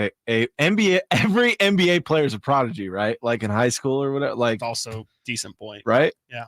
No, everybody had a certain level of hype. Maybe not. I mean, Tim Jordan Duncan. Ford had a certain amount of hype coming out of Sacramento. You know, it's not the same. Okay, it's not 1-for-1 with Luka, but yeah, I mean, it's more just like coming out of your area. People are always going to have out of your area. Yeah, those high school mixtapes are crazy. They're always crazy. Are Nepo babies prodigies? I think that's what we gotta be asking. Yeah, there's a Venn diagram there somewhere. Yeah, but I those can't. are They great could right be, now. but yeah, exactly. But no. Okay. I'm just asking questions. Okay. That's what we do on this program. We got 40 minutes left. If there are any Nepo babies that we haven't I thought you hit were on gonna yet. solicit Nepo babies. Call in. You're a Nepo baby. Call in. We have 40 minutes. Call in from your helicopter. Yeah. Yeah. Let us Are you know. guys Nepo Did you babies at deserve all? it? Your parents in the industry anyway? No, my parents are both state workers. Hey, my dad is too. No, there's absolutely. Yeah. I maybe aspire to be the comfort of a state worker, but no, I would not say that it. Benefited my. I mean, I got great schooling and all that, but you can choose against it, right? Okay, so my mom was a federal agent. Okay, back in the day. Whoa, that's awesome. Hey, She's Alan retired now. Feds, bro. Alan, is This that a man wire? with Feds. He's wearing a wire. She's Wow. retired now. Whoa. But she Snuck a always stink said, bomb into that "Hey, salad. Narc. Hey, son, if you ever want to get Thank you for your into, service. if you ever want to, get into government work or be an agent, Wow, that would have been, it would have helped, Bro, you talk way too much to be an agent. Yeah, You could not keep a secret. but I didn't go in that direction. I'm actually Yeah, I'm undercover right now. You can fight the Nepo. You can fight the Nepo. if you It's go in a crazy. different direction. That's crazy. Your mom was an agent. That's so That's cool. dope, actually. It was a very It long is really time. But I really don't cool. trust you anymore. Never should have. Yeah, exactly. Yeah, Too you're late. right. Never should have. Too late. Man, you thought you guys met at Petra on accident. Oh no, Alan was scouting. And That was a meet cute. Brandon quite Deitzman. literally. Oh, man. Scream. Thank you, Brandon. Yeah, well, As always. Yeah, it's a Friday. That's right. That's Right right. in there. Speaking of Brandon's, we will hear from Brandon Aiyuk on the Pivot podcast when we return. He's got a lot to say, as Sure always. does. Then we close the show with our prediction. Chris, okay, so our predictions versus our prop talks. Our predictions have been Trash. terrible. Yeah, trash. Our prop talks were great. Fire. Our predictions have been terrible. Yeah. Chris, Nate, myself, we predict, will the Kings make a big move this weekend? When we sit in these chairs on Monday, will a big move have been made? Not the wait and see move, not the move before the move, the move. That's how we close the show out, with shout outs and closeouts as well. Stiles Watkins, Sacktown Sports. What's the missing piece for the 49ers? Which names will they add during free agency? Whether it's in season or off season, the coverage never stops. Get the latest 49ers news on Sacktown Sports at SacktownSports.com. Golf to Go is brought to you by the Hagen Oaks Golf Super Shop. Here's Frank LaRosa. Any golfer would be thrilled to listen to Jack Nicklaus talk, and I had to tap the enthusiasm brakes a bit when I had a chance to interview him. But over the course of 40-plus years, Nicklaus wrote enduring words in Golf Digest magazine. Max Adler compiles some of the best. Nicklaus says, "When I putt, I hold my breath before initiating the stroke to keep my head and body still." About putting, he said, "I visualize the putter shaft as being extremely limber, almost as flexible as a length of rope, which means the only way I can get the club head to swing truly is to stroke putts very softly." He said, "The harder I want to hit a shot, the slower I try to begin the swing." About the game, he said, "The key to playing well is to understand who you are as a person and then manage that.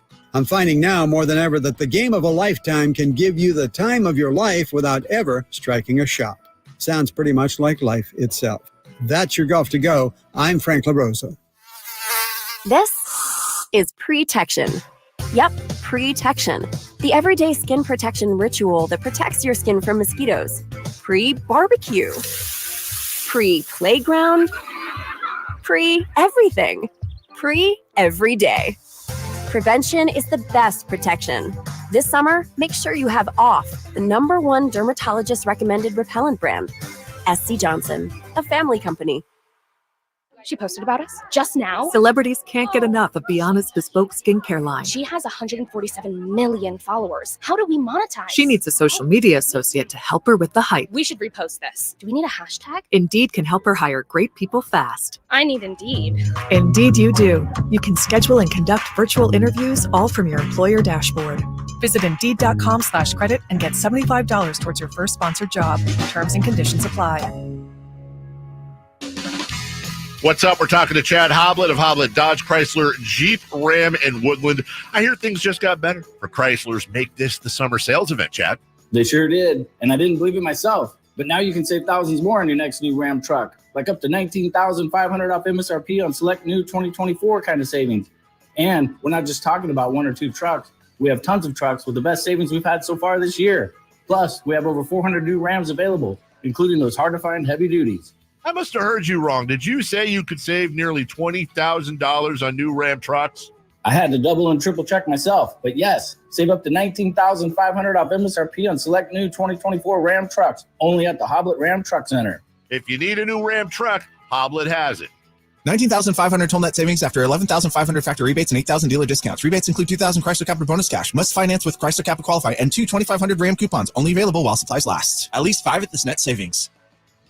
My good friends, Dr. Jack Friedlander and Dr. Pash in Roseville and in San Francisco are offering not only confidence, not only security, but also the ability, if you ain't insecure, to go from the roster to the all-star team. You know what I'm saying? I'm talking about UpsizeMatters.com. Time after time, vote after vote, circumference, or as we call it, girth, is consistently ranked as the most important attribute. Now, Dr. Jack and Dr. Pash can give you a free consultation. The procedure can be done on the same day as your consultation with immediate results. It's non-surgical.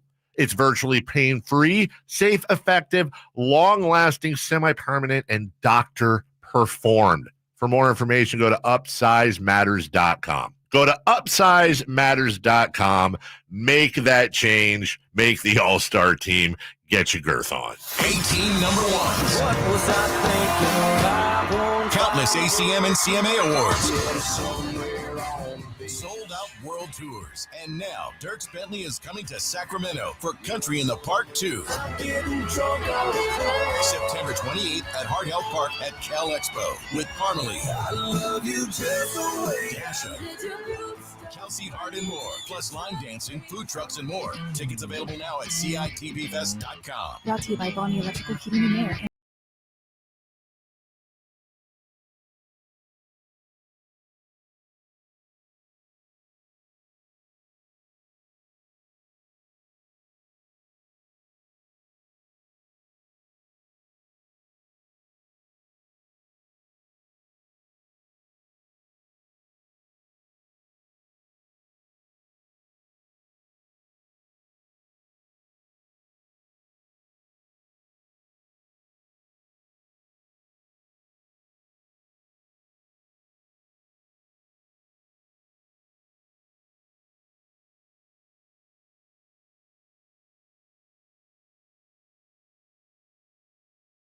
More so than Sasha. Sasha's in his prime, 28 years old. And Johnny, basically this whole thing has been boiled down to a bit of a salary dump, and that's why we are anxiously waiting what the Kings are going to do, not just this weekend, but moving forward in the offseason. They are creating space. Teams like the Kings, teams like the Mavericks, they are creating space for the next move. This is a chess move, not a checkers move. This is the move before the move. I really want to go on a tangent on how checkers ends, but I'm going to fight it, and maybe we'll do it. Maybe we'll do it in the next segment. Yeah, maybe. Yeah, yeah. I'm just confused. That's great tease. Yeah, I know. That's great a great tease. Because I'm curious. Maybe people know, and I don't. And speaking of chess versus checkers. Oh, okay. Gotcha. Brandon Aiyuk is playing a little bit of chess with the Niners. Here he is on the pivot with Ryan Clark, who broke some news last week on Brandon Aiyuk, and he answers the infamous question: did the Niners actually say they don't want you? Well, first of all, that's my dog right there. That's my dog. We good friends. We talk on the phone every day. So just like we talked earlier, we're starting to get our own footage. We're getting our own footage, recording everything. Just enjoying the process. Just have my lady record his stuff, record everything that's going on so that I can look back on it, because it's exciting times. It's stressful, but it's exciting. I want to have these memories, and that was just a moment that she caught that got off the phone with the Niners. They told me what they told me. I passed the information on to him. You said they told you what they told you.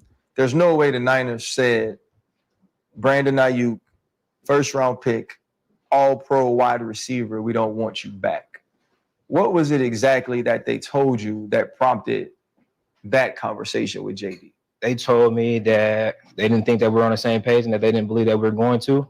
And that was about it at that time. But it's part of it. It's part of the contract negotiations, trying to sway stuff in either direction. So whether that's 100% true or not, I guess that's still to find out. That's still pretty crazy to me. Because if the Niners said, hey, we just don't know if we're going to get there, why would the Niners say that? Are they daring Brandon Aiyuk to say fine? Because what if Brandon Aiyuk says, okay, then trade? I don't really understand why the Niners would say that. Because I would think from their side, it's them trying to say, look, man, like do you want to be on this team? Like, forget, do we want you? How much do you want us? Because that's like, this is what we're willing to do. And, if you're not willing to come down to it, then maybe this isn't going to end how we all want it or how we think we all want it to end. So maybe it's them putting the ball back in Ayuk's court and saying, look, this is what we're going to do. If you're not willing to do it, then we're going to ship you off to a team that you might not want to go to. I think it is just their way of saying, like, this is, at some point we have to have our final offer, and it doesn't have to be true or not, but they just are trying to get him to sign their side of the deal. Nate, you hear this, and what are your initial thoughts? Does it make you more annoyed at Brandon Aiyuk? That's a funny way to just ask me the question, but yeah, I just, are you annoyed? How mad is Brandon? Does this annoy you? In court, they would say that's leading the witness. Leading the for witness. Sure. Disregard. What do they say? Objection from the record. Strike it from the record. Yeah. Like you never heard it. Regardless, I'm in the same boat. I mean, I'm as irritated as I've been. As I've been. Nothing's really changing. It's the same negotiation. I guess maybe it's a little more annoying just that the deal's not getting done. But again, I've reiterated this several times throughout the show. This is the third year of this happening to us, quote unquote, star on the 49ers. Debo, right. Nick Bosa, and now Aiyuk. It's kind of just, it's deja vu again. We got, Yak Harlow back there ready to go. I'm excited to see him. I should be at training camp in the next couple of weeks to get an idea of just how this is going. I just thought I'd toss that. All right. Follow Nate for that. But Brandon Aiyuk, I'm not annoyed. I mean, it's just like, what is he going to do? He's negotiating. He's in uncharted territory. This is all new to him. The Niners have done this a bunch. It's business, and it sucks. It hurts. People always say it's just business, but it does get extremely personal, and it does feel like when someone doesn't want you or a business doesn't want you, it can be frustrating. Do you feel like he's being intentionally annoying? Yeah, I think maybe the people in his life might be guiding him in that direction, and I'm not trying to say in a negative way, in a leverage way. Yeah. So like nag at them, be annoying. I don't think it's on the level of guys like Antonio Brown. Right, definitely not. Yeah. I don't even think it's like Odell Beckham Jr. territory yet. I just think it's the negotiating process. And, receivers get a bad rap, but this is what they do. So it's fine. I really numb. I really didn't like the quote of, oh no, yeah, that was just my girlfriend's filming everything because I want to look back on everything. Yeah. And she just captured that moment. And well, okay, why'd you post it? Yeah, it's one thing to capture that moment, but it's a whole nother thing that was the TikTok. Like there was a 15-second TikTok that they posted, and it was just the 15 seconds of Aiyuk on the phone saying, I guess they don't want me.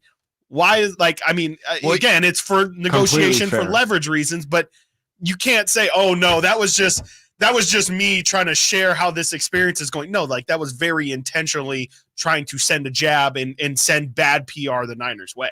Yeah, and he goes on to say, there are a bunch of quotes popping up. He says, social media is a way for me to leverage myself and what I'm trying to get. I'm just trying to get the facts out there. Okay, he's trying to get money.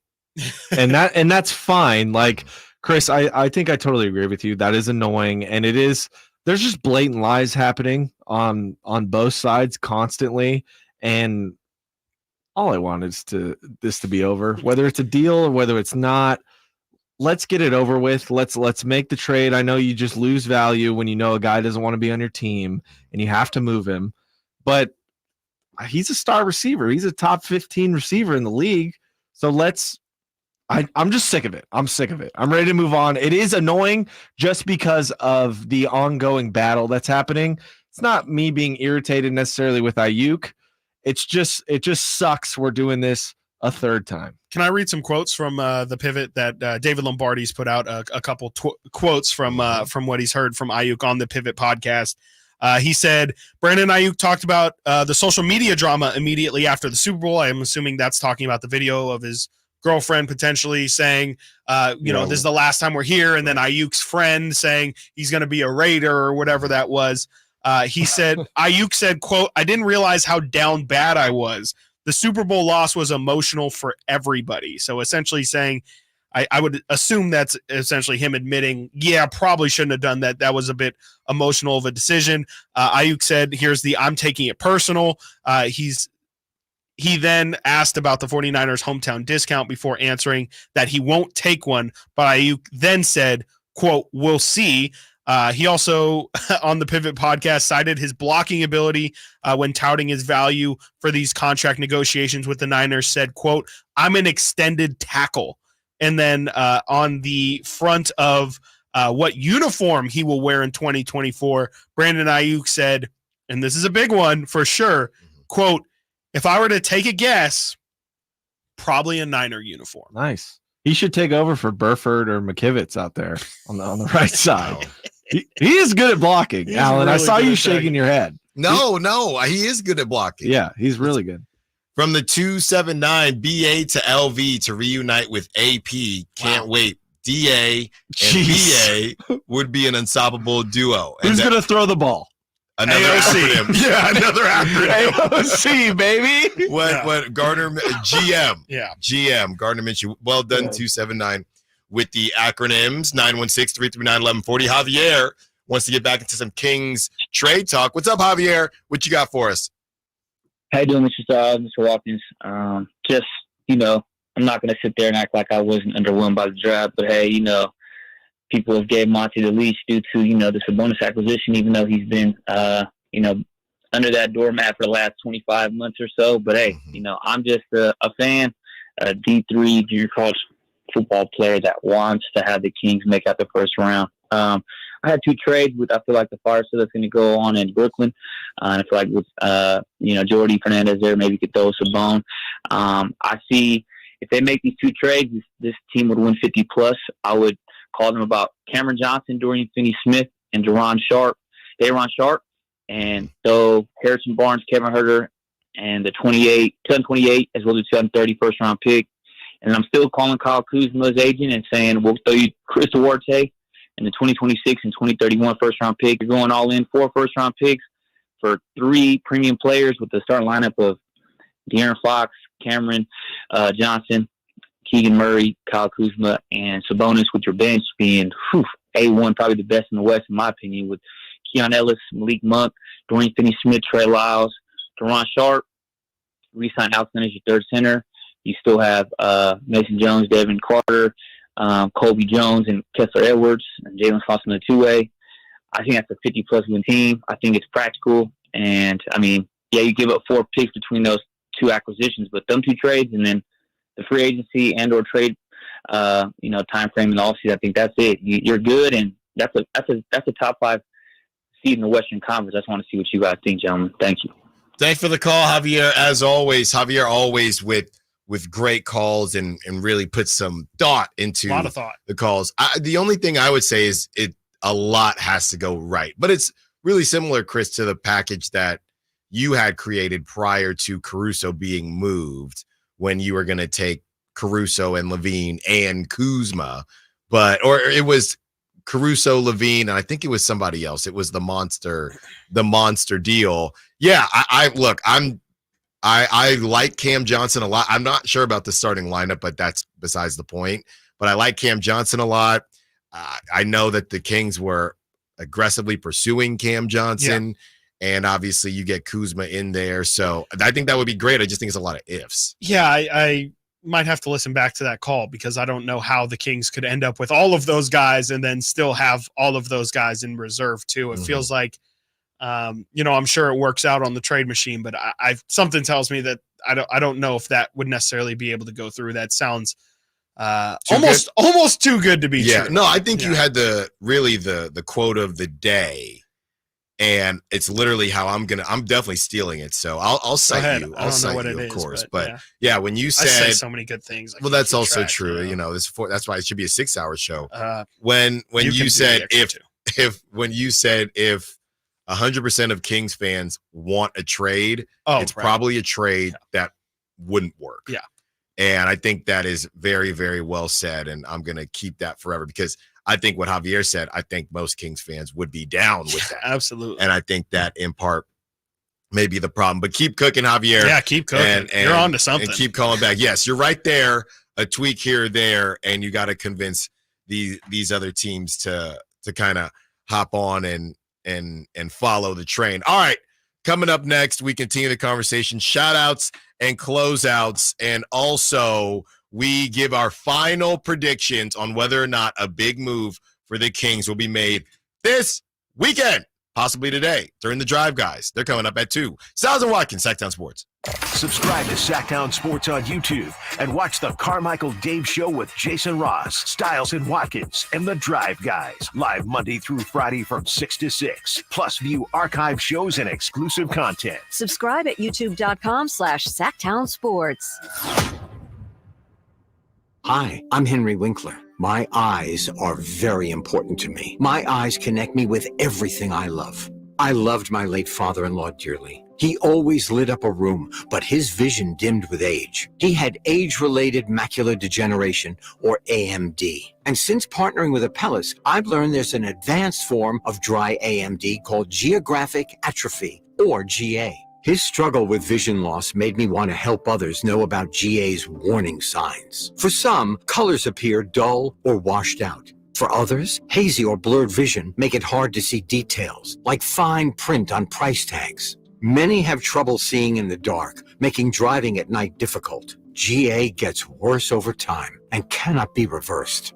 If you think you have GA, don't wait. Treatments are available. Ask a retina specialist about FDA-approved treatments for GA and go to GAWon'tWait.com. Bonneville International Radio Station contests are open to participants at least 18 years of age and older that are residents of California and who reside in one of the 6 counties that make up the Sacramento metro area, unless otherwise specified. Employees or agents of the station, Bonneville International Corporation, other area radio stations, or any entity associated with the contest are not eligible to win. Unless the station otherwise specifies in its own discretion, persons who have won in the last 30 days from a station contest or event may not be eligible. For a copy of the general contest rules, visit KHTK.com. Carmichael Dave here for Capital Casino. Sacramento summertime heat is back. And of course, Cap Casino, Sacramento's #1 poker room, wants to invite everyone to soak up some air conditioning, still with the most variety of table games in the region. And as always, the best food, best service, and the best action, conveniently located in downtown Sacramento. Capital Casino, of course, reminding everyone to please make sure you gamble responsibly. 1-800-GAMBLER. At the Good Feet store, we take pain very seriously. Whether in the foot, knee, hip, or back, Good Feet makes over 300 styles, flexibilities, and sizes of pain-relieving arch supports. With 26 bones, 30 joints, and over 100 muscles, tendons, and ligaments in each foot, a lot can go painfully wrong. So there's a trained arch support specialist at each Good Feet store to give you a precision fit. Come in for a free fitting and test walk. No appointment necessary. Good Feet arch supports are HSA, FSA eligible. The Good Feet store in Sacramento, Roseville, Vacaville. Online at goodfeet.com. Stuck in a downtown meeting marathon? Need a post-work pick-me-up? Head over to Public House Downtown, the corner of 16th and L Streets. That's right, Public House Downtown, your one-stop shop for good times. With 60 beers on tap, come catch the game on 25 HD TVs. Public House Downtown serves up creative American food all day long. Lunch, happy hour, dinner, and even weekend brunch. Public House Downtown. Food, beer, sports. Want to see the menu or plan your visit? Check out their website at phdowntown.com. Find your crew and find your fun at Public House Downtown. It's the Make This the Summer event, and it's going on now at Lodi Chrysler Dodge Jeep Ram. Hi, everyone. Leonard Harrington here, and I want to tell you how we make your buying experience at Lodi CDJR as easy as possible. You can come in for a visit, or you can do everything online at LodiCDJR.com. Just pick out the make and model you want and scroll through our large in-stock inventory. Next, schedule a test drive at the click of a button. If you want to finance your vehicle, you can start your paperwork online too, saving you plenty of time before you get here. And if you're looking looking to sell your vehicle or looking to buy, we'll give you an instant cash offer online too. At Lodi Chrysler Dodge Jeep Ram, we make it easier than ever to put you into a new vehicle. It's what we do. Online at LodiCDJR.com or in person. We're right off 99 in Kettleman, where we're open till 9 every night and Sundays after church. Prices are better at the Low Price Center. Lodi Chrysler Dodge Jeep Ram. Visit us at LodiCDJR.com.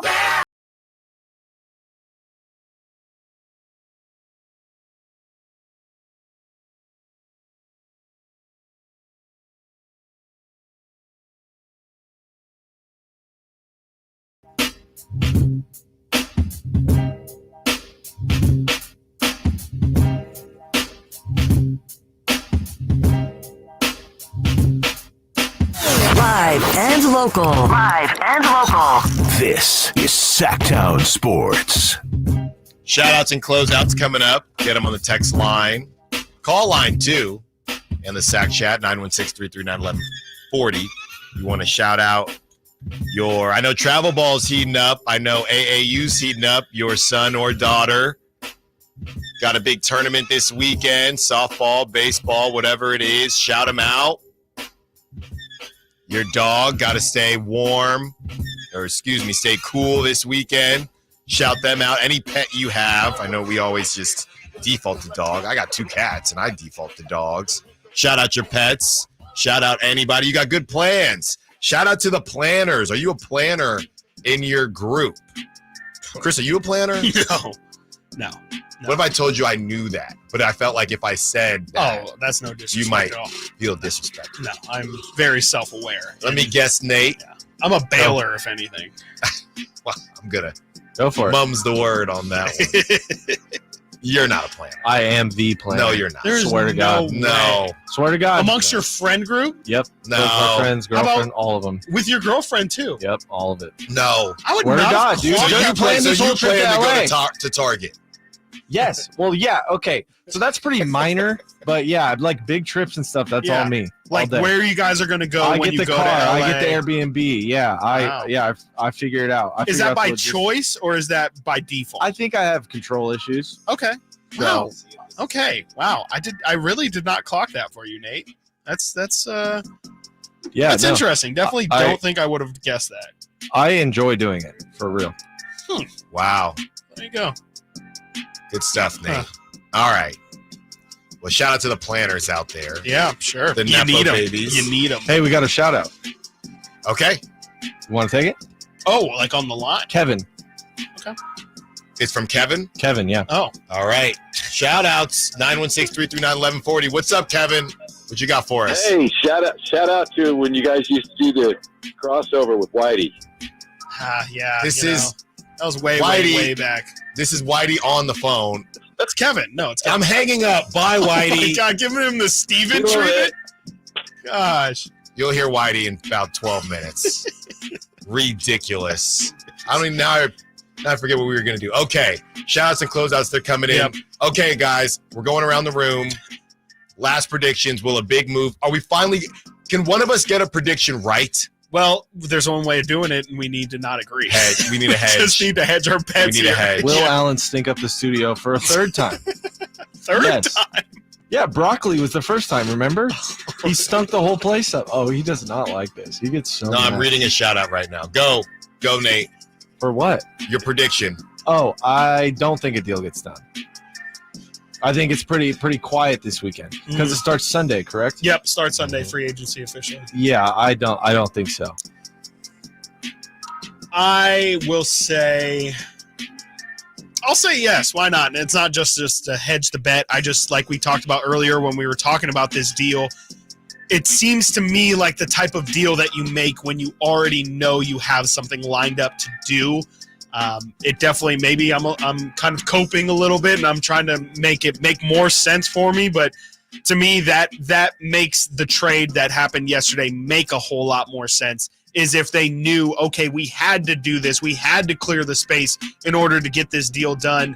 I would like to think that they probably could have maximized Davion's value a little bit better, maybe gotten a little bit more out of Sasha. So I would assume that they did that reluctantly. and they did it reluctantly because they're so excited about this deal that they have right around the corner that is breaking on Saturday night. I'm calling my shot, Babe Ruth in it. I'm pointing to center field, and I'm saying Saturday post 7:43, it's breaking. I don't know why I decided to go that specific, but you know what? Well, shout out to your weekend. You got a fun weekend plan. Yeah, I had to go pick up some propane yesterday. I'd never done that before. It wasn't a process at all, but I just felt, it felt like an adulting thing. I was like, wait, hold on. I had to go figure out where to do it. Shout out U-Haul. 8 months, 9 months with your boy. Yeah. Now this guy is getting propane. I was like, man, he's grilling. Hank Hill over here. He's golfing. Look out. Wow. I love that. I got some my girlfriend's family's coming through from SoCal. You're the one grilling? I might. My girlfriend, honestly, she gets down on the grill. Yeah, she knows what she's doing for sure. So I might just get out the way. We're making spring rolls and sushi tonight, so it's going to be a very active process that I'm probably going to just watch and enjoy. Have you ever made sushi before? No, but I've made the spring rolls before. Sushi is a new venture. So we got a yes from Chris, a no from Nate. Which side do I want to join in the debate? There's no way he's going to be on Nate's side. I'll say that. No. There's a 0%. I think that I'm going with Chris. I think Sunday is going to be. I think Sunday is going to be insane. It's going to be nuts. I think it starts at 2:00. Now again, here's the rule though. Does it have to happen on the weekend, or does it just have to happen before our show? Before the show. Just do before the show. Okay. Yep. Before the show. So Nate's a no, 2 yeses from Chris and myself. Free agency starts June 30th at 6 p.m. Wow. Eastern. So 3 p.m. our time. Wow. On Sunday. So be ready for that. That's after Chris's barbecue. Chris, yes, much after. Give everyone the address. I'll be there. No, save me a plate. Yeah. I can do that. I can bring you some stuff on Monday. Let's get to these shout-outs. And we closed out with the Nepo babies. We saw a bunch. Nicole Richie as well. Charlemagne. Nicholas, they're saying Nicolas Cage. Yep. Timothy Chalamet. Yeah, Francis Ford Coppola's nephew. Yeah. Really? Yeah. Wow. Godfather. I will say I have, in this rabbit hole that we've gone into, I have found a website that literally is the IMDb of Nepo babies. It's called nepodb.com. And you can search by person. That's insane. It has top 10 Nepo babies, under 30, in their 30s, boomers.